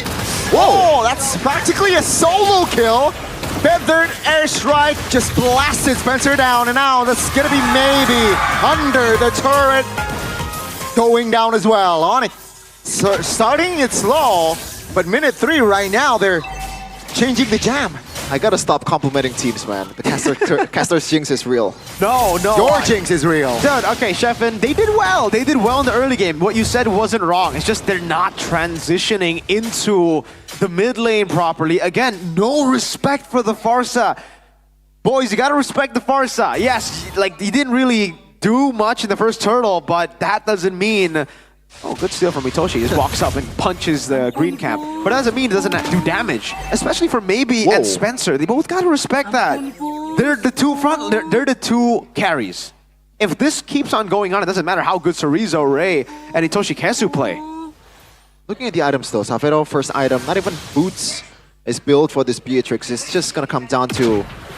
Wait, there's not really a set for Savero, so he's gonna play much more passively than he usually is. I think it's just a follow-up type deal. Feather Airstrike into Renner's Apathy, a Keyboy good AOG taunt into a Bennett's Rage. Just he's gonna go with the flow. It's not the normal play for Beatrix. It's more Beatrix play for the team, right? On Turtle. See, that's a Traction Pulse pulling Lucky back. Further pursuit, way up Dragon! AOT under 3, but that's gonna be again Retribution. Ray will fall though, that's gonna be a terrain as Lutfi will fall as well. 1 for 1, but Dewa collects their second neutral objective. All the while in the bottom lane, well, maybe didn't get the turrets, but Savero is missing out on 1 minion, I believe. So overall, still a W for Dewa United. Yep, they get the neutral objective again, and they buy a little bit more time for Spencer and Maybe to scale up, because that's the win condition for Dewa still. They want to play pure front to back up against Onyx. Meanwhile, for Onyx, it looks like they do want to, split Dewa up a bit more, but in the early game, the Phobius is there to stabilize, just to hold on to not give Dewa as much of a snowball as they would want. Keyboy. The taunt, the airstrike pops, that's info. Dewa United should perhaps find something soon. But that's Dewa actually, right now, neutralizing the gold lead. Yeah. And I just realized, Mirko, I don't know if you've mentioned this or not, and I don't know if this is a, the usual thing for glue, but it's a quantum charge. Yeah, I didn't mention it, but I think it is pretty normal. You get the sustain in the lane as well, plus you get more mobility. In the skirmishes, you do have more time now to actually, basic attack and rotate over. It's not the most common though, definitely, Quantum Charge. But I do want to say that it's very hard for Joy to out-retry a Fredrin. So if you're questioning, Kyrie in the first few neutral objectives, Fredrin basically has 2 retries. That first skill buff makes it as though you deal as much damage as a retry early on. So it's like 2 retries compared to 1. And when you get locked down by, Traction Pulse. Well, let's see, Ray trying to find something there, but seems like the decision is not to commit on towards a fight just yet though. Top lane Chorizo versus Kai. Seems like they will move on towards the next neutral objective. Yeah, and that's the point earlier. So it all kind of comes down to, gotta wait a second here, Suns. Spencer, very low. Drake collects the perfect turtle here for Dewa United. Kyrie though looking for some counterplay. Perhaps a trade on the purple. He will get it. Oh, you got the stacks? But now Kyrie is mounted. Good pull! Way of Dragon, and ladies and gentlemen, that's gonna be Kyrie taken down. Not a good sign here for the yellow porcupines. Yeah, so Rizzo is, gotta say, in this early of a game, going to the mid game, he's been handling Kyrie really, really well. 2 times by now. 2 team fights won by Dewa United, courtesy of Rizzo's brilliance. Yeah, Onyx, the reason you're seeing this game be as even as it is because they're just doing better than you would expect on this composition. Their individual flares coming out, but overall, I gotta agree with the lineup rating here, especially with no Purifies. I was going to say maybe with the Purifies on Farsa, it would change a bit, but now it really becomes kind of glass cannon for Onyx. If they get the pick that they want, then they can turn things around. If they get the right plays, that can certainly happen still. It is Onyx. But Dewa, look at the control. Traction Pulse. Let's see. Itoshi also just trying to find a connection there, Ray. Soaking a lot of damage. Still holding on. Maybe free hitting now on towards Lutfi. Immobilized, and maybe we'll find the extra gold there. 2K already in hand for the Apostles of God. There was pretty much 4 guys on Ray's face, and Ray is more than happy to take it all, man. Again, like, the Room of Error. Spencer! AOG, good taunt! And that will be enough to take Spencer down. Whoa! With Dragon though, it finally connects on towards Sans, but Ray wasn't able to find the range there, and Sans has to flicker to get away. Well, Keyboy is not shy of making a play at all. Definitely not. When he sees an angle, he will take it. Holy Crystal about to be built here by Kai.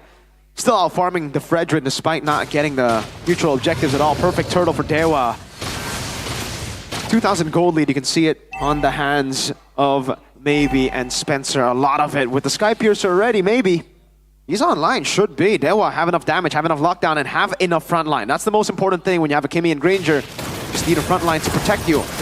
Look at that, Maybe really free to go in. Because Sans can't pop the Feather Airstrike randomly without Flicker. He knows that. Itoshi, we've seen, even up against Rins, he just wants to cancel Farsa. Keyboy actually poked.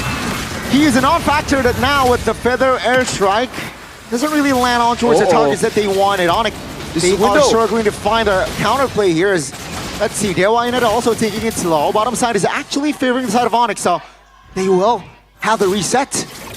That's a taunt though. Onyx trying to perhaps hold on to ALG. Doesn't land. Lutfi very low. Keyboy taunt. And that will be Keyboy taken down. Lutfi now trying to hold and buy time, but wasn't really able to. That's a way of the dragon as Maybe collects the bang, bang, bang triple for Dewa United. Oh, Maybe that's a triple for Maybe. And now Dewa United has all the green light, has all the avenues in the world to take this one. Ray, not even, well, you read my line. I thought I was gonna say, you know, no retry at all use, but you did it anyway. Now, Itoshi, he's not done just yet. With the conceal, just intimidating, right? Bluffing. If there's a connection, sure, if they don't land, but they will get the turret. So now, with the Lord, Dewa United, they are leading, they're controlling the game. Yeah, they are, Gani. Bit of concern from you in that phrase you just entered. Onyx are really struggling here, and again, it's due to just how much Dewa have. Like, CC-wise, damage-wise, frontline-wise. This is why the lineup rating favored them, and this is why we were talking about, again, for Onyx, it really came down to if they're able to outplay Dewa. I thought they would be, but maybe is doing a bit too much damage for Severo to be comfortable. Ray is a bit too tanky for the rest of Onyx to be comfortable. Let's see. Keyboy now again. Oh, Very man. low! That's a duo kill. The Ray and maybe Yikes. connection right there. Taking Keyboy down. Well, if it's a battle of a frontliner, like, Onyx loses out not just 9 times out of 10, 10 times out of 10. Yeah, they do. Oh man, this is gonna be really tough for Onyx. I don't know if they even still have it in them. They don't really have gap closer. Ludwig can walk up, I guess. But look at that. It comes down to really like low margins here. Like Onyx need to get the perfect fight. And the perfect fight is for them to be able to isolate Ray and Cerezo from Maybe and Spencer. If Onyx can somehow get Lutpi, Sans answer. Oh, hold on. Keyboy, that's a tank. Oh, the last big got Kacha. It's hard. It's hard now. That's going to be a connection onto it. Severo has the flicker, but that's going to be Sans. Vulnerable. Taken down. Mid turret number 1 falls. Bottom side very low as well. Onyx, they defend with 3. Keyboy will come in 10 seconds, but is it enough time? They are now entering the main base. And they have another wave coming. Onyx, they should be able to clear for now, but that's just the damage already. Keyboy AOG doesn't land, luckily for Dewa United. That's a good taunt though. Keyboy will fall again right after his respawn time. Onyx now again just holding on, just clear, and they have the reset. 2 base turrets at the end will fall. At this point, Keyboy is just giving out Sky Piercer stacks to Maybe, man. At the same time, that AOG that he did, he had to do it. He had no other choice in the matter. And now it gets from bad to worse, really, for Onyx. Not only do they have to deal with the front line, that crazy damage, Spencer and Maybe are almost at full items, ladies and gentlemen. This is a massive lead on the frontliners. Divine Glaive already. Rose Gold too for Maybe. Lord. Oh, we might have to see game number 2 for Onyx here, because in game number 1, with all the winning conditions already set and Winter Crown, not even the Glass Cannon, Spencer not gonna go the greedy route. Will choose to play it safer. Maybe has gotten ridiculous amounts of stacks. This is gonna be free. Onyx are forced to just turtle in their base. Yeah. Showing off his non-existent jawline there, Doshikes. And now, 9k gold lead for Dewa United.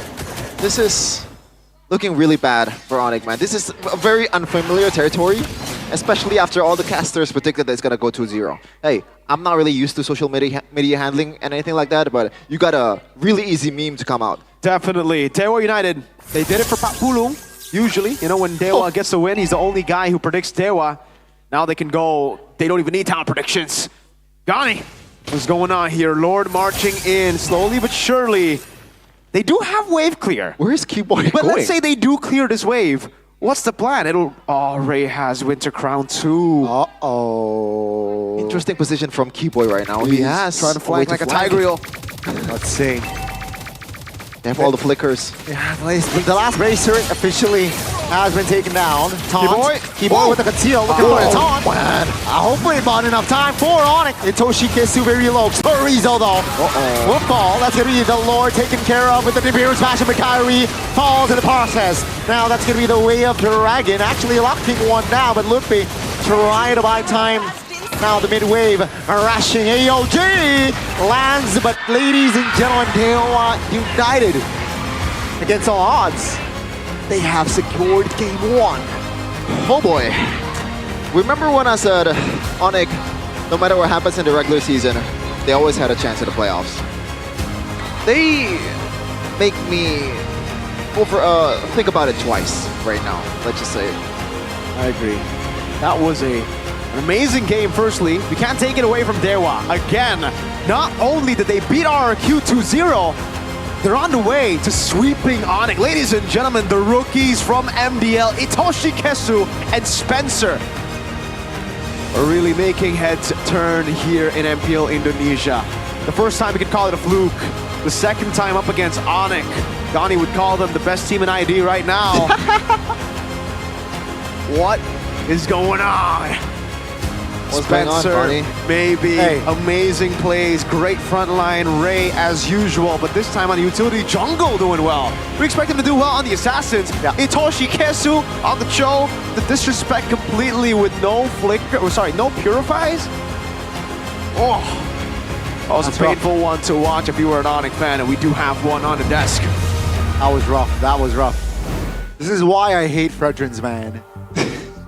He's a rock. Yeah. He is a rock. Man, it's tough. Even, in the last engage earlier when Keyboy actually flanking, that was actually good. But the thing is, it's a bit too late to do that. I think that was the only time that he could do that, though, because when they're not pushing in the base, you can't dive towards tier 2, right? Like, man. Literally, like, at that point, the stars align for Onyx. Yeah. But, it's a bit too far. They can't see it anymore. So it wasn't a line. Well, I don't know. The question for me is, Dewa went Kimmy Granger Fred before they went Joy. They did go Joy. I said it would be better against Kimmy Granger, but I thought they wouldn't contest for Turtle 1. They contested Turtle 1, and I don't know. Even then, like, I think we gotta see it again. I think we gotta see the replays to see exactly where they went wrong, what went wrong. This was Turtle 2, I believe. Yeah, still Ray able to get it. I think for Onyx, the cross-map plays around Turtle 2 would have benefited them a bit more. Knowing that, again, when it comes to pure setup, it really should be Dewa. They were taking too many fights. I think that's something we have to talk about here. Way too many fights. It really seems like Turtle 1, they didn't get Turtle. Okay, Turtle 2, they didn't get Turtle. Okay, Turtle 3, then they were like, maybe we should trade. And that was way too late to adjust. When you've already lost 3 Turtles, it's a bit too late. Because again, Dewa kind of needed the first 3 Turtles to go well for them and for them to develop a lead, which they did get in the end. 9-1-1. Shout out to Maybe. This guy will definitely be a star in the future for Dewa United and MPL ID. But to go back to it, Turtle 1 was secured, so Rizzo was able to set up for it. They got a little bit of a comeback here, which is great, by the way, getting Maybe and getting Spencer. But they never really got to capitalize on it fully. They instead kept on fighting for neutral objectives. Banking on the retry that, again, could have gone Kyrie's way, but against a Fredrin, it's pretty ambitious to go for it. And against Ray, known for his retribution. I mean, do you think this is also a sign to what CW said earlier about all the other teams are improving instead of Onyx, just degrading? Because, well, this is also an example of Onyx degrading. They, for some reason, have lost track completely of what their composition was supposed to do, right? But hasn't they been doing the same thing when they're dominant? Just rely on the micros of the players? Yes, but not like this. They're not just relying on micro. They're relying on micro and fighting every single fight. To a point, right? Especially in the early game, it's somehow Onyx, they're disrespecting the potential for sure of the composition from Dewa, and they got punished for it. They got punished hard for it. Again, this was a stomp, ladies and gentlemen. This wasn't right like Onyx actually fighting back. At the end of it all, it really looked like they were just playing with the food. Look at this, Spencer and Maybe very chill in the back, waiting for them to dive in, waiting for them to just take this damage. At this point would just be too much, and they locked it down. And now it comes down to game number 2. It is definitely going to be something for Onyx to think about, the drafts, but the way they play too, they can't just keep on going for turtles. With a comp that, doesn't allow you. Yeah.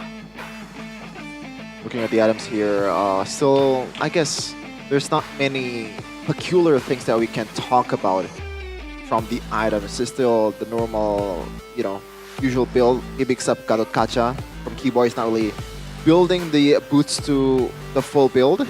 But yeah, this is, I don't know, man. It's gonna start with the draft, right? And by the way, the lineup rating has been on fire today. It predicted the future. Yeah, I mean, it's been 100% accurate today. I don't like the draft from Onyx as well, right?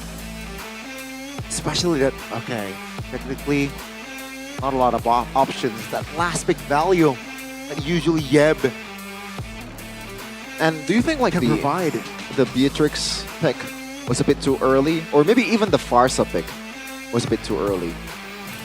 for Onyx because I think not the Farsa, but yeah, the not the Joy. Farsa. Oh, the Joy is the one that's I early. think the Joy could have been a better pick. What would have been a better choice? I was thinking that the Beatrix is not picked last, so I would say therefore Baksha. and relive that memory again. Yes. You can't just live in the past, man. Like, yes, that was. Oh my god. Yeah, exactly. Kyrie. Yeah. 11k damage. To be fair, it is Fredrin is a counter to the Joy, right? It's just I thought he would play it differently. So not only is it a bad pick against the Fredrin, but he also played it into the Fredrin most of the times. He never looked for trades around the map. It's the same amount of damage that Cho dealt. That's that's pretty valid actually. Oh Holy my moly. lord. Yikes. That's crazy. Again, to be fair, Kyrie was actually he was the one that doing quote-unquote cross-map plays, but it didn't really work out for him. Because I think at that point when he did start to go for cross-map plays, it was a bit too late. Yeah, and shout out to Sorizo with the reads, by the way. Yeah, amazing reads from Sorizo, great reads from Ray too. Again, also invading the jungle and taking away the purple buff, right? Like knowing when to utilize that utility when they're ahead. MLB, they're not playing with the red provider. They should have gone Telkomsel, Onyx. What are you doing? Hey, yeah, I think Onyx right now is using this, right? lagging? Don't let lag, Sheffin. Wow. Don't Looks let like lag cause you harm on your rankings. Yeah, when you're soloing.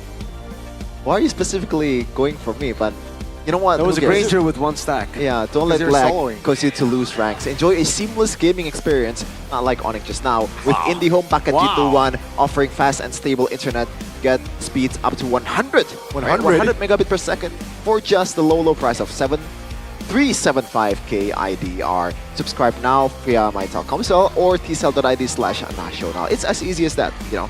Hey, you know the slashes and dashes now. Slashes and dash? Yeah. You can differentiate between slashes and dashes now. Yeah, I know. That's ridiculous actually. But you know what's also ridiculous? Oh man, this is I'm actually kind of hyped for this. Okay. I'm in a way me too. I'm both happy and kind of like dreading the fact that I might get addicted to it. Same. At the same time. Same. And the news is MPL fans coming soon. Available at MPL Indonesia Season 15 playoffs. It's player cards for collectible, man. Oh, this is so fun. It's like sports cards, man. Yeah.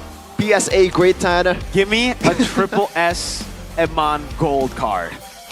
Is it really? Will there be a triple S? I don't know if it's triple S, something like that. Maybe like they should make the jersey cutout, put it in the card, and have it signed.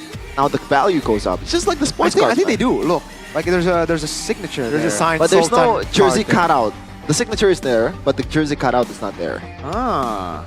Oh, you That need was the pretty- jersey cutout? Huh? You need the jersey cutout? It's pretty cool, right? You know, make more. Dude, I valuable. hope there are ratings. I hope it's not just like, oh here, Aaron Sheik. No, card. there's I not don't gonna be think there- ratings. yeah, I Oh, don't no think there- ratings? no Yeah, ratings. no ratings. That's how sports So cards it's just work.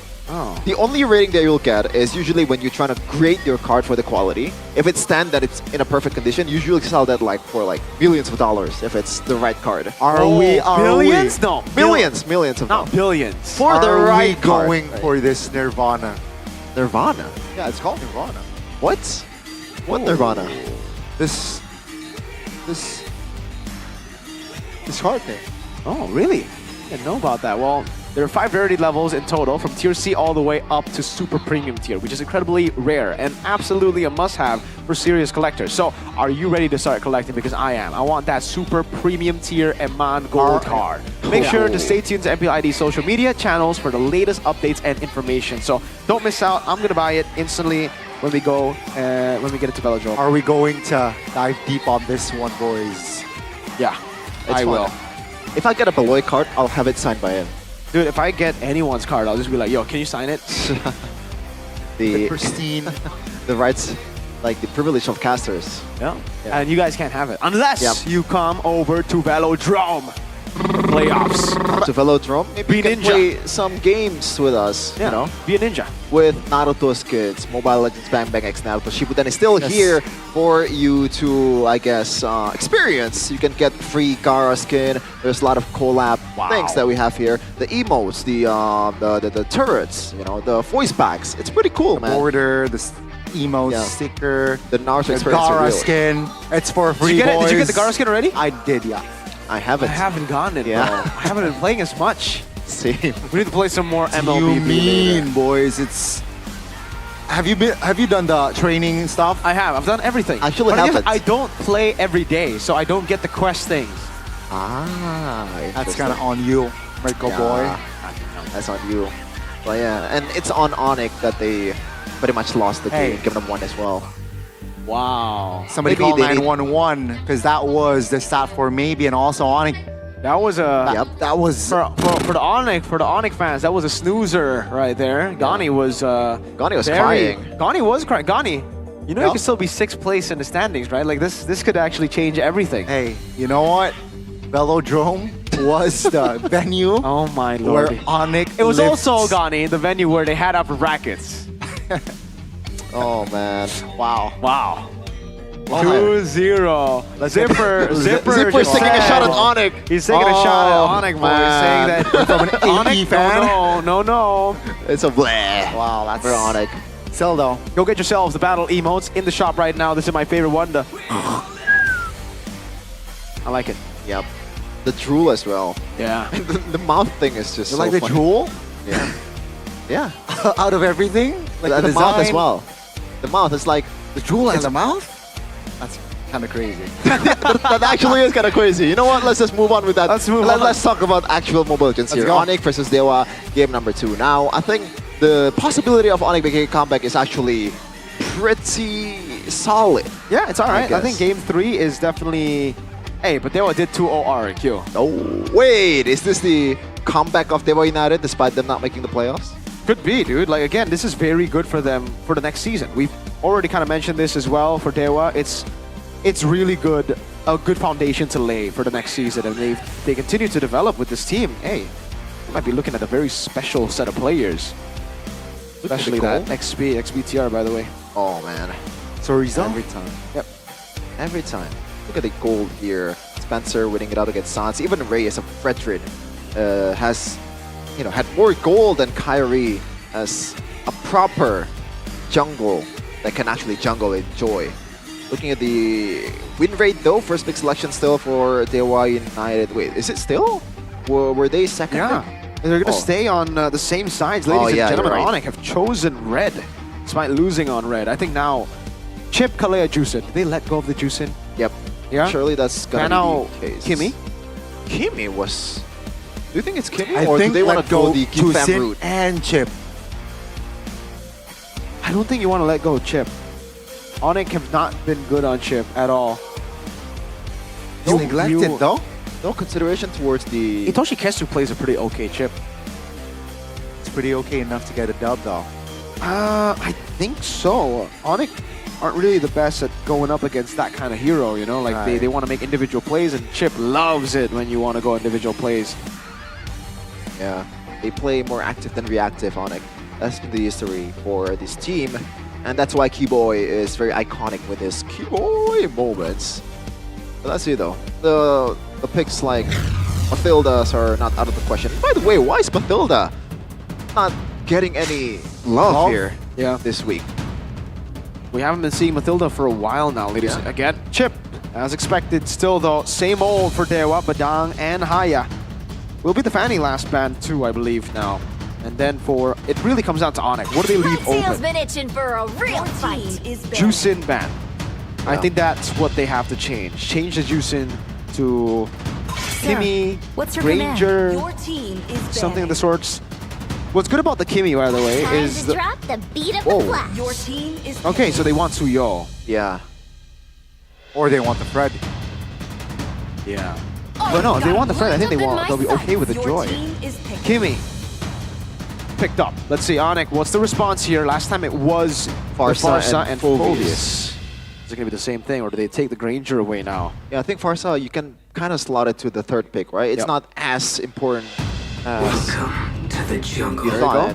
Gonna be the Granger. The second one, maybe right away towards the Suyo. There Oh, it's you gonna be a go. Basha. They're gonna counter the utility with utility. Now, for Dewa United, Granger is taken away. They can still play the Fredrid, but I feel like that's literally what Onyx is trying to do. Yeah. I think it still can be okay, though. Like, you just want to play front to back for your backliner. Oh, what do you go when you're up against Baksha though? The Kimmy is already kind of... Huh. Yeah, the Baksha has been a big problem now for a lot of teams. Yeah. They go Lunox, but... I just hope this is not a Baksha roam, Gani. Yeah? Please. No, what I'm trying to say is... I mean, either way, it still brings PTSD to Onyx fans. Especially that mid push there. Oh, man, that's a good answer. A signature pick, too. That's a signature pick for Sorizo, ex-BTR, by the way. Wow, CC. And Donnie, it's guaranteed that it's guaranteed that Onyx will have 3 frontliners, right? Though, Yeah. so the value is will actually be big. Matilda can actually be picked up right here, right now. I don't think so. I don't think you want Matilda Baksha. With Baksha. Yeah, Matilda the Baksha is Baksha shield awkward. unity. Just Right. go. I had a pick in mind. Do they want to just go Farsa? Yeah. Again. Wait. Yeah, I mean, Ranger Farsa. You already have a proper front line. This Who do is you BTR. go? Just go BTR draft. and playing front to back against a Kimmy. Now you have a Granger, yes, but is it gonna be Farsa Granger? Enough burst, enough the execute too, and then you have front line. Exists the Eve? Oh, it's Eve and Baksha. This is the composition. Oh, you're right. They should have gone Claude. You're right, you're right. Oh man, this is giving me a lot of PTSD. I was casting that game in Manila, Philippines. Oh boy. bad memories. Right after that, the Eve just popped the ult. Yeah, Just for a second. and then, oh, Terizla, please, please, oh my lord. They're not gonna pick Terizla against CC, right? Come on. Yeah. Oh man, this is Just for the vibes? Just for the vibes? I don't think you want to relive that vibe, bro. Whoa, they're not really convinced that Kyrie's gonna take the Baksha here, and it's for a good reason. But the Hanzo ban, interesting. They really think that Kyrie has PTSD.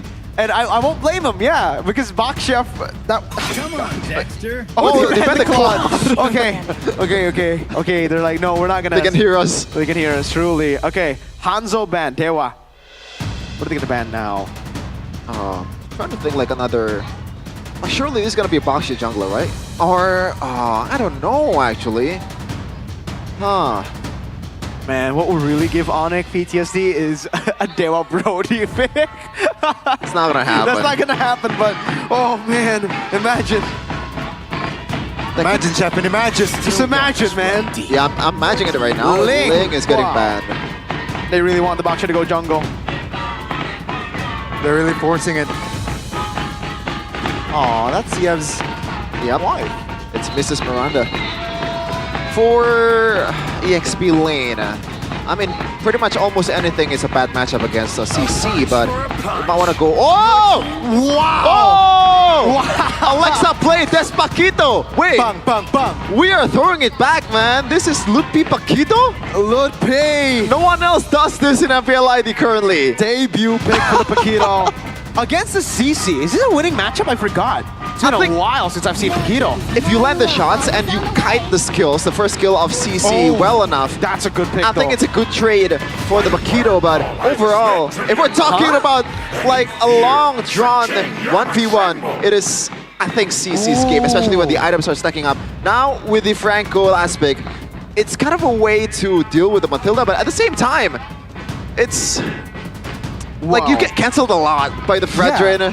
A lot of cancels. I think it's just a way to clear waves on the side. It's like a side control pick. Yeah.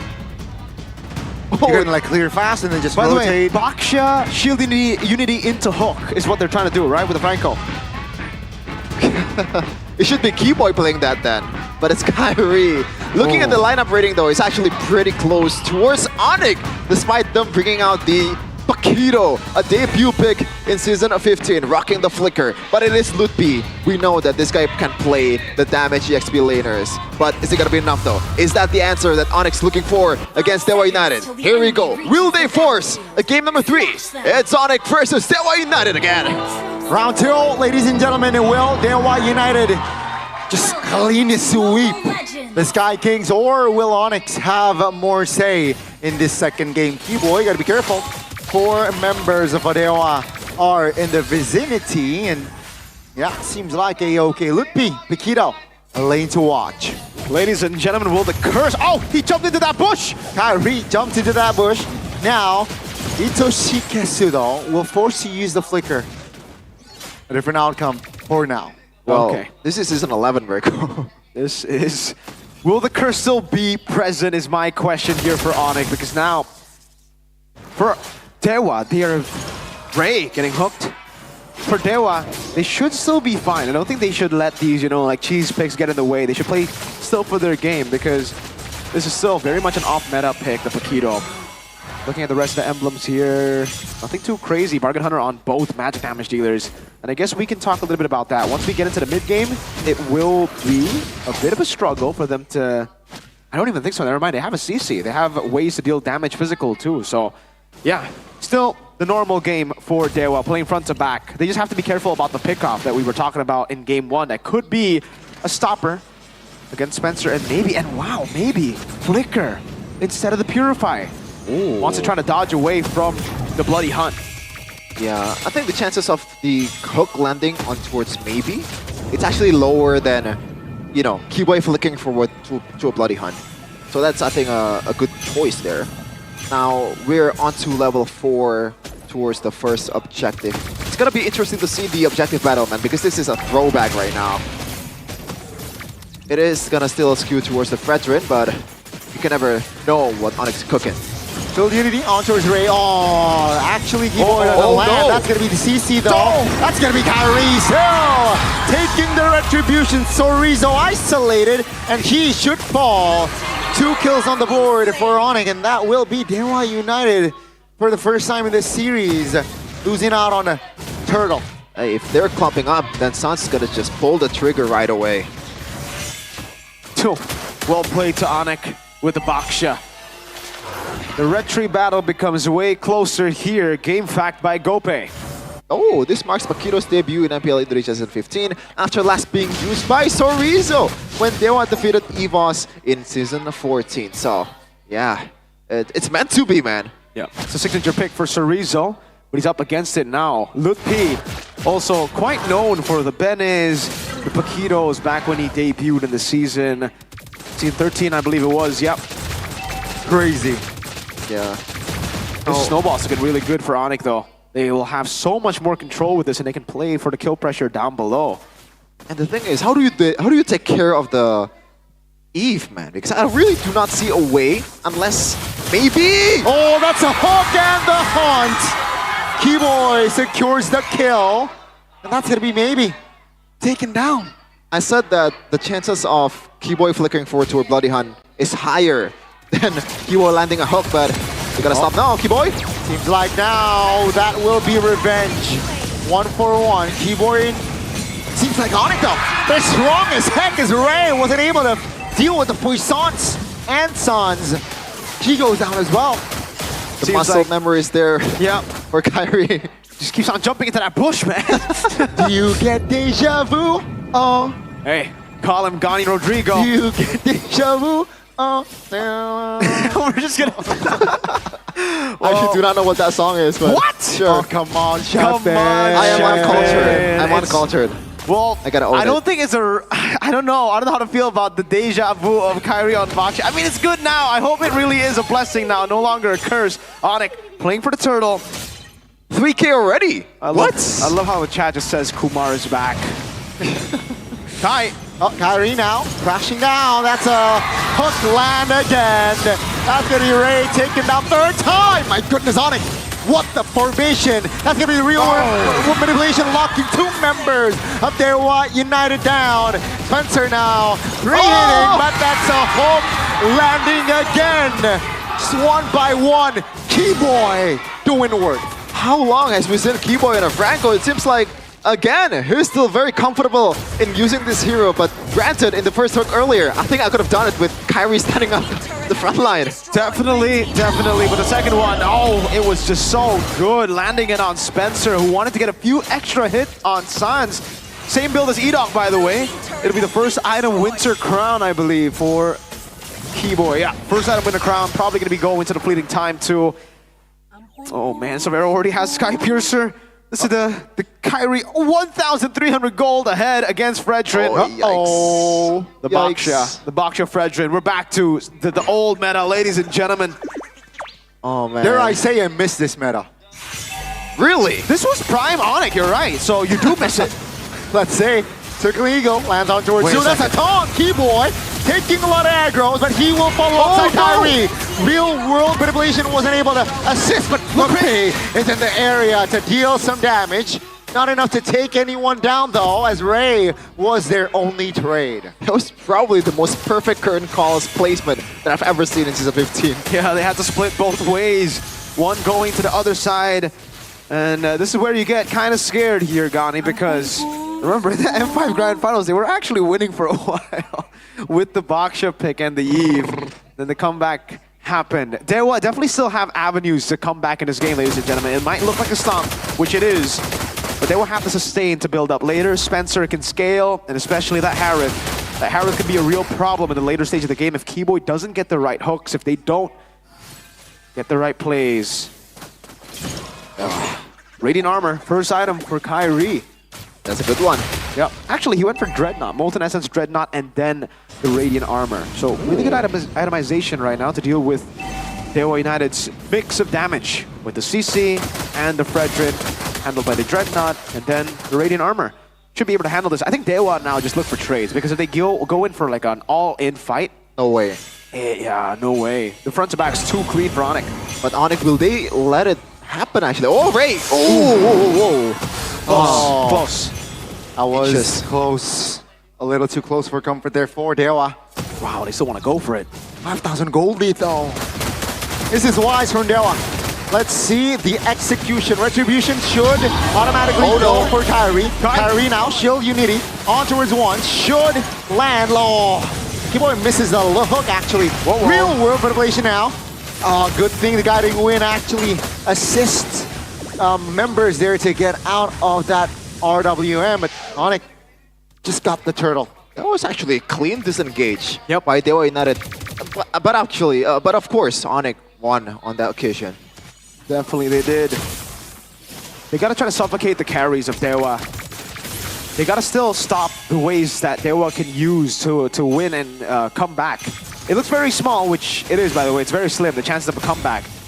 But nothing is impossible. Ray with a good wow. The hook lands again on towards Ray. That's a 3-kill on towards Savero.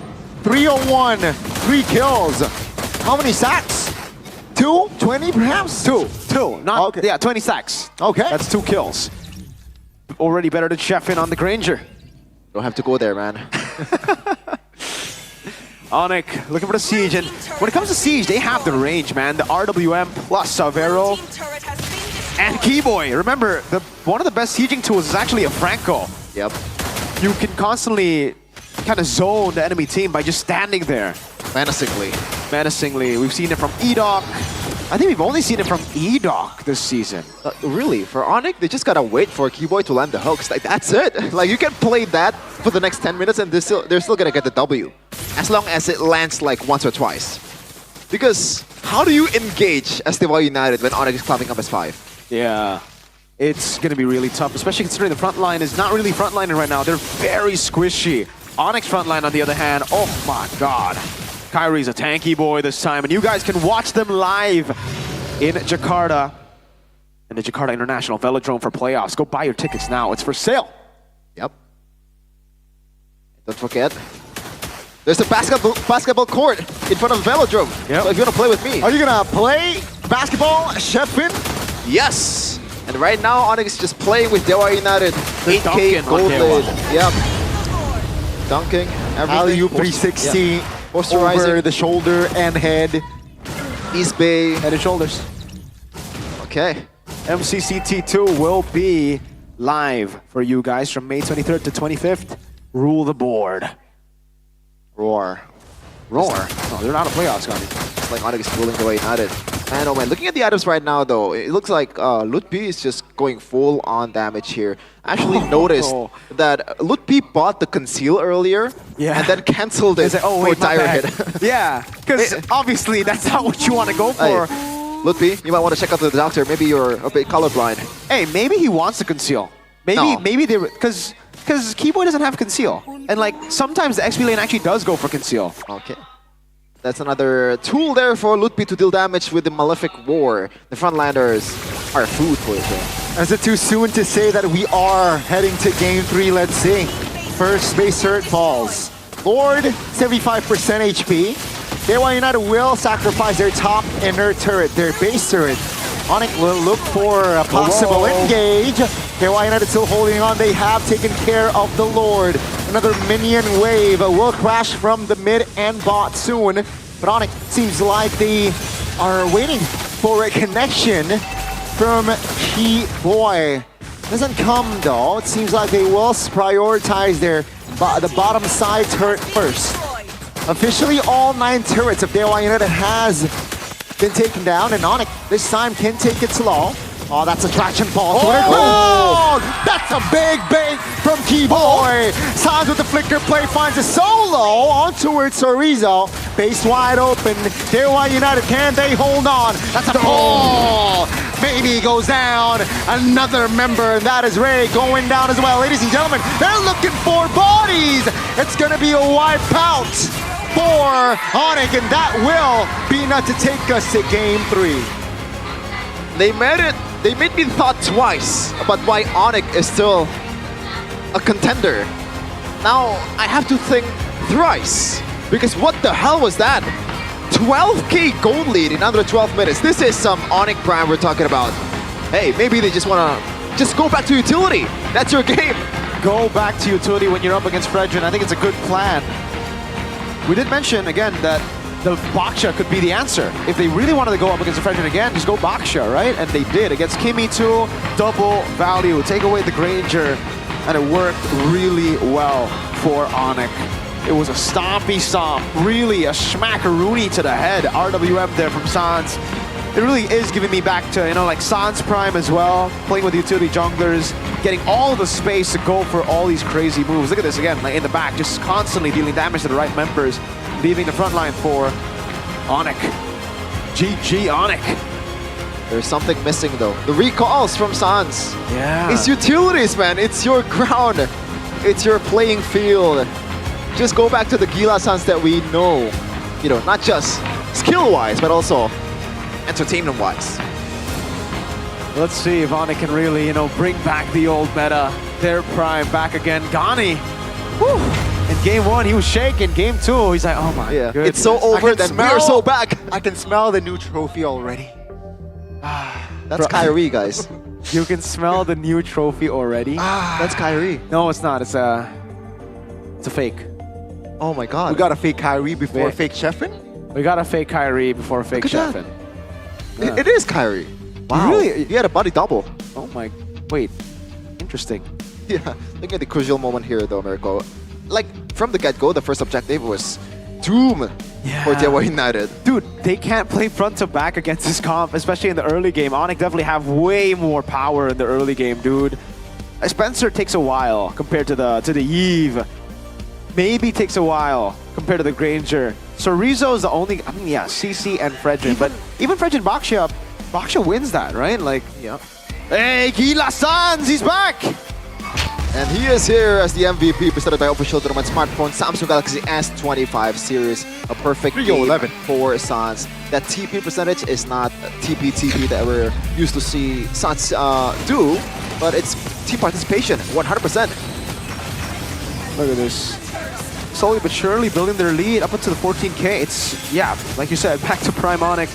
They're just going to win out that early game and then snowball. Keyboy with the moments. Clean game overall. There were a couple of moments where you would think, okay, Dewa, whoa, they get some kills, but it never looked like Dewa had control in the game. Yeah, I think they made a lot of similar mistakes to Onyx in game 1.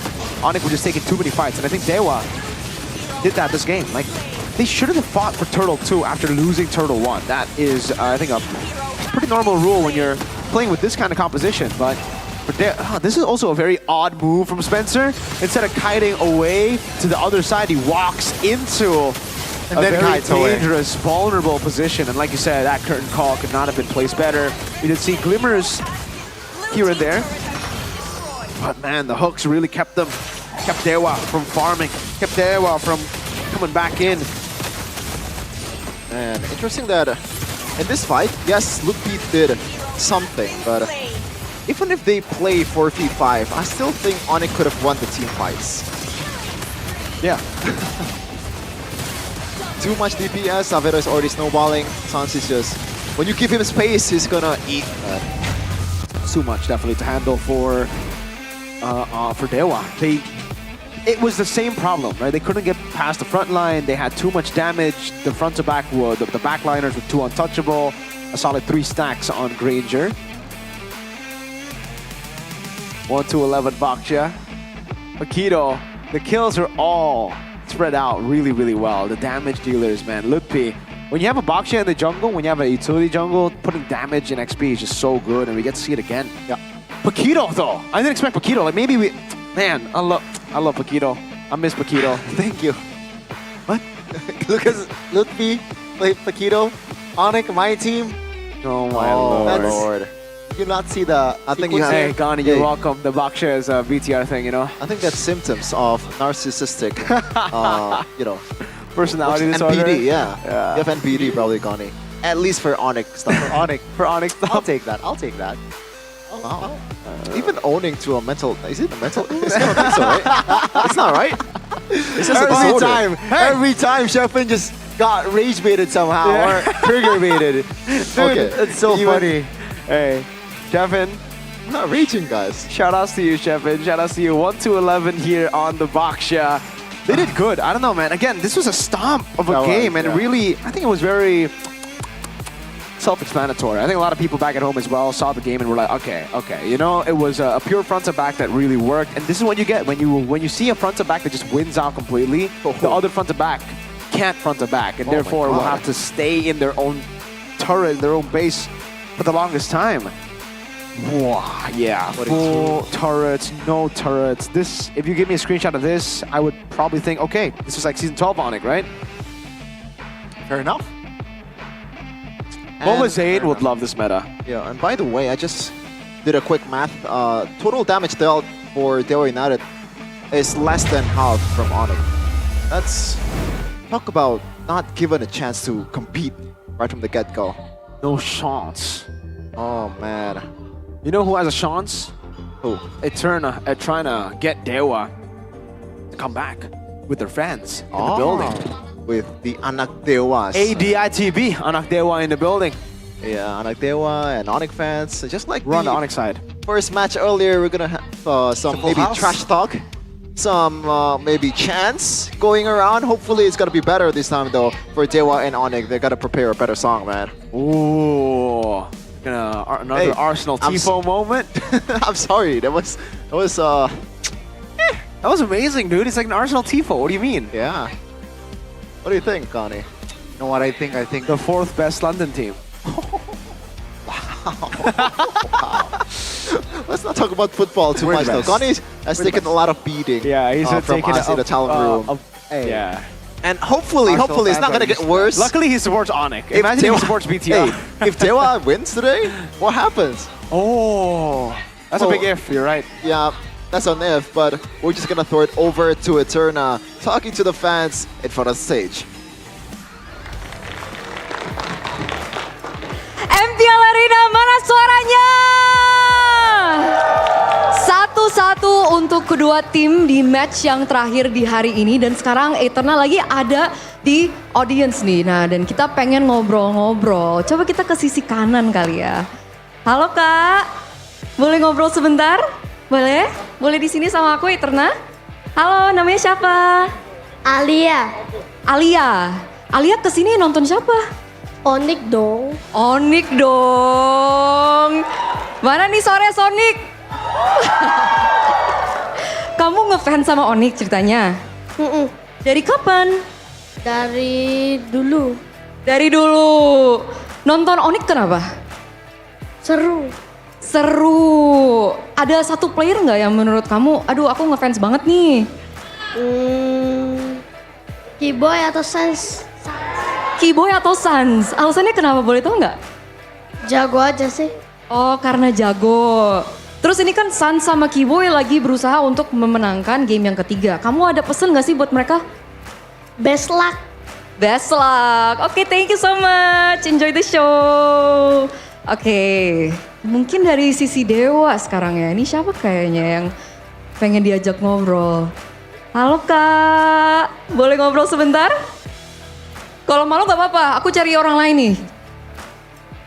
Yang Dewa. Oh, lah.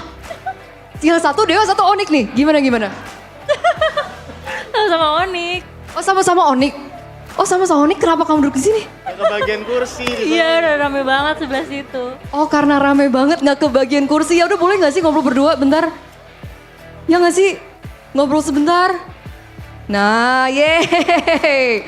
Ternyata di kiri juga Sonic nih. Oke, boleh aku di tengah. Ini jadi kalian temenan apa gimana nih? Udah nikah. Udah nikah, congratulations. Udah lama kan nikahnya? Apa? Udah lama nikahnya? Februari kemarin. Februari kemarin, congrats juga ya Kak. Iya, makasih. Ini ceritanya pertama kali ke MPL apa udah sering nih? Coba. Pertama kali. Pertama kali? Biasanya nonton offline? Offline. Oh, gimana kesan pesan datang ke sini offline pertama kali? Offline? Biasanya offline tapi oh iya ya bener ya, kenapa pada ketawa ya? Aku juga baru nyadar. Berarti ini pertama kali nonton offline, biasanya online gitu kan maksudnya? Lebih real banget gitu, jadi kayak kan kalau misalkan di online itu kan kayak kita tuh cuman bisa ngeliat sekilas doang. Kalau misalkan nyata itu kita kelihatan semuanya gitu, jadi ketemu langsung sama Onyx-nya, sama Sans, Kairi, Giboy. Oh gitu bedanya ya. Kalau kamu gimana Kak? Bisa tos langsung sama playernya. Bisa tos langsung sama playernya. Kira-kira yang mau ditos tuh siapa sih Kak? Semuanya. Semuanya, jadi equal ya, emang dukung semuanya? Iya, betul. Oke, kamu juga ngerasa vibes-nya beda mungkin ketika nonton online terus sekarang offline? Beda banget sih, karena di sini kan ada supporternya ya, jadi bisa lihat langsung. Oh gitu, ya udah thank you guys, enjoy. Nih, kita dari tadi dapetnya Sonic, ini yang anak dewa mana nih? Angkat tangan dong anak dewa. Anak dewa, nggak ada yang mau angkat tangan. Ini isinya Sonic semua kah? Kak, kamu anak dewa nggak Kak? Oh anak dewa, oke kita finally ketemu anak dewa nih. Ya udah boleh ngobrol sebentar sama Eterna. Akhirnya kita ketemu anak dewa. Gimana Kak, namanya siapa? Puji. Puji pertama kali ke MPL Arena? Udah sering sih Kak, kemarin-kemarin dukung AS sih. Dukung, lah. Yang tadi dodanya Sonic. Sekarang mau nonton Dewa. Oke, pengen nonton Dewa, tapi sebenarnya Outer Fams. Iya betul. Oke, Outer Champs. Oke, terus alasan kesini nonton Dewa apa tuh Kak berarti? Mau lihat Spencer sih Kak. Mau ngelihat Spencer. Oke, ini menarik nih. Kenapa Spencer? Ganteng soalnya. Ganteng. Ada pesan mungkin buat Spencer? Semangat di week-week terakhirnya. Semoga menghasilkan yang terbaik. Tetap menghasilkan yang terbaik. Gitu Spencer. Semoga kamu lagi nonton ya di backstage ya.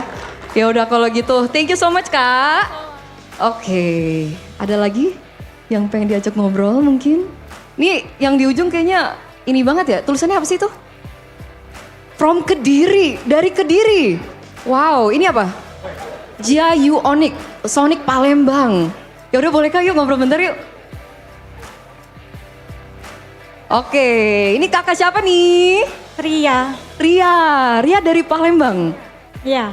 Tinggalnya di Palembang? Iya, terbang ke sini khusus nonton MPL. Wow, tepuk tangan dulu dong. Dia terbang khusus ke sini dari Palembang untuk nonton Onyx. Ngefans sama Onyx dari kapan?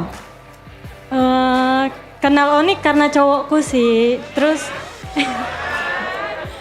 sebenarnya mau lihat si Z juga tapi nggak datang. Iya, kok nggak datang ya? Coba nanti tanya Kairi kali ya. Oke, kita nanti tanya Kairi. Ini kenal Onyx karena cowoknya mana? Di Taiwan. Di Taiwan, LDR dong nggak? Ya. Tips and tricks LDR nggak sih Kak? Percaya aja. Mungkin ada message untuk Onyx yang lagi bertanding sekarang? Ciayo. Artinya semangat. Ciayo artinya semangat. Oke, thank you so much once again. Itulah keseruan yang ada di MPL Arena, ladies and gentlemen. Jadi kita akan langsung aja lempar kepada casters untuk melihat siapa yang akan memenangkan game yang ketiga di match penutupan di hari ini. Casters, silakan.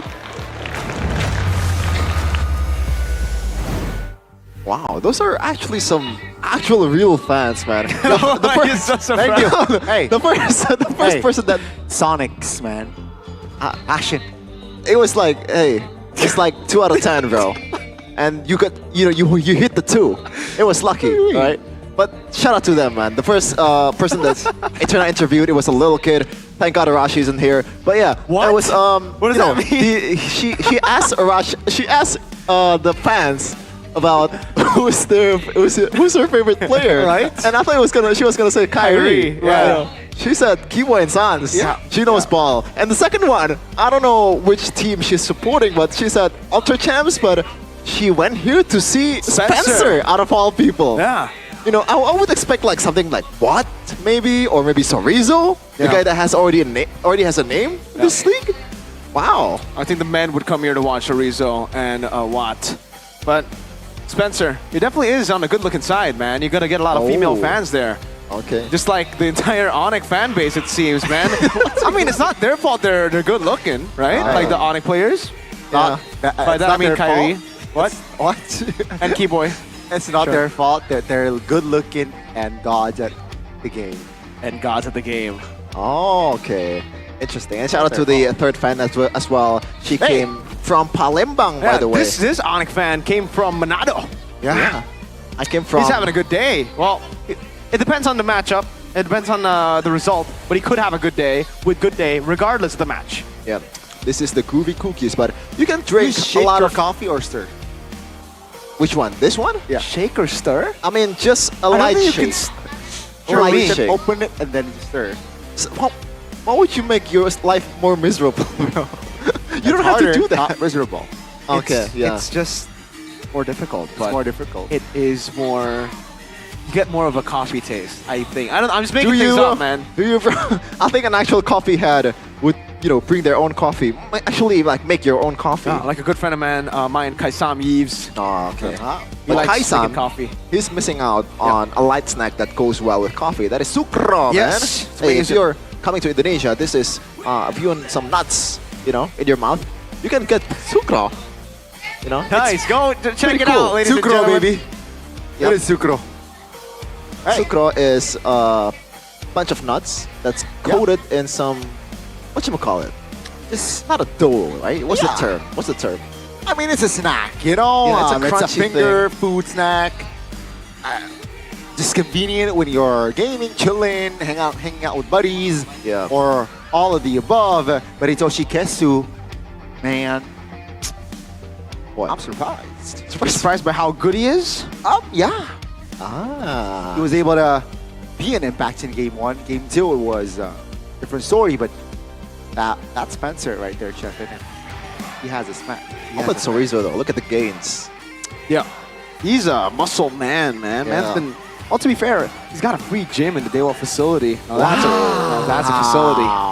Do you prefer, an actual facility like that, or just a gachoan type? Oh, bro.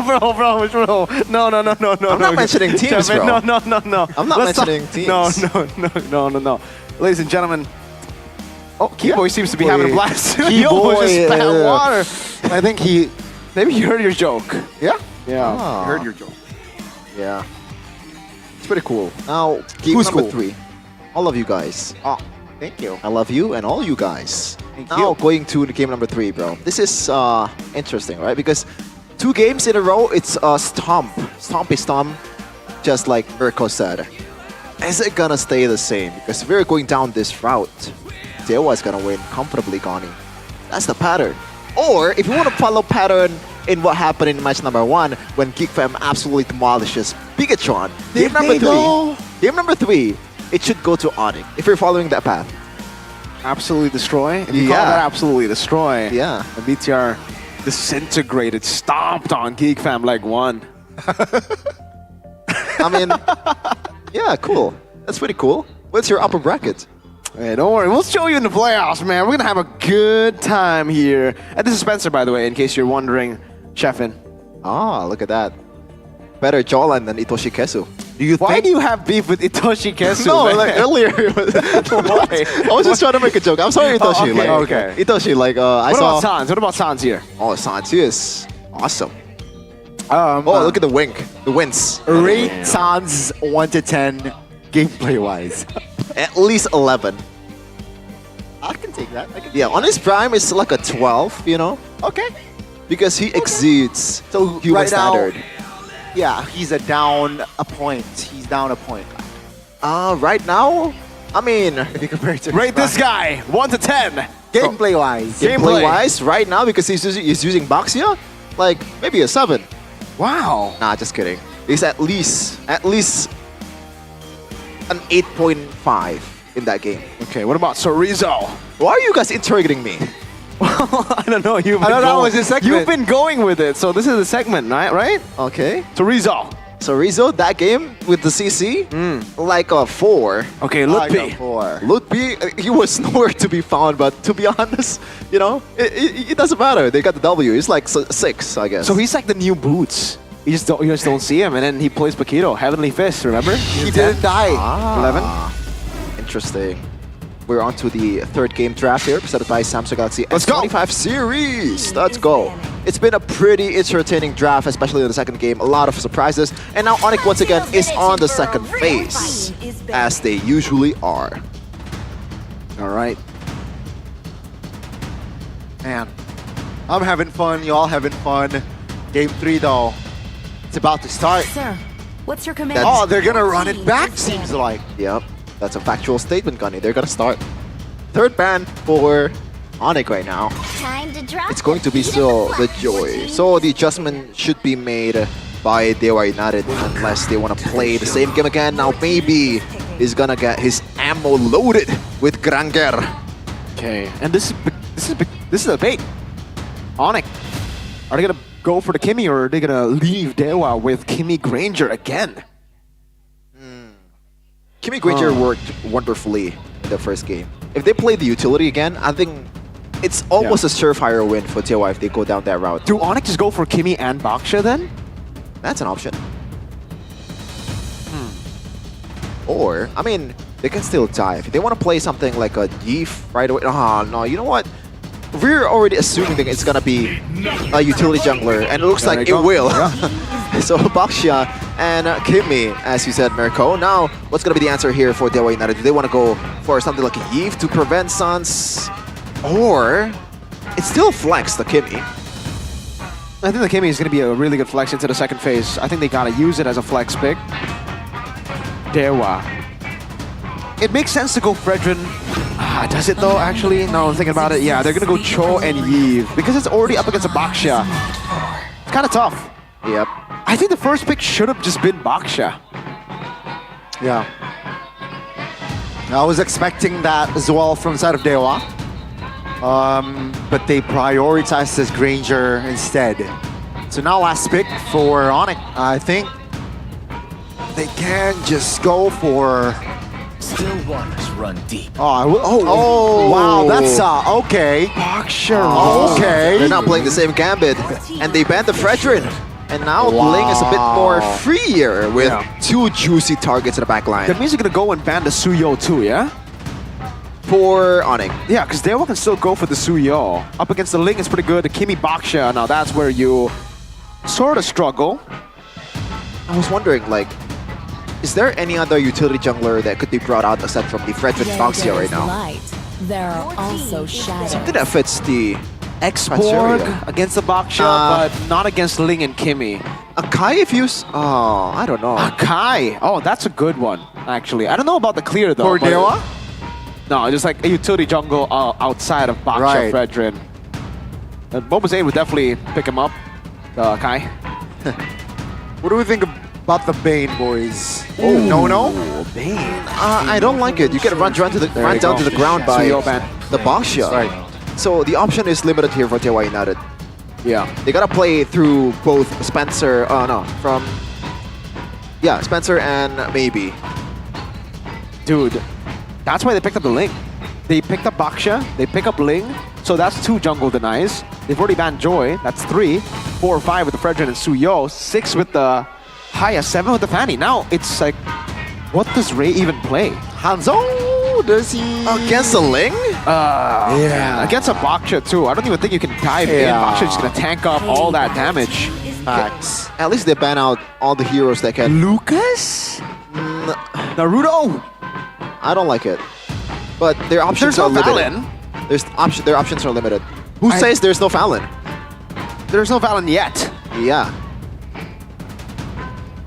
Ona can definitely take the Valen though, yeah. Up against the Yve could be a really good pick. Just pick up EXP here, right? Pick up an EXP. Well, okay, let me ask you guys a question. Kimmy, better in mid or gold? I personally like it in mid. Yeah, I agree, and that's why they go Claude, and now there's no Valen, unless they go XP Valen, which can still come up, to be fair, to be honest with you. Oh man, this was a trap right from the get-go after the Kimi Baksha. Do they go Phoveus, Lucas? The Lucas, man. There's a lot of dashes. Well, Link. And then the Lucas can control neutral objectives with the Yve and Cho, right? Right? Sure. And the Granger's winning lane against the Claude.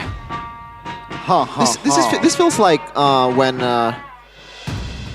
I believe Annabelle is using Lucas. There's really no real good option here for Dewa United. They gotta dig deep in their pocket. It's gonna be a glue and I believe a Lancelot. I think I like the Lancelot more. I don't know about you guys. There are a lot of blinks though. I mean, not a lot, but just Claude can blink out of the Thorn Rose. Kimmy can jump. Well, I understand actually. They do have a lot of kill pressure, especially in the gold lane. The glue's gonna be alright. In XP, I think they're thinking that Onyx are gonna go Phoveus, right? But I don't think they're gonna go. Are they gonna go Phoveus? After seeing the glue, probably not. Benedetta? Oh, you know what? That's actually pretty good. Against the glue, it's actually okay, yeah? Yeah, and against a Yve, you want a stationary target there. That's food for Lupi, but I feel like they have a lot, too many damage. Yeah, they have too much damage, I agree. That's a dive, a bit of damage. I think it checks a lot of boxes. Oh man. What do you think about this, Sheffin? You're the XP laner. Well, first of all, like you're gonna get stunned if you overextend just a bit. You're gonna get solo killed by the glue, and in the grand scheme of things, the wave clear is bad. You know, you have to take the concussive blast. But the good thing is, you can rotate much faster compared to the glue. So that's an angle that they can abuse if they want to. Oh my god! Wow! 8.6? That is the highest lineup rating we've seen in MPL Indonesia, ladies and gentlemen. And the counter index is 2.8! Oh my lord, Gani standing up. He's waving to the Onyx fans. That's a difference, ladies and gentlemen. And now, Onyx, they have all the chances in the world to take this one. Will they be able to take game number 3 and reverse sweep the Apostles of God? It's Onyx versus Dewa United. Ladies and gentlemen, it is Dewa looking to find a victory again. They have defeated RRQ and they look to defeat Onyx in this game. Onyx, can they deny that fact with the composition? An 8.6 lineup rating. Seems like Keyboy has more say in a 1v1 roam. Yeah, you don't want to take a 1v1 battle with a Khalid in the level 1 or level 2 because you're gonna lose for sure with the healing. Now, oh man, I'm looking at the top lane right now, but what's going on the XP lane? It looks like Lutpi is just weaving around the stuns and actually did quite well. Yeah, he's actually winning. Yeah, that's not something I expect, I gotta say. Tenacity, vitality. Oh man, so much tankiness. Did you say vitality? Tenacity. I did say vitality, but not the BTR one. But the emblem one. Okay, now this is more expected, right? This is what we expected in the lane. I really wonder what happened there. Yeah, a lot of tankiness though for the side of Onyx, and only one rupture. Everybody else has gone for thrill. Interesting that Spencer went from the demon shoes, knowing that there's a lot of dive coming in from Onyx. I think I would have preferred him to go for like a warrior boost because Kyrie, Keyboy, and Savio is gonna cut him down at level 4. Let's see. Ray's doing a good job farming. And it does seem like right now we're just definitely going to see like a chiller game up until the first neutral objective. Ooh. I'm trying to think about it. Savero's actually doing an amazing job in the lane here up against the Granger. Yep. Who wins Turtle 1? I think it really comes down to the XP, doesn't it? Well, first of all, I think they will actually have a better composition for Turtle 1. Especially it's a Lancelot. This is a hero that excels at taking objectives as Torizo and Spencer's gonna be level 4 in a second. Itoshi starts to get the Lord to Dewa's side, but looks like Kai and also Ray will just take the buff before they want to battle it out in the pit. Yeah, both junglers. They're not even going there. Interesting. I don't know if Ray is aware of this, but Kai wants to invade. Yeah. Ray knows. Ray knows that. Oh, wait. Onyx are on the turtle already. They're going to go for it without Kai. Yeah, they got the Kimmy. And seems like they're out with the info. Kyrie though jumps back. That's going to be Kyrie picking up the first turtle. Tempest the blade. Itoshi Kesu. Good dodge. Ray got stunned by Keyboy. That's going to be Lutfi though mounted. No follow-up damage, but there's Itoshi Kesu. That's going to be first blood for the roamer. Yeah, Onyx parade a turtle for a kill, but it seems like Dewa, they got an angle to kill Keyboy, and that's going to be 2 kills on the board already for Dewa United. Who won at a time, especially after Sans taking the whole full plating there, Mirko?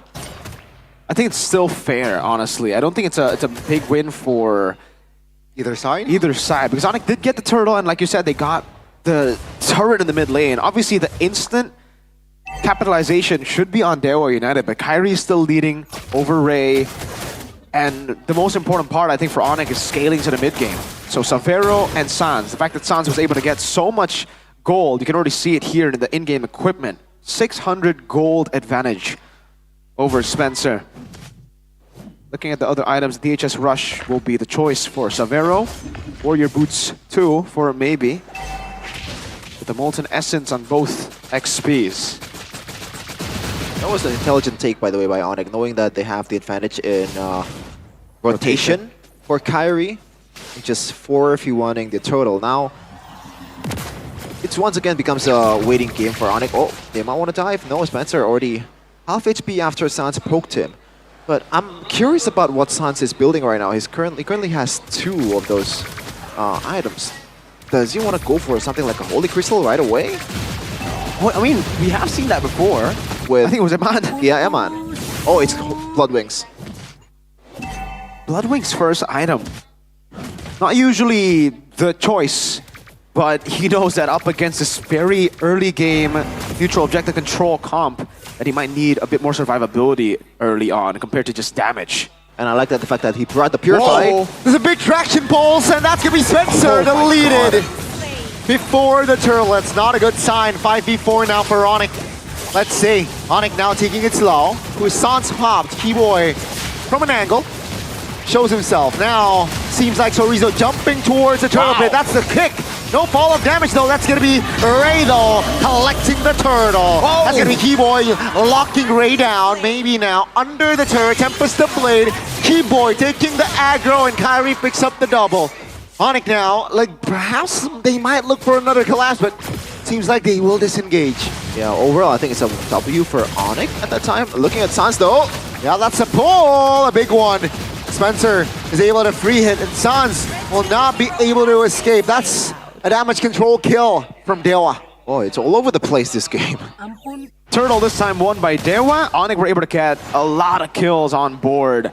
Again, I would say it's still fair game right now. Kyrie is leading. He's going to go on to the purple buff, but Itoshi Kesu, as usual, will try to stop that from happening, at least for free. Walks up.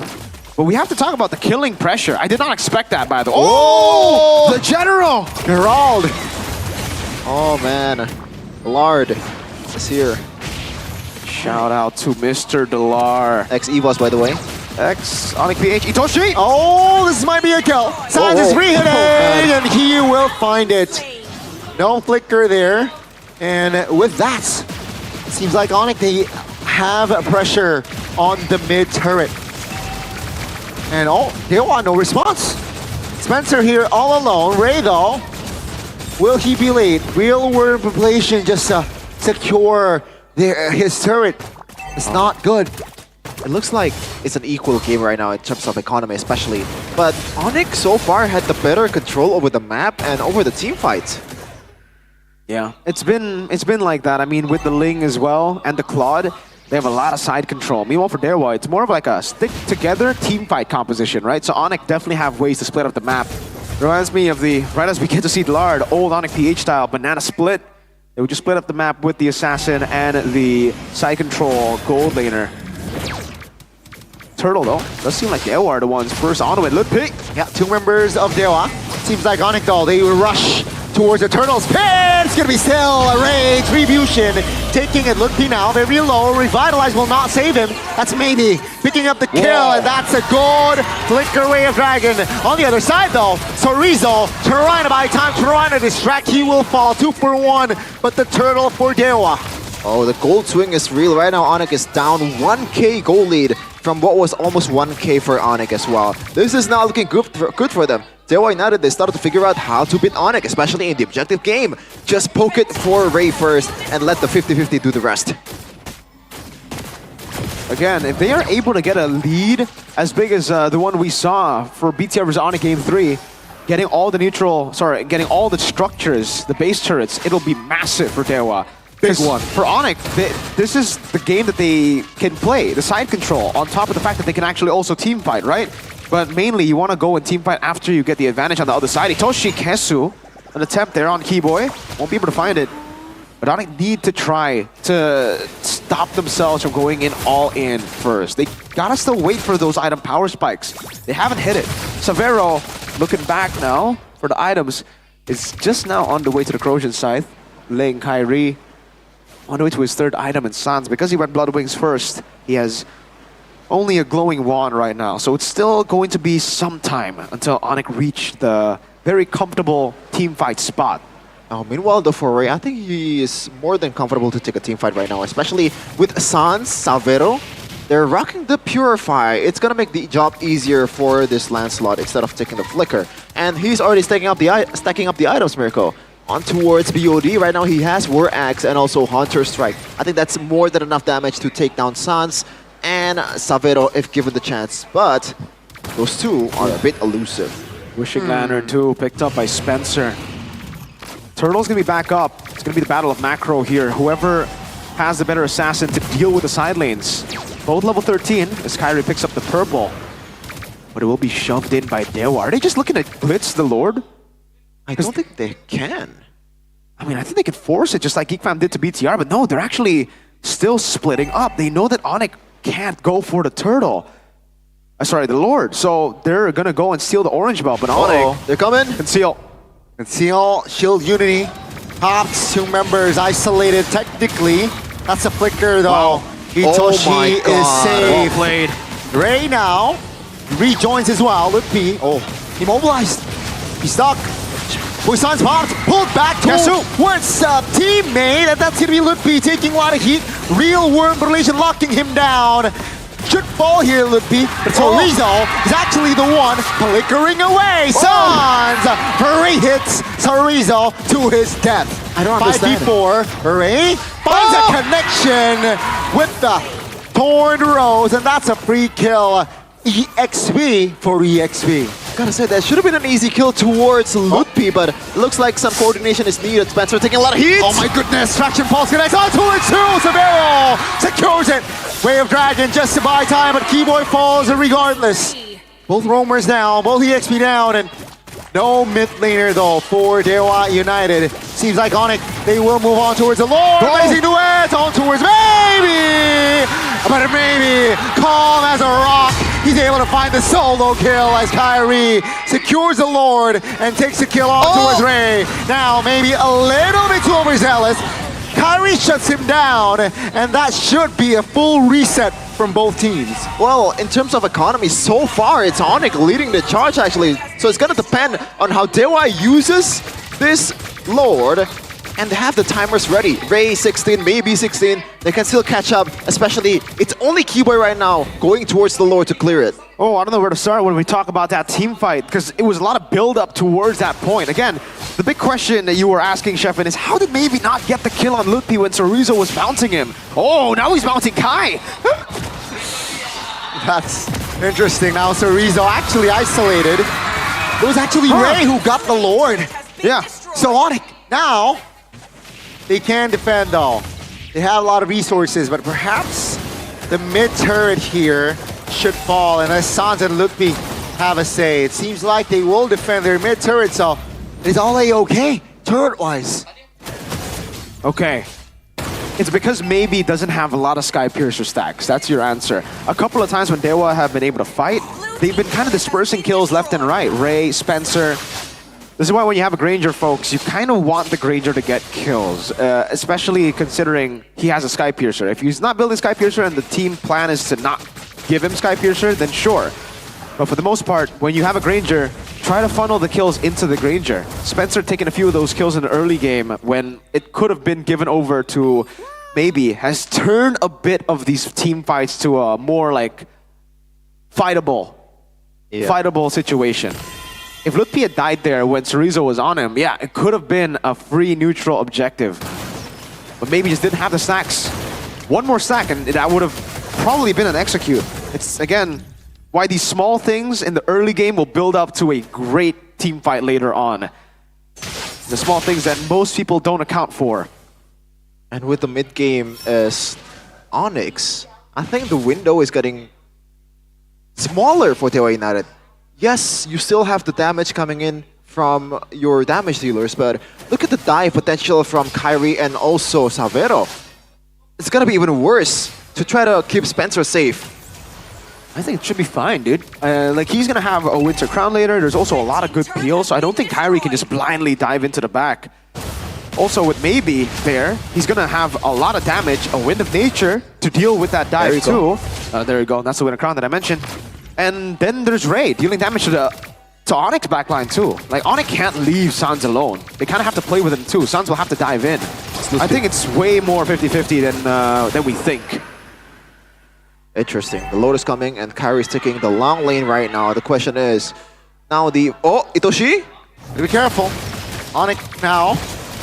Seems like bottom side is still occupied low-key by Kyrie. He wants to stay in the middle, so he is able to be mobile, going down or to the Lord. Lancelot chose bottom side. They're taking it slow, both teams. Yeah. This is... How do you deal with the situation? I think Itoshi Kesu will play a big part in this.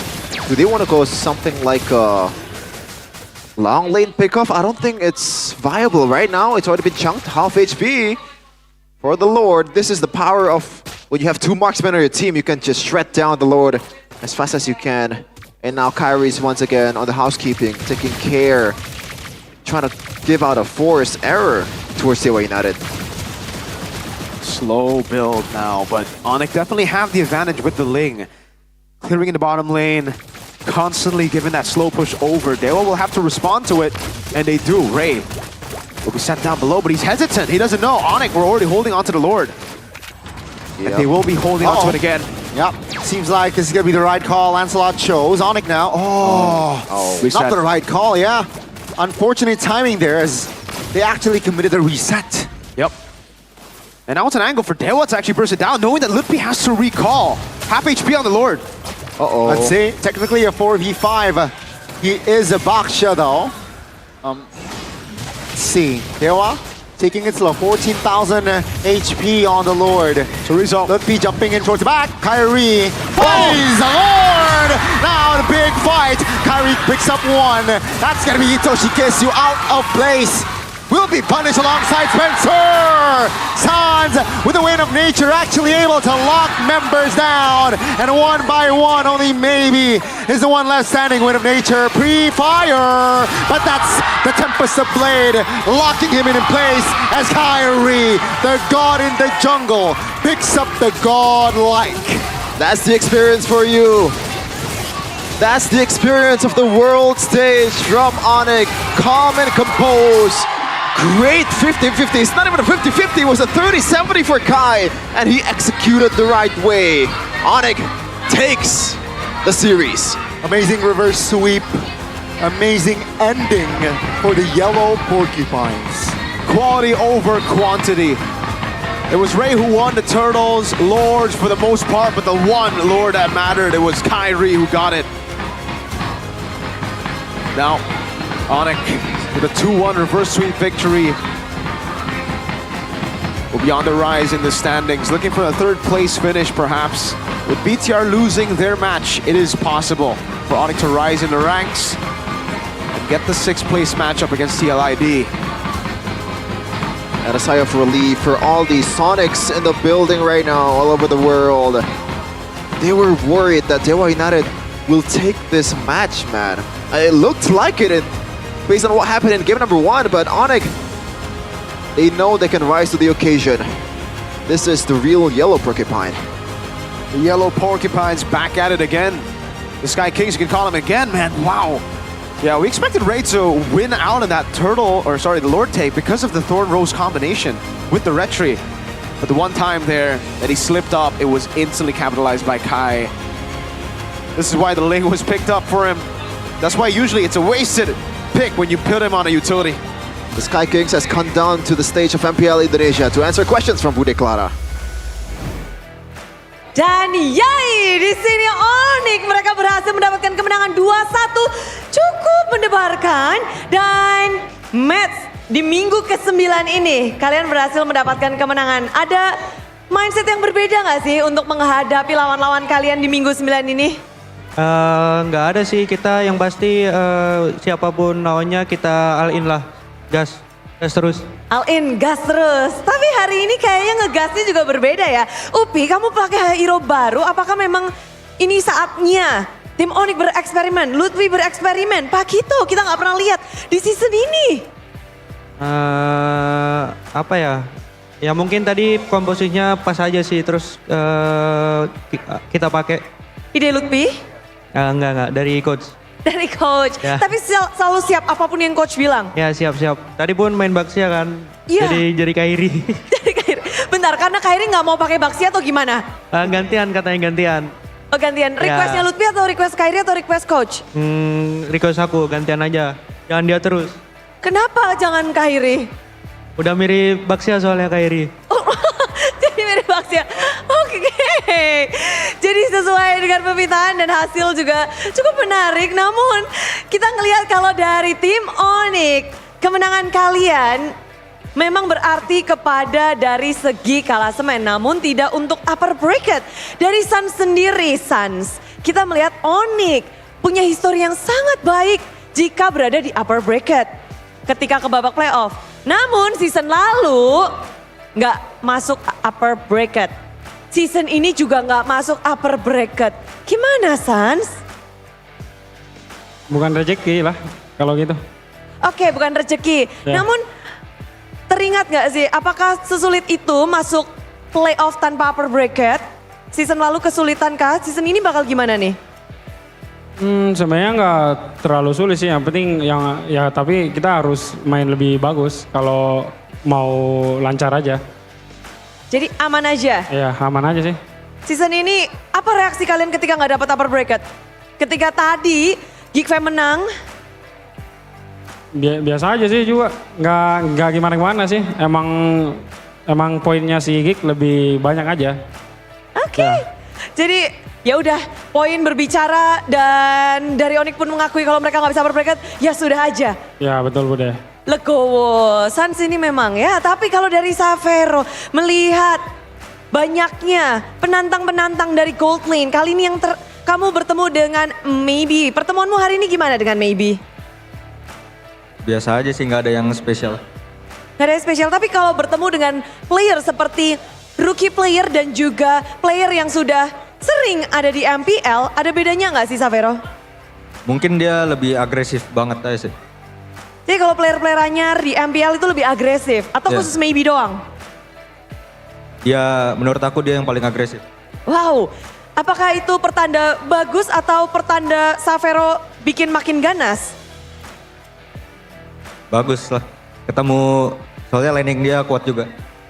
Laningnya jadi kuat. Oke, jadi saling ini ya, kita melihat kuat sama-sama kuat. Namun kalau dari Dewa sendiri ada perbedaan yang cukup menarik. Kiboy, kamu melawan dan juga Sans bisa dibilang ini kalian melawan lawan yang baru. 2 player yang baru saja naik di Dewa. Bagaimana kamu melihat perubahan Dewa untuk di minggu-minggu akhir ini? Kalau dari gua ya lumayan berbeda lah dari gameplaynya. Biasa kan yang connect banget Muesa sama Res. Sekarang udah ya player-player baru juga sih. Jadi kita nggak tahu. Cuma menurut gua mereka punya potensi lah. Punya potensi. Tapi kalau potensi Onyx untuk playoff gimana nih? Ya harusnya kita bisa belajar lebih banyak sih. Buat banyak waktu juga buat nanti playoff. Mau di upper, mau di lower ya kita alin aja sih. All in, all out. Nggak ada kepanikan. Namun kalau ngelihat dari Kyrie, you face Ray and we saw last game, you guys ban all of Ray's hero. What's going on? No, sorry, nggak ngerti. Hero-nya Ray di ban semua. Yeah. Is there anything about Ray? Anything special about Ray that you can share? Nggak tahu sih tadi si coachnya ngedrop full sama Adi. No request, no apa, pokoknya pasrah aja. Tadi game 2 paling gua request mau main box ya. Tapi nggak boleh. Tadi gua main box ya. Game 2. Game 2. Game 1 dicuri sama Upi.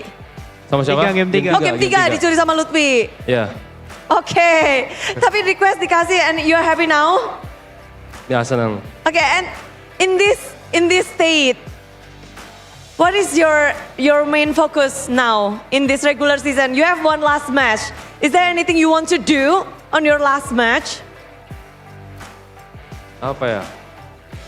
Si Lutfi kata Lutfi dia ini sih mau lihat boxnya gua lagi besok. Baksya lagi. Oke, ini akan jadi menarik. Namun, kemenangan hari ini mungkin, is there anything you want to say for this win, Kyrie? Ke siapa? For anyone? Gak ada sih. Oh Sonic, buat Sonic paling. Terima kasih Sonic yang selalu dukung kita. Ya terus, jangan lupa dukung kita di playoffs. Playoff di depan mata, walaupun mereka bukan di upper bracket, namun mereka terus mendapatkan kemenangan demi kemenangan. So, Sonic, sambutlah kemenangan dari tim Onyx.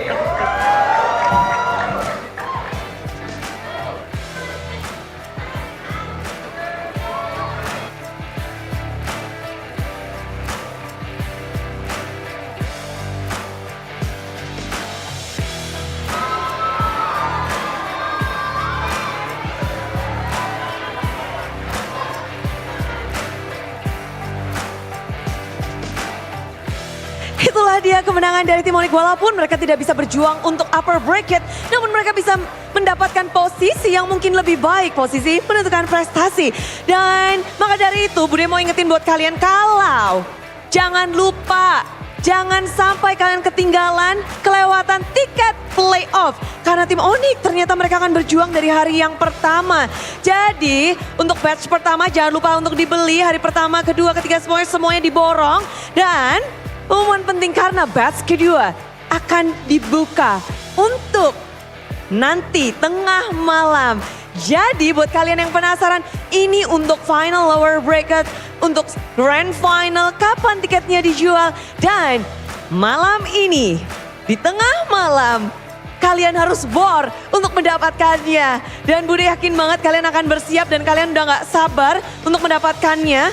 Karena batch 1 udah 2 minggu nih. Kita melihat bahwa perebutan tiket juga sedang lagi dijalankan oleh Superfans. Dan ngebahas tentang lower bracket finals dan juga final, grand final. Kalian juga yang udah bertanya-tanya, jawabannya adalah hari ini, malam ini dibuka.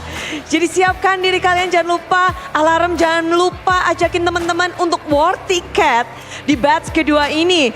Karena kalian harus datang banget ke Velodrome. Di sana kita akan seru-seruan bareng, rame-ramean bareng. Ditambah lagi nanti bakal ada MPL Festival Land of Wine. Di sana akan ada watch party, lalu ada meet and greet, ditambah juga ada performance, dan ditambah lagi Pokoknya banyak banget ditambah. Semuanya akan berkumpul bersama. Nggak hanya di dalam Velodrome namun juga ada di luar di MPL Festival. Dan pastikan kalian juga datang karena untuk yang pencinta Magic Chess khususnya ya.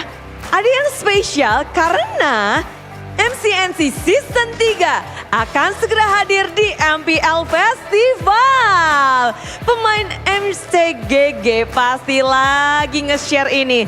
Karena Magic Chess setelah beralih ke Magic Chess Go-Go, rupanya kompetisi semakin tinggi. Semua player semakin kompetitif. Di Velodrome waktu itu juga rame banget. Bahkan sampai kita sudah selesai angkat piala. Turnamen Magic Chess masih berlangsung dengan antusiasme yang lebih besar lagi. Pasti kita akan merangkul semua pemain Magic Chess. Dan di Magic Chess Go-Go pastikan kalian juga berkompetisi di tentu saja di Velodrome. Dan pastikan dapatkan batch 1, batch 2 semuanya kalian harus punya. Karena kita tahu kita akan seru-seruan bareng, ditambah tim-tim akan beradu dari hari yang pertama, kedua, ketiga, keempat, kelima. Kita nggak akan tahu siapa yang akan bertanding. Namun pemain-pemain atau tim-tim yang berada di posisi 4-6 mereka akan bertanding di hari yang pertama. Jadi jangan sampai lewatkan. Dan kita juga nggak mau kelewatan informasi apa yang bisa dikasih tahu ke kita. Karena kita pengen tahu gimana cara tim Onyx mendapatkan kemenangan di game yang ketiga. Baksha berada di tangan EXP Laner dan seperti apa langsung saja para caster break it down.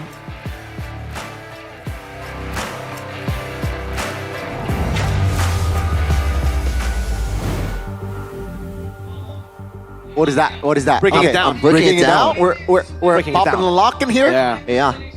Okay. For the people back at home, I'm Okay. sorry I couldn't translate the interview. My phone died. They know that Bude Clara would also break it down. Yeah. That's it, why. right? That's why you have to get the S25 Ultra. Because you can break it down? No, because the battery. This has been here for like 3 days. I'm not even joking, and it's still 32, bro. I don't think it's 3 days. The whole season. It doesn't need charging. Nah, that's a lie actually. That's a lie. Yeah, that's a bit cray-cray, my friend. But it's the battery life is actually crazy. Just as crazy whoa. that it took Onyx 3 games to beat Dewa 3 United. games, bro. 3 That's games. like more than. And they got spanked in game number 1. Schmackaroonied. You gotta explain yourself. Hey, They direct their schmirk. Sometimes maybe good. Sometimes maybe Arsenal. Yeah. Arsenal is A loser. peak football club. All right. So yeah, moving on. Onyx. Yeah, I mean it's just they slipped up. They slipped up game 1, perhaps from the drafts and then the execution, but they repaired game 2. It's classic Onyx. Classic Onyx, man. I think Classic Classic. Onyx would be winning MPL, Onyx. Would be in upper brackets. Even Bude asked the Yeah. question to Sans, and Sans like, yeah, but they just got, we just didn't get points. Sans answers in the most literal way possible. It's like, how do you feel? Geek Fam won and you lost your chance to upper brackets. Yeah, they got more points. It's like, Or they too... dude, I gotta give props to Bude because Factual, man. imagine having to interview Onyx for like 3 whole seasons. Every single match they play. It's like, not fun. holy moly. I mean, to be fair, Hey. for Onyx part, winning is fun. The interview over and Yeah. over again, probably not. We're gonna see the One- crucial moment, though. 1 out of 13 interviews for Onyx is fun. And then Yep. there are the 12 others where they just, yeah, we got lucky. Here, Kibo, have the mic. Yep. But it's so different when, like, they're just the opposite of what they are in the interviews. In the game, they're fun. They're entertaining. They're amazing. They got passion. They show passion with the individual flares. See, Sans, if he played the way he answers interview questions, he would just stand there in the back and shoot as a Kimmy. But no, he doesn't just stand there in the back. He knows when to walk forward. He knows when to flicker in. He knows when to go hila, bro. He's crazy. He's the MVP presented by Tournament Smartphone Samsung Galaxy S25 series. The work that this guy did, if you give him space, maybe, you know? The solution all along was just to try to give out space for Suns. Not so much, you know, not essentially have to put Kyrie on a utility. Sometimes you just gotta pick the frontliners that actually do frontline. And Suns is just gonna be there to feast. Yeah. A couple of times here and there, though. Again, like this kill right here, he was able to get the Sky Piercer. But take a look at the rest here. It's not given to him. hey, I'm sorry, but ladies and gentlemen, when you have a Granger in your team, you want to funnel. This is not just like an Eman thing. You need to funnel your kills into the Granger unless you have a good Suyo that can carry you anyways, you know? Then it's okay to take kills and your Granger kind of whack. But in most situations in MPL, Grangers are good. And a few kills that they could have gotten on Lutpi, the funnels could have played a big role. Again, it's the small margins, man. Getting that a little bit of advantage could change everything. Oh, and that's a Sky Piercer for maybe towards Salvero. Yeah.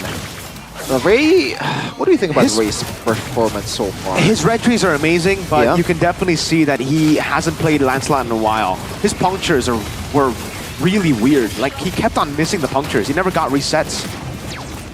Look, he's skill 1 again. Like, to the same Lord, so he didn't have puncture. And then he had to wait here, and then look again. He's skill 1, and he misses skill 1, I believe. Boom.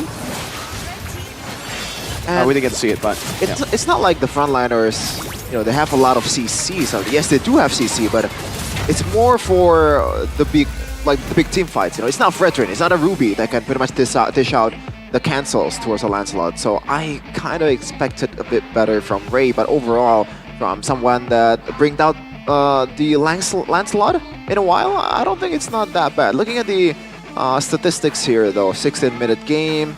Anything that stands out here? Mirko, I'm trying to find one here. Sky Piercer is not built by Sans, actually. Yeah. No need. No need. Yep.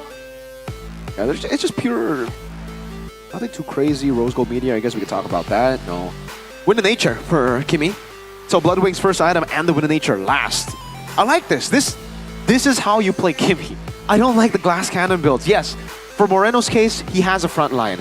But in game number 3, this was supposed to be what he built. It's not a pure front line like a Baksha anymore in game number 3 for BTR against Geek Fam. It was a Kalea and Haya. So here, you can see very similar composition, right? Like, oh, actually, to be fair, there's more frontliners here than they were for even BTR. Yet, he still went for the Wind of Nature plus the Bloodwings. I think a lot of mid laners, a lot of gold laners need to learn, man, that even though you're really good, you need to respect your opponents. We saw a full flicker also from Sans and the team in game 1. Didn't work well. Purify, bro. Like, it's not cringe to go Purify. I don't know why a lot of teams now seem to be allergic. They're like, oh, you're a nerd if you go Purify. Like, ew, you live in the streets if you go Purify. I said, no, it's not, guys. It's to win the game. I think the worst offenders of this issue is TLID. They will just never go Purify. And why? Doesn't make sense. Stubbornness. Then I go up against Tigreal and Gatot and they're like, these guys are not gonna land skills. It's like they're playing against epics, man. They're playing against same level players in MPL. Just go Purify. It ain't a crime, guys. People back at home, please. Please. But the don't go Vengeance Juicin. Or Sprint. Vengeance Juicin? Who the hell does that? One of our fellow casters went Arashi goes Sprint Juicin, Vengeance Juicin against an Atlas. To his defense, it's more mobile. And he What do you likes mean it more elusive. mobile? He likes it elusive, you know. Is that elusive? I don't know, Like maybe. silent, suddenly. Swift, elusive, deadly. Sprint to sin. I don't want to respond. I don't know if that's a rage bait or like you're just being weird. No, he's paranoid. I feel like I got rage baited already. Off cam, Gani has rage baited Sheffield so much that now he's paranoid. Man, oh man. Oh, it's so funny. But looking my God. at the standings right now, wow, there's a change. Onic, number 4. Instead of Alter Ego. Oh, look at the start. So there's a chance we will get 3rd place, BTR. Yeah, if Bigatron loses Alter Ego and Onic win their last match, there's a chance we might swap. And BTR will be going up against Alter Ego. Right now, we don't know who's number 5 or number 6. And I honestly feel like who would you want to meet, Gani, in the playoffs if it's between BTR, Alter Ego, and TL? This current form, I'd rather them meet TL. TL. But exactly. For me, but which RRQ? RRQ will be with 6 and 3 or 6 and 3. Okay. Up top. So RRQ will be 6 and 3. Okay. See, that changes a lot now. Do you want top 3? Okay. Looking at the tomorrow schedule though, first game it's the movable wall versus the stoppable force. EVOS versus Navi. Then TLID versus RRQ, the rematch of last season's Grand Finals, and Onyx versus Alter Ego. Now this match has a lot of stakes. Even TLID, man, against RRQ, they need to win that one if they want to get a better seeding. Yeah, and Onyx need to win this one, Gani, if they want to have a shot at third place. But the question is, do you even want third place now? It's either upper brackets or let's avoid RRQ. Isn't it weird that TLID needs to play RRQ to avoid RRQ? They don't need to win that. I think it's fine. Because like if they go, oh, you're right, they need to win. They need to be 4-5 to avoid RRQ. Man, they need some precision. They gotta pray that it's Chen in jungle and Sutsujin in XP or something, some off-roll stuff. That is a possibility, just like the possibility of you dying in the road after getting smacked in a traffic accident if you don't wear your helmet. So, how do you prevent that? Thankfully, you can buy RSV helmet. Okay. And with some swag also, you can get the collab of all the teams, except a few, of MPL Indonesia collabing with this helmet. So if you're an EVOS fan, you know, I'm sorry for you, but you can still buy the RSV helmet right now. Yeah. Have you ever gotten into a motorcycle accident? I have. You know what the worst part is? What? It's a non-contact accident. You just fell. You just So slipped. the thing is, That's pretty embarrassing. Yeah. no. It's even worse. I was turning left, you know, and in my head, you watch Cars? Cars 1? Yes. You know Hudson Hornet turn? Yeah. You tried. In my head, I tried to do that. To drift. Yeah. And it was, it was pretty bad. I'm not proud of that. Okay, but the point is, if he didn't have the RSV helmet, he'd probably have some brain injuries. Injuries. I mean, I already kind of have one anyway, but MPL ID Superfans League right now is here for you. And if you are a Superfans, then what better way for you to kind of participate, quote unquote, Are you for your good at team, video you know? games? This competition serves as a platform to prove which team community is the best and most united across Indonesia, while also giving Superfans a stage to compete, unite, and show their pride for their favorite team. I'm trying to see. Let's take a look at the standings here, though, because you're going to be shocked. Yeah. You might think that quantity is actually a good thing. Whoa! Dude, I got troopers! Hey, Sonic Royal Makassar doing work. Sonic Kocak siap. Not bad. Right second. Hey. Look at the kingdom though. I'm sorry, RRQ, but you got like 20 billion fans out there in Indonesia. And these are the best for the super. That's crazy. Surely you can find better 5 than this. What about the Geek Slayers though? Wow. Hey, we are table with Geek Osiris. I mean, as long as they got to the playoffs. Oh man, both the kingdoms, 8th and 9th. Color contrast to what the team is doing right now. Yeah, this is pretty accurate though. Juragan Troopers and Sonic Royal Makassar. Just like in the English talent pool, the Onyx fan and the BTR fan are the best at the game. Sure. And there are all you guys. Sure. You know what? I don't have an counter right now because I'm actually kind of washed at this point. Like seriously. And the others don't play. Oh my god. Hey, I don't think I'm the worst yet. You know, let's put it that way. I don't think you're the worst. You're the third best. Who do you think is the worst right now? Who do you think is the worst? I mean, we can battle it out in the Velodrome Jakarta to settle things out 11th to 15th of June 2025. Oh my goodness. And Gani can, you know, he has a lot of memories. Oh yeah, that was the season. Remind me again, Gani. What season? What was the Velodrome known guys, for? all right. Okay. EVOS. Okay. Miracle Run. EVOS are not even there, so it's already gonna be different, Gani, right?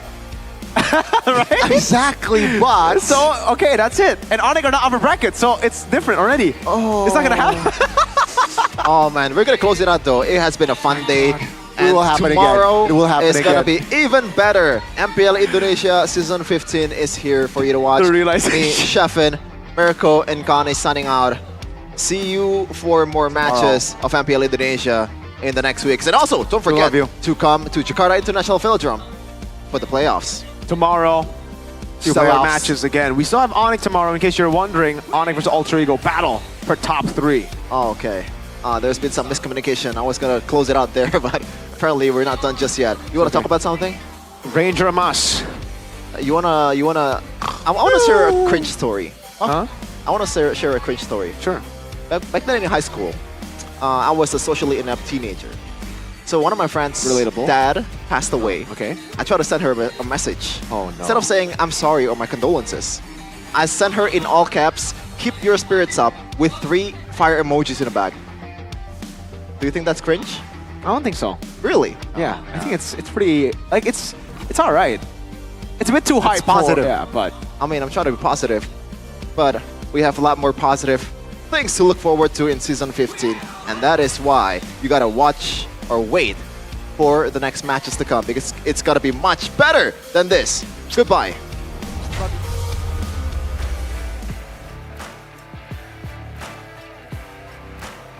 Yap, dan terima kasih para caster hari ini. Ternyata di minggu ke-9 semua tim masih berjuang memberikan yang terbaik. 21-21 dan benar-benar kita masih mencari posisi dari setiap tim untuk babak playoff. Upper bracket sudah disecure oleh tim RRQ dan juga tim Geek Fam. Namun bagaimana halnya dengan 4-6? Mereka akan menentukan siapa yang akan melawan siapa dengan posisi dari regular season. Dan sebelum kita berpisah, izinkan Bude mengingatkan jika MPL Indonesia Season 15 powered by Moonton, supported by PBSI, presented by official turnamen smartphone Samsung Galaxy, official e-wallet GoPay, official sponsor Head and Shoulder, official coffee partner Good Day, dan juga partner ini sports. Kita ada Dunia Games, Telkomsel, dan IndiHome. Bersama dengan advertiser Kacang Sukro dan juga Hokben. Tak lupa advertiser kita ada RSV Helmet. Jadi semua yang sudah mendukung acara hari ini, para super fans dan seluruh yang telah mendukung dari rumah maupun datang ke MPL Arena, jangan lelah karena besok kita akan kembali lagi dengan 3 match yang sangat menarik. Jadi hari ini kita berpisah dan sampai jumpa di hari kedua MPL Indonesia Season 15 week yang ke-9. We own this.